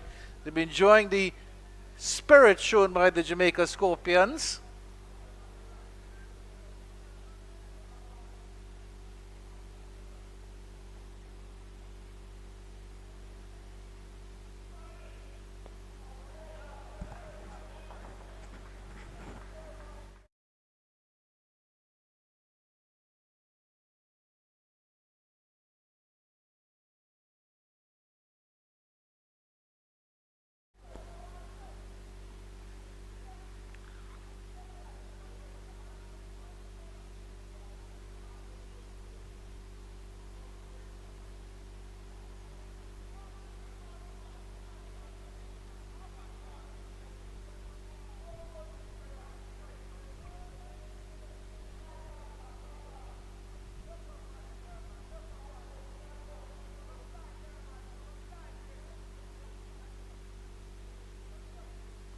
A little bit of reverse psychology played here by Ashmead Ned.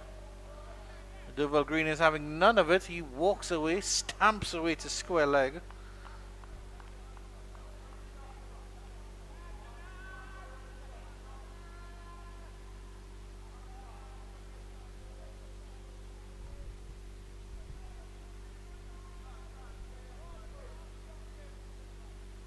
Just one delivery left in the over. 36 required by the Scorpions for victory.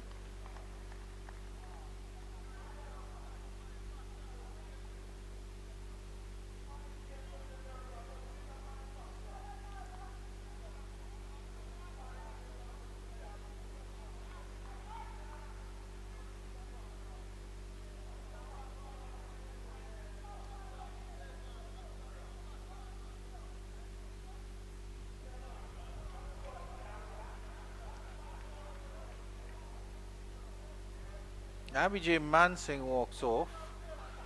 Not sure what the cause of the delay is about.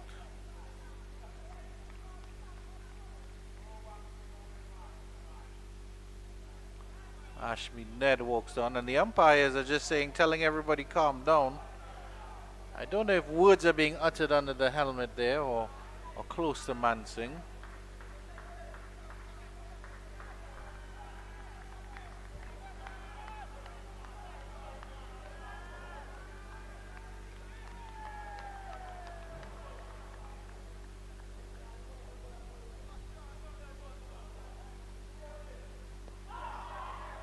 Beautiful delivery there by Ned to end the over. And he walks straight down the pitch. He's having words with Mansing as well. There's a slight exchange there again.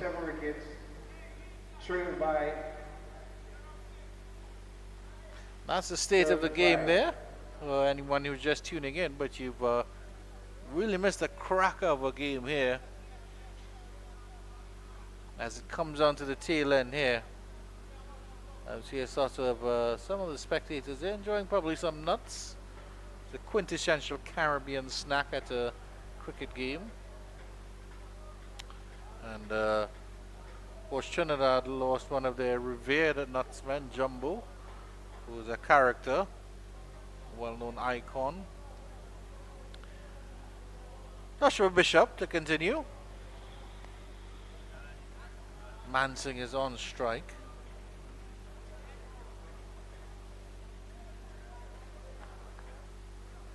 My apologies, it was actually Durwell Green who was having words with Ned. That's a nice push into the point region, and you'll get a single there. That's actually more the cover region.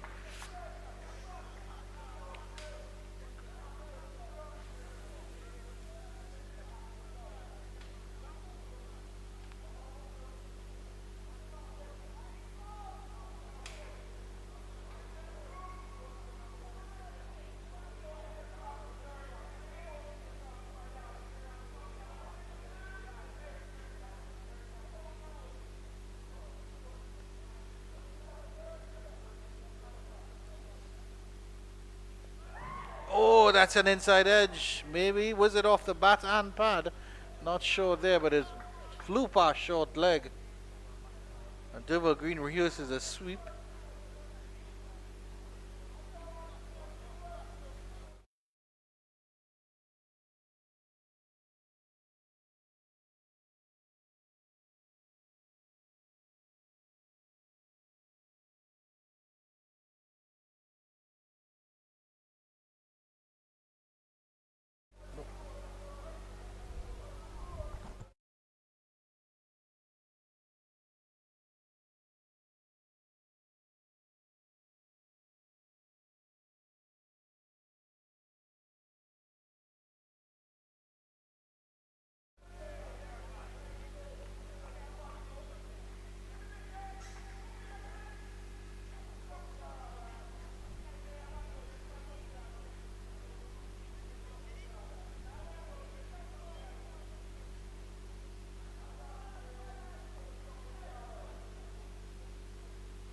Oh, brutal spin there. That one dropped and spun sharply, and real bounce there. Bowen Tuckett did well to hold on to that. 199 for 7, the Scorpion. They still require 35 runs for victory. 199 for 7. Trailed by 34.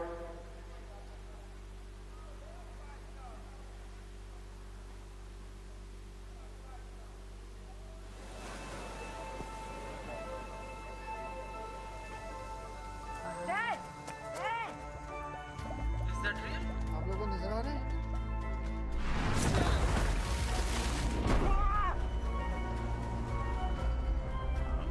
Well hit. Away it goes. That is a ridiculous. And look at this.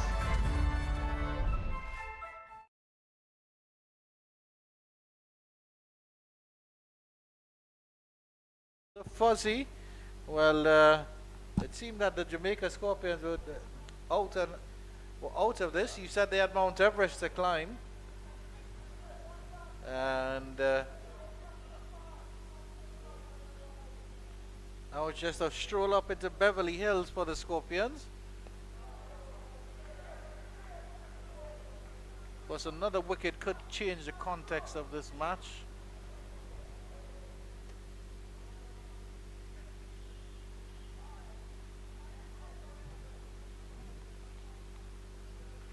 Jerome Foster, did you think we'd reach so deep in the day? Edged, and that's past the slips. It's run down to the boundary for 4. Ashmead Ned is not happy with that one. But boy, oh boy, the Jamaica Scorpions are living a charmed life. But they're inching their way, crawling their way to this total. That was a tough chance. And it was a dangerous shot from Mansingh.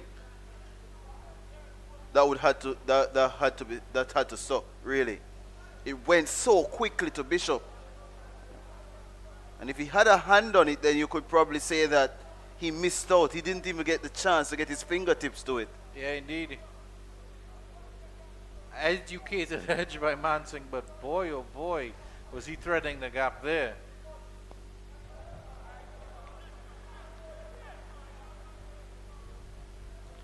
It's getting very, very animated out there.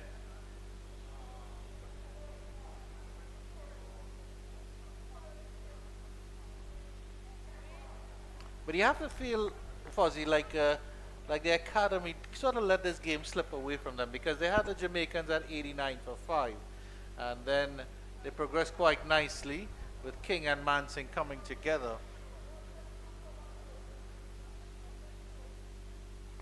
But to me, they just didn't make enough of an effort to break that partnership.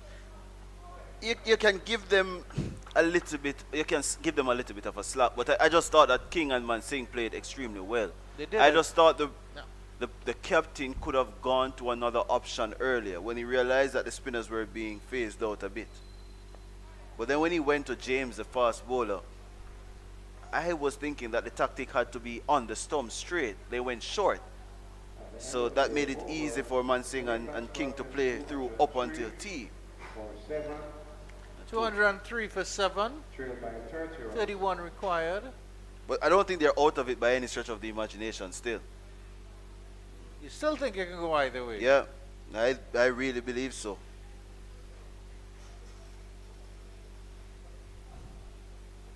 And I usually trust your judgment, Fuzzy, but you said this game will be done in the second session, and we're getting deep into the third.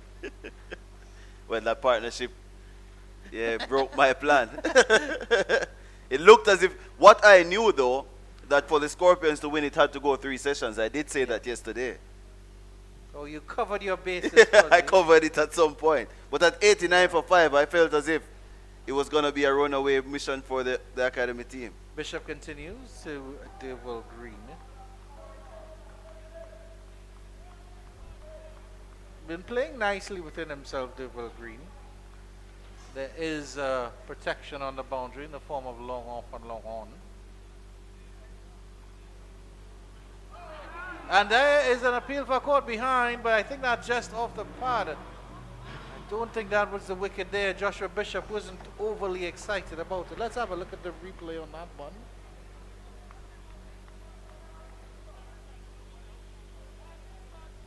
Unfortunately, I don't think we'll... Outside the leg stump. Back live and cuts. There's Green.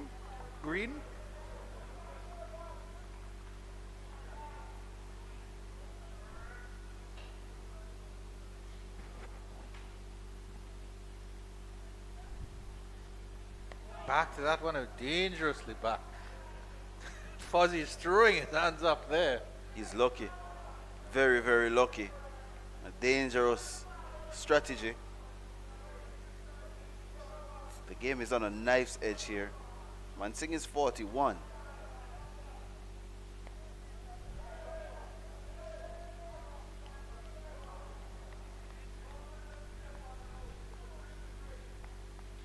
There's young Jordan Johnson there, playing for the academy, and this is, I guess, his home ground, you can say, because he's a Jamaican. You'd probably say whoever wins, it's a victory for him. Yes, indeed.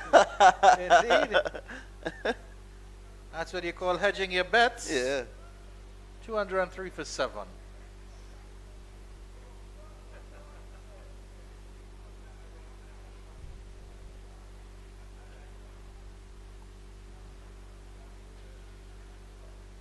But of course, in their warm-ups before the game, I always appreciate this about cricketers, especially over footballers. There's more interaction between the two sides when they're warming up. So you see Johnson going over to talk to players from the Jamaican side. The Jamaican side, I've seen Brandon King interacting with the coaches and the management staff of the academy. So there's that level of camaraderie, and I think whatever happens, whoever pulls off the victory here, as one is pushed through the covered region, but there's just a single as Johnson is fielding in front the Kingston Pavilion. Sends a return back in. Yeah, whichever team pulls off the victory here, I think both teams, the loser can feel a sense of pride in how they perform. Yeah. That's been a very good game, actually. Yeah. So the academy can be glad that they pushed a regional team, a national team, as it will, all the way to the fourth day and the last session. You could say the last hour as well.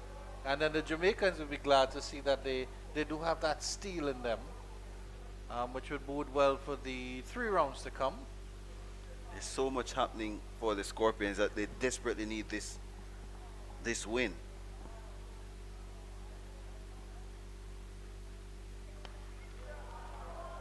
That one is punched nicely. Will they come back for 2? They do indeed.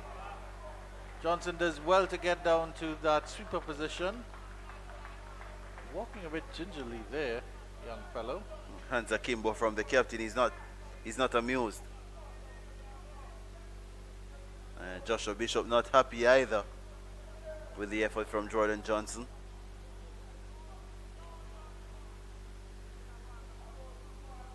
And 28 more runs needed.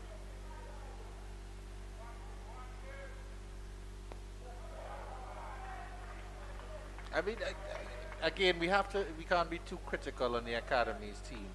I think their feeling has, but I do think that their feeling has let them down a little bit. They had a couple chances for sharp runouts, but the throws were very wild.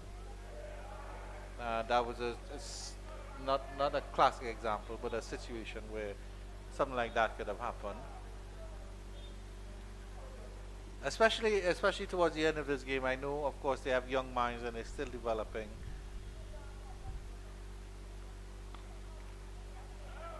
That one is pushed nicely into the cover region. Will they think of 2 again? No.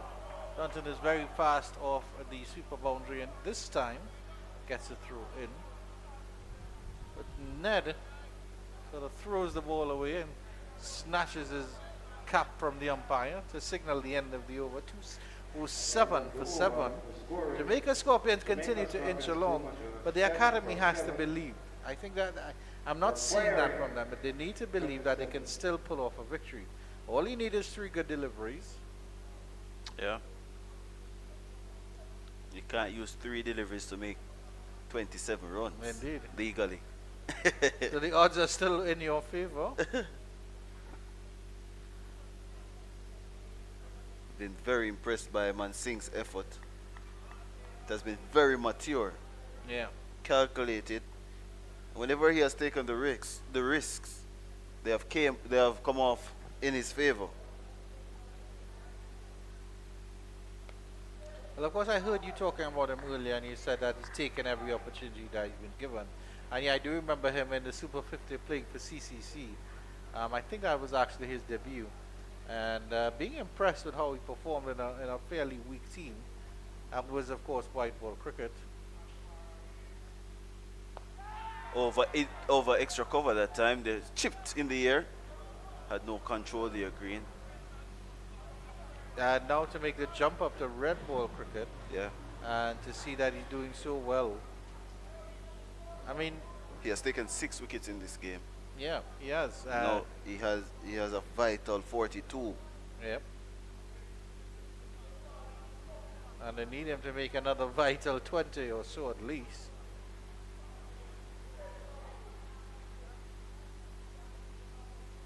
Oh, that's straight through him. Well, we spoke too soon. And Abhijay Mansingh is bold. Is there another twist in the tail? 208 for 8. And that is 10 wickets in the match. Well, Joshua Bishop, he had to wait a while for it. but he eventually got it. Yeah, that one went on with the arm. Let's see what happened here with Mansing. Yeah, he got beaten on the inside edge. Came down too late on it. A wrong time to be dismissed. And it's anybody's game now, as I told you. Yeah, the absolute slimmest of gaps there. And Bishop managed to find it. Commentators cursed once again, Fozzie. We were talking about RBJ Mansing showing his nous and his steel to work hard for the Scorpions, and unfortunately it all comes down to him walking back to the pavilion, and the number 10 and the number 11 batsmen have to work with Derval Green now. Will he change his approach, Derval Green, because he's been fairly circumspect? Do you think he'll try to go on the attack now and try to get the runs quickly instead? It's gonna be strange to see what the tactic is, but I think him along with Royal, they're gonna be aggressive. They're naturally aggressive. They're not gonna push and poke for these 26 runs. They're gonna take risks, and with that, create opportunities for the bowling team. I was just double checking to just get my memory refreshed. Joshua James made 36. He was batting at number 9. Ashmead Ned made 30, batting at number 10. Johan Lade made 22 from 8 deliveries. That's 88 runs from numbers 9, 10, and 11 for the academy team. The difference between the teams now, 26 runs. Yep. Interesting perspective there, Fuzzy. That's a wonderful statistic there. A wonderful analysis of the game. So it could simply come down now to what transpired in that last 45 minutes yesterday, where I thought the Scorpions really let go of the game, in my estimation. They allowed the game to drift away, thinking that wickets were just going to be handed to them. The academy team got to a total which I thought was a hefty total on this surface, and it has proven to be so far. Fuzzy, as soon as we're off here, you're going to give me the lottery numbers. 'Cause I could do it at 250 million Jamaican, however much it's up to now.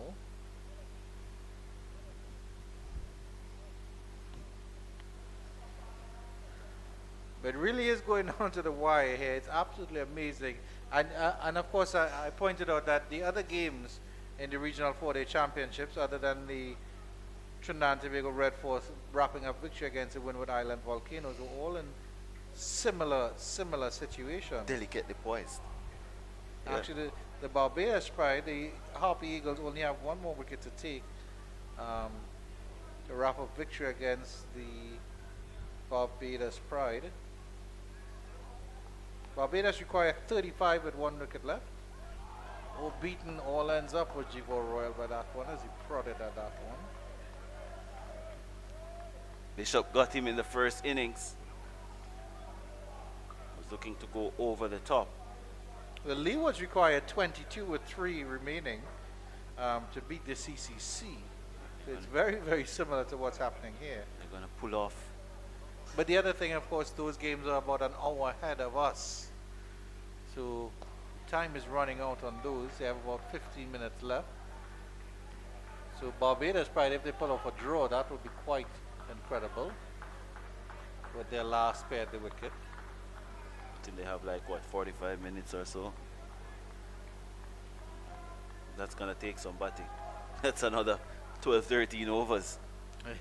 That's 70 odd deliveries to negotiate. And of course, I think the umpires can extend if they so desire.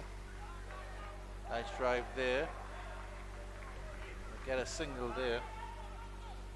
That's all the Scorpions need to do, just knock the ball around and get singled.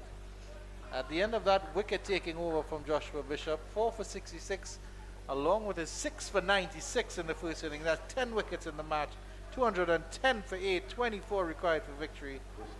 Fozzie says it's too difficult to call, so I'll have to believe him because he's been right on everything so far. I still fancy the chances of the bowling team. I really do. But but I'm not ruling out the Scorpions. As a Jamaican, I want them to win, of course, obviously. Another consideration which might be major or minor is that the new ball is due in 5 overs, Fuzzy. If the spinners decide to say, hey, we're going to take the new ball and see what they get out of this pitch. I think they should actually. Just slide on a little bit more. Yeah. And bounce as well. Yeah, that extra bit of grip. But then it might play into the hands of batters of the style of Duval Green and Javor Royal that they feel comfortable attacking.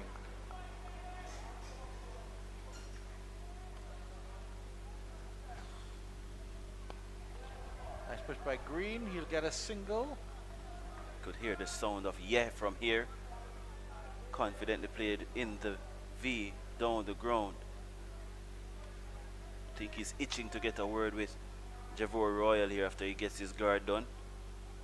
I know he has gone against that. I think Royal just has to play straight lines here. Oh, beautiful, beautiful. Felt for that one, Javor Royal. And you almost got the slightest of touches here. He has to be careful against Ashmead Ned.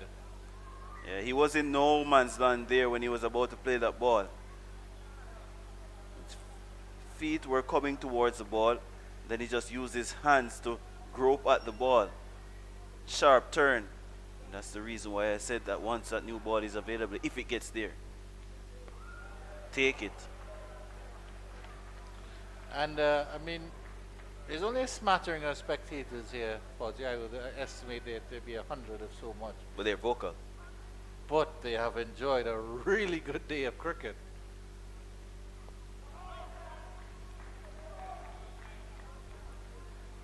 .23 maximum or a minimum of 4 scoring shots.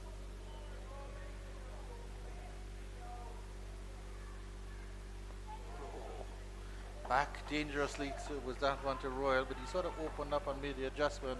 211 for 8. Close. It is absolutely exhausting, It's Fuzzy. close. It has been an absolutely enthralling and riveting encounter. 23 runs. And as it comes to an end, we still don't know which way it's going to go. Still no clue. But this is what you want as a neutral, if you are. Even if you are a supporter of either of these teams, you're still in it with a few overs to go.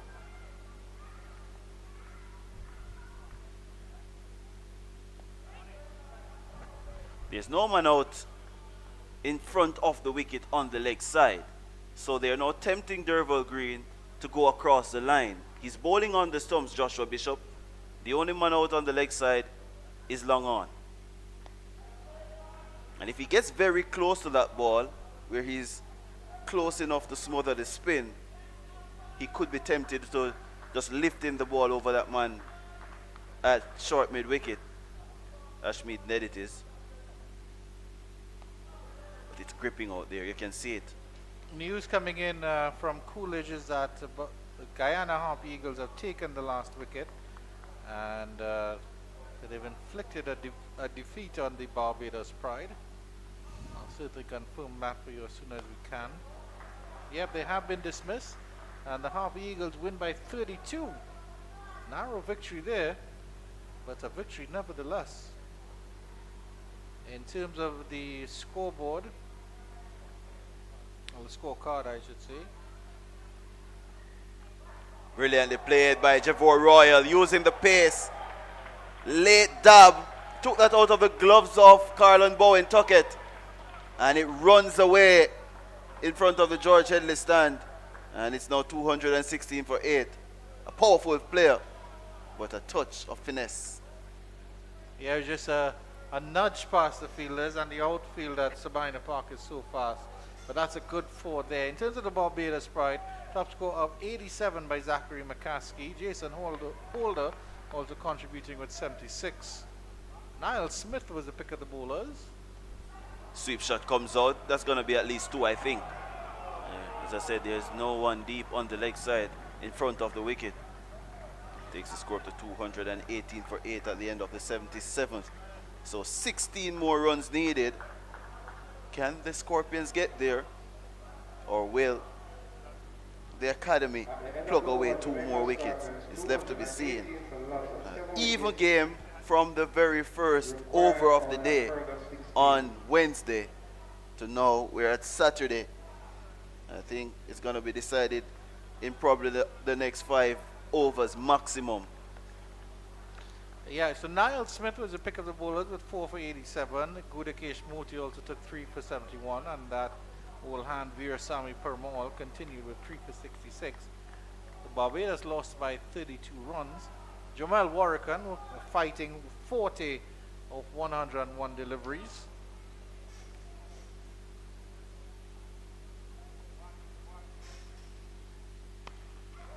Hammered to cover Derval Green. Excellent fielding by, I think that's Joshua Dawn. Yeah, it is. Peppering his hands, he's rubbing it now. Derval bottom hand Green. I think he's eyeing that area over long on. No, he isn't.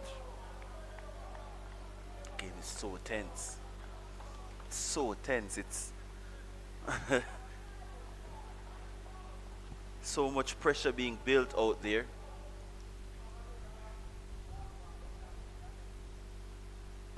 That was quick. He's lucky. Carlin Bowen Tuckett thought he saw the glory there of the 3 stumps clattered. Yeah, it's all happening here. It's almost the last throw of the dice. And he kept low as well. This pitch has been perfectly prepared. Green is lucky that he's been out there for 33 deliveries. Yeah. If he got one like that very early on where he's lucky to get away. Now that he's been out there for a little bit, he knows the state of the game.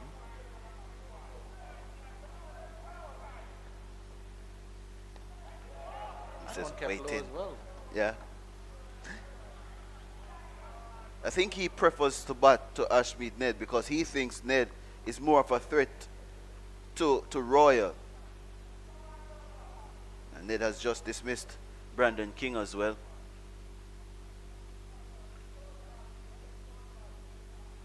I think it's danger from either end for the Scorpions to because could this be 2? Green is ready and puts out the skates and gets 2 more. 220 now. Closer and closer for the Scorpions. 14 more needed. 14, Fuzzy, 14. And you can hear the chairs getting louder and louder. Scorpions might spill out onto the field if they win this one.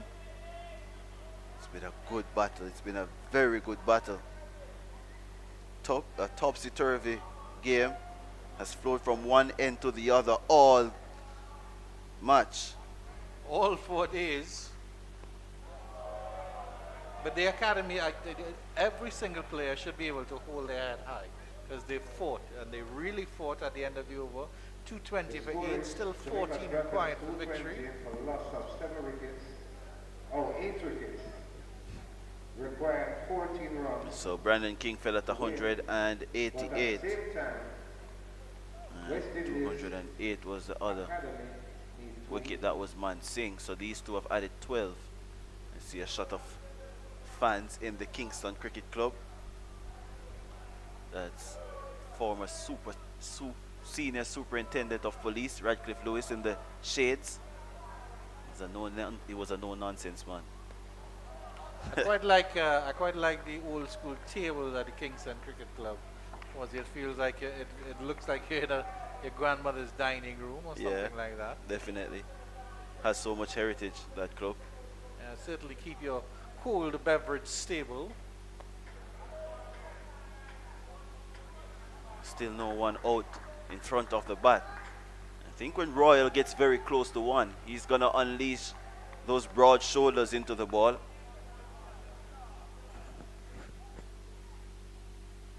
Sweep shot coming out. That was too full. He's lucky. There's a chance for a run out. Gets home. 13 needed. Yeah, I think the field actually didn't throw because Bishop didn't get back to back up.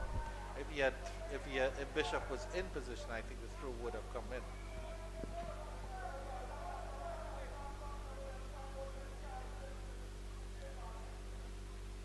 "13 runs required. Unlucky 13, Fuzzy, or you don't believe in that? Do you have any superstitions as a former cricketer? Yeah. Whichever sock I made runs in, I wore it the other game. But I washed it though. No, you watch it. Good to know. Good to know, Fuzzy. Yeah. Up in the air. Reaching for that one was Royal, has to be careful. Well, I developed a specific celebration for myself because I had a friend who's a cameraman. Good afternoon to Nigel Jarrow. He's still a cameraman, I should say. He said he went to a Shabba Ranks concert. And of course, out of all Shabba Ranks songs, his most famous lyric is...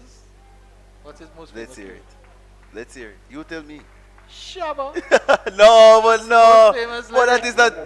That's just a That's the saying. most famous lyric. he That's can just a have. saying. That's not a lyric. Just shabba. That's it. 221 for 8 after 79. So my friend Nigel said after that concert, for the entire afternoon or a day or two after, he's just walking around the house saying, "Shabba, shabba." Oh. So that has become my celebration. If I get a bowled or a leg before, Oh, then you I say say shabba, shabba. Okay. And a fielder can get a shabba, but he has to earn it. So if he takes a good catch or it's an excellent run out, then they can get a shabba. Yeah.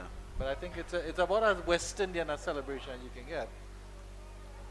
Because I think good afternoon, a pleasant Shabba good day Ranks. to Mr. Ranks, and I think I didn't know you were a dancehall fan.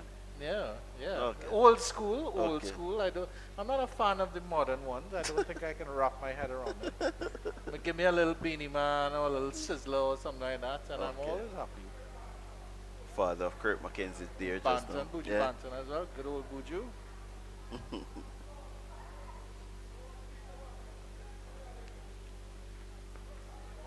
But I've always said that Shabba Ranks would hold a concert, come outside, say Shabba, walk off on the road, you'd be happy. Yeah. And that's all they come to hear. He says a lot of things before he says shabba, Yeah, actually. indeed. But all you want to hear is Shabba. Shabba. Trying to cut that one away. No chance of beating the fielders. Naeem Young is energetic in the field. He hasn't bowled the ball all day. All innings, actually. So, hasn't been selfish. He's about his team first, and he believed in Ashmead Ned and Joshua Bishop. Dabbed away again by Royal.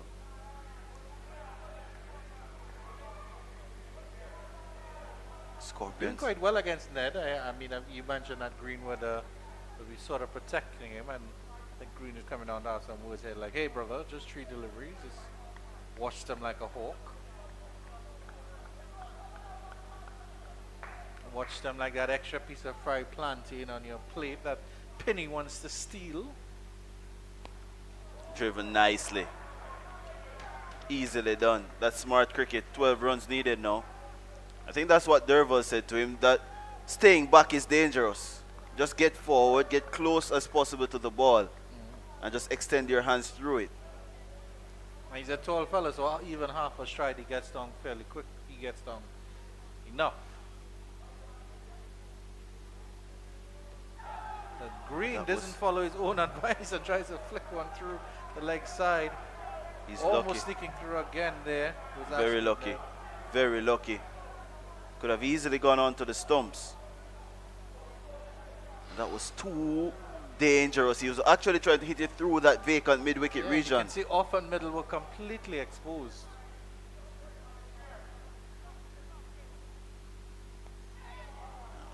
A little bit of bite there from the surface. Only 12 more runs needed. 2 hits away the Scorpions. And the Academy 2 wickets away from pulling off something special. What would be their second win of this season? 2 hits versus 2 wickets, Fuzzy. Oh, they've taken drinks now. So, only a few overs to come. And And the Scorpions 12 runs away at 222 for 8.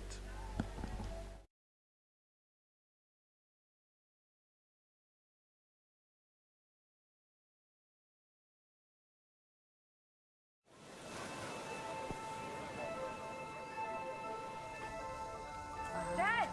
Dad! आप लोगों को नजर आ रहे हैं?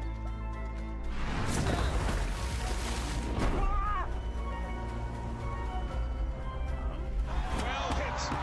Away it goes. That is a ridiculous. Look at this.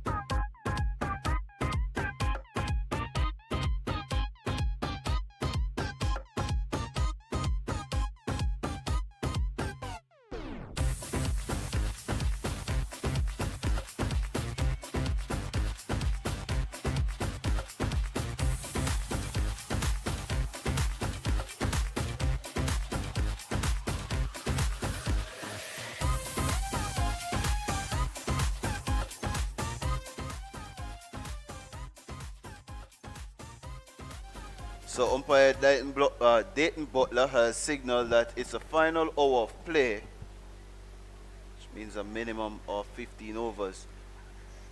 And he has also signaled that the new ball has been taken. And with that, Johan Lane has his cap off, but he's not going to be bowling, I don't think. It has to be spin. I'm sure it has to be spin. Joshua Bishop, who started the day's play, has the ball in his hand. The new bowler coming from the Portland Welsh end. Public address announcer being tricked as well. Lane is not going to be bowling. It's going to be Joshua Bishop. 12 runs needed. Javor Royal 9 from 15. Derval Green 15 from 41. 2 hits away the Scorpions. From the Portland Welsh end. And Marlon Pinnock joins me now, and Bishop bowling from the Portland to me the game is still in the balance. Anybody's game from here. Your thoughts? Nail biting end to day 4 of this West Indies Regional Championship. Anything can happen, as you mentioned, Foster.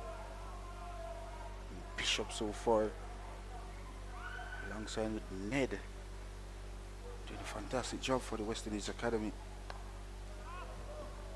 Newer ball now. You expect it to dart onto to that front pad a little bit more. It's gonna skid on some more, but it's also gripping, so it's a different challenge. Royal hits that hard. Well fielded by Bishop, because had he not stopped that, mid off and mid on would be in trouble. Who would have thought this game would have come to this close here at Sabina Park?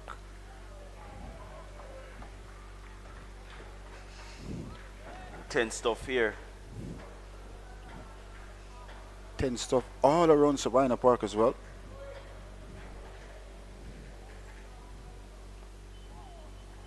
Royal missed out there. That was on the line of leg stump, a full delivery. He knows it as well. Even the persons watching it over YouTube is tense at the moment. Anybody's game from here on, Foster. Yeah, it is. Bishop 4 for 75 so far. Bowling is 34th over of this inning so far. He has a 10-wicket haul in the match. Guided away. That's gonna take some stopping.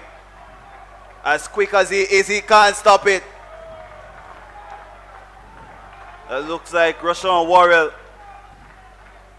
No, it's not him. Captain. It's Naeem Young. And the Scorpions now single digits away from victory. Second boundary coming in from Javoy Royal at that third one region. Delicately played and valuable runs to the Scorpions. 8 runs away. 2 hits now. But it's still 2 hits. And 2 wickets away And for the 2 West Indies wickets, Academy. yeah. Dabbed away again. He's gone a little bit finer now, Naeem Young.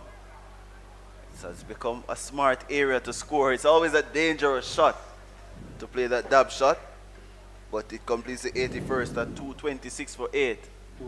And the Scorpions 8 runs away. So as you look at the scorecard, 47 for Kurt McKenzie, 27 for Jermaine Blackwood, a top score of 65 from the captain Brandon King, and 42 from Abhijay Man Singh.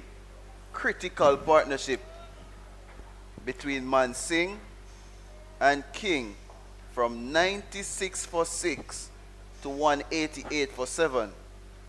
And that's where the tide or the pendulum swung in favor of the Scorpions. And then there was a balancing act again when Man Singh was dismissed after King. And now Green trying to take the game home. I haven't seen a kite in a while.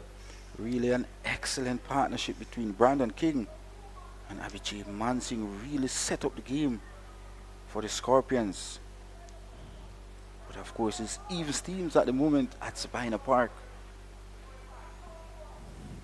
Any number can play here, Foster. Yeah, he has the ball in his hands. He's gonna be coming round the wicket now to Green.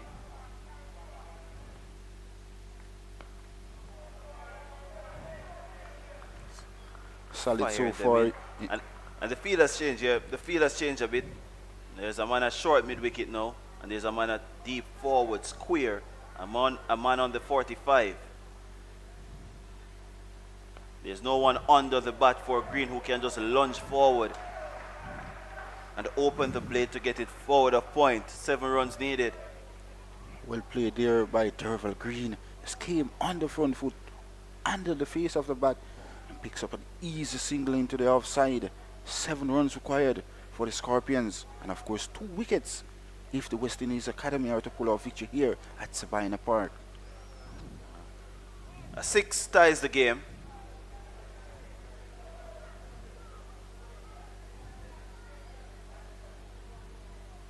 Sweep shot, paddle.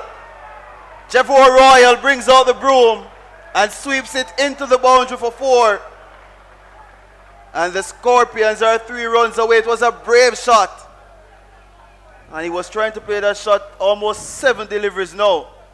He's finally got it off the middle of the blade. And he raced away. And he's up to 17. His third boundary as well. Yep. 231 for 8. 3 runs to get, and the Scorpions are closer to destiny.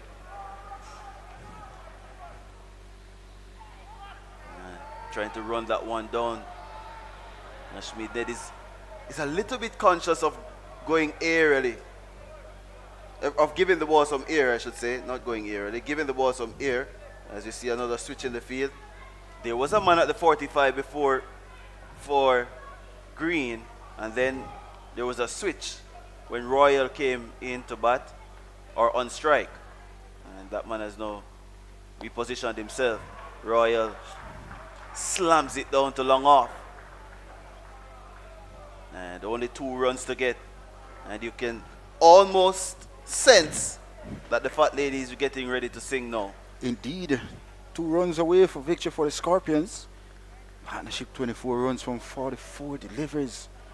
And Derval Green and Javoy Royal stood up when Brandon King and Abijay Mansing got out.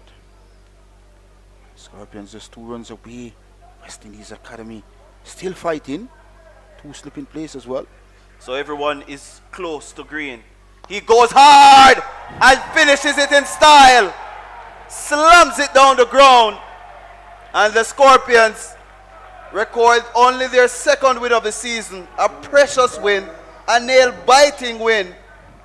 But an almighty win that is well needed for a team that has struggled for almost 2 seasons now in this format.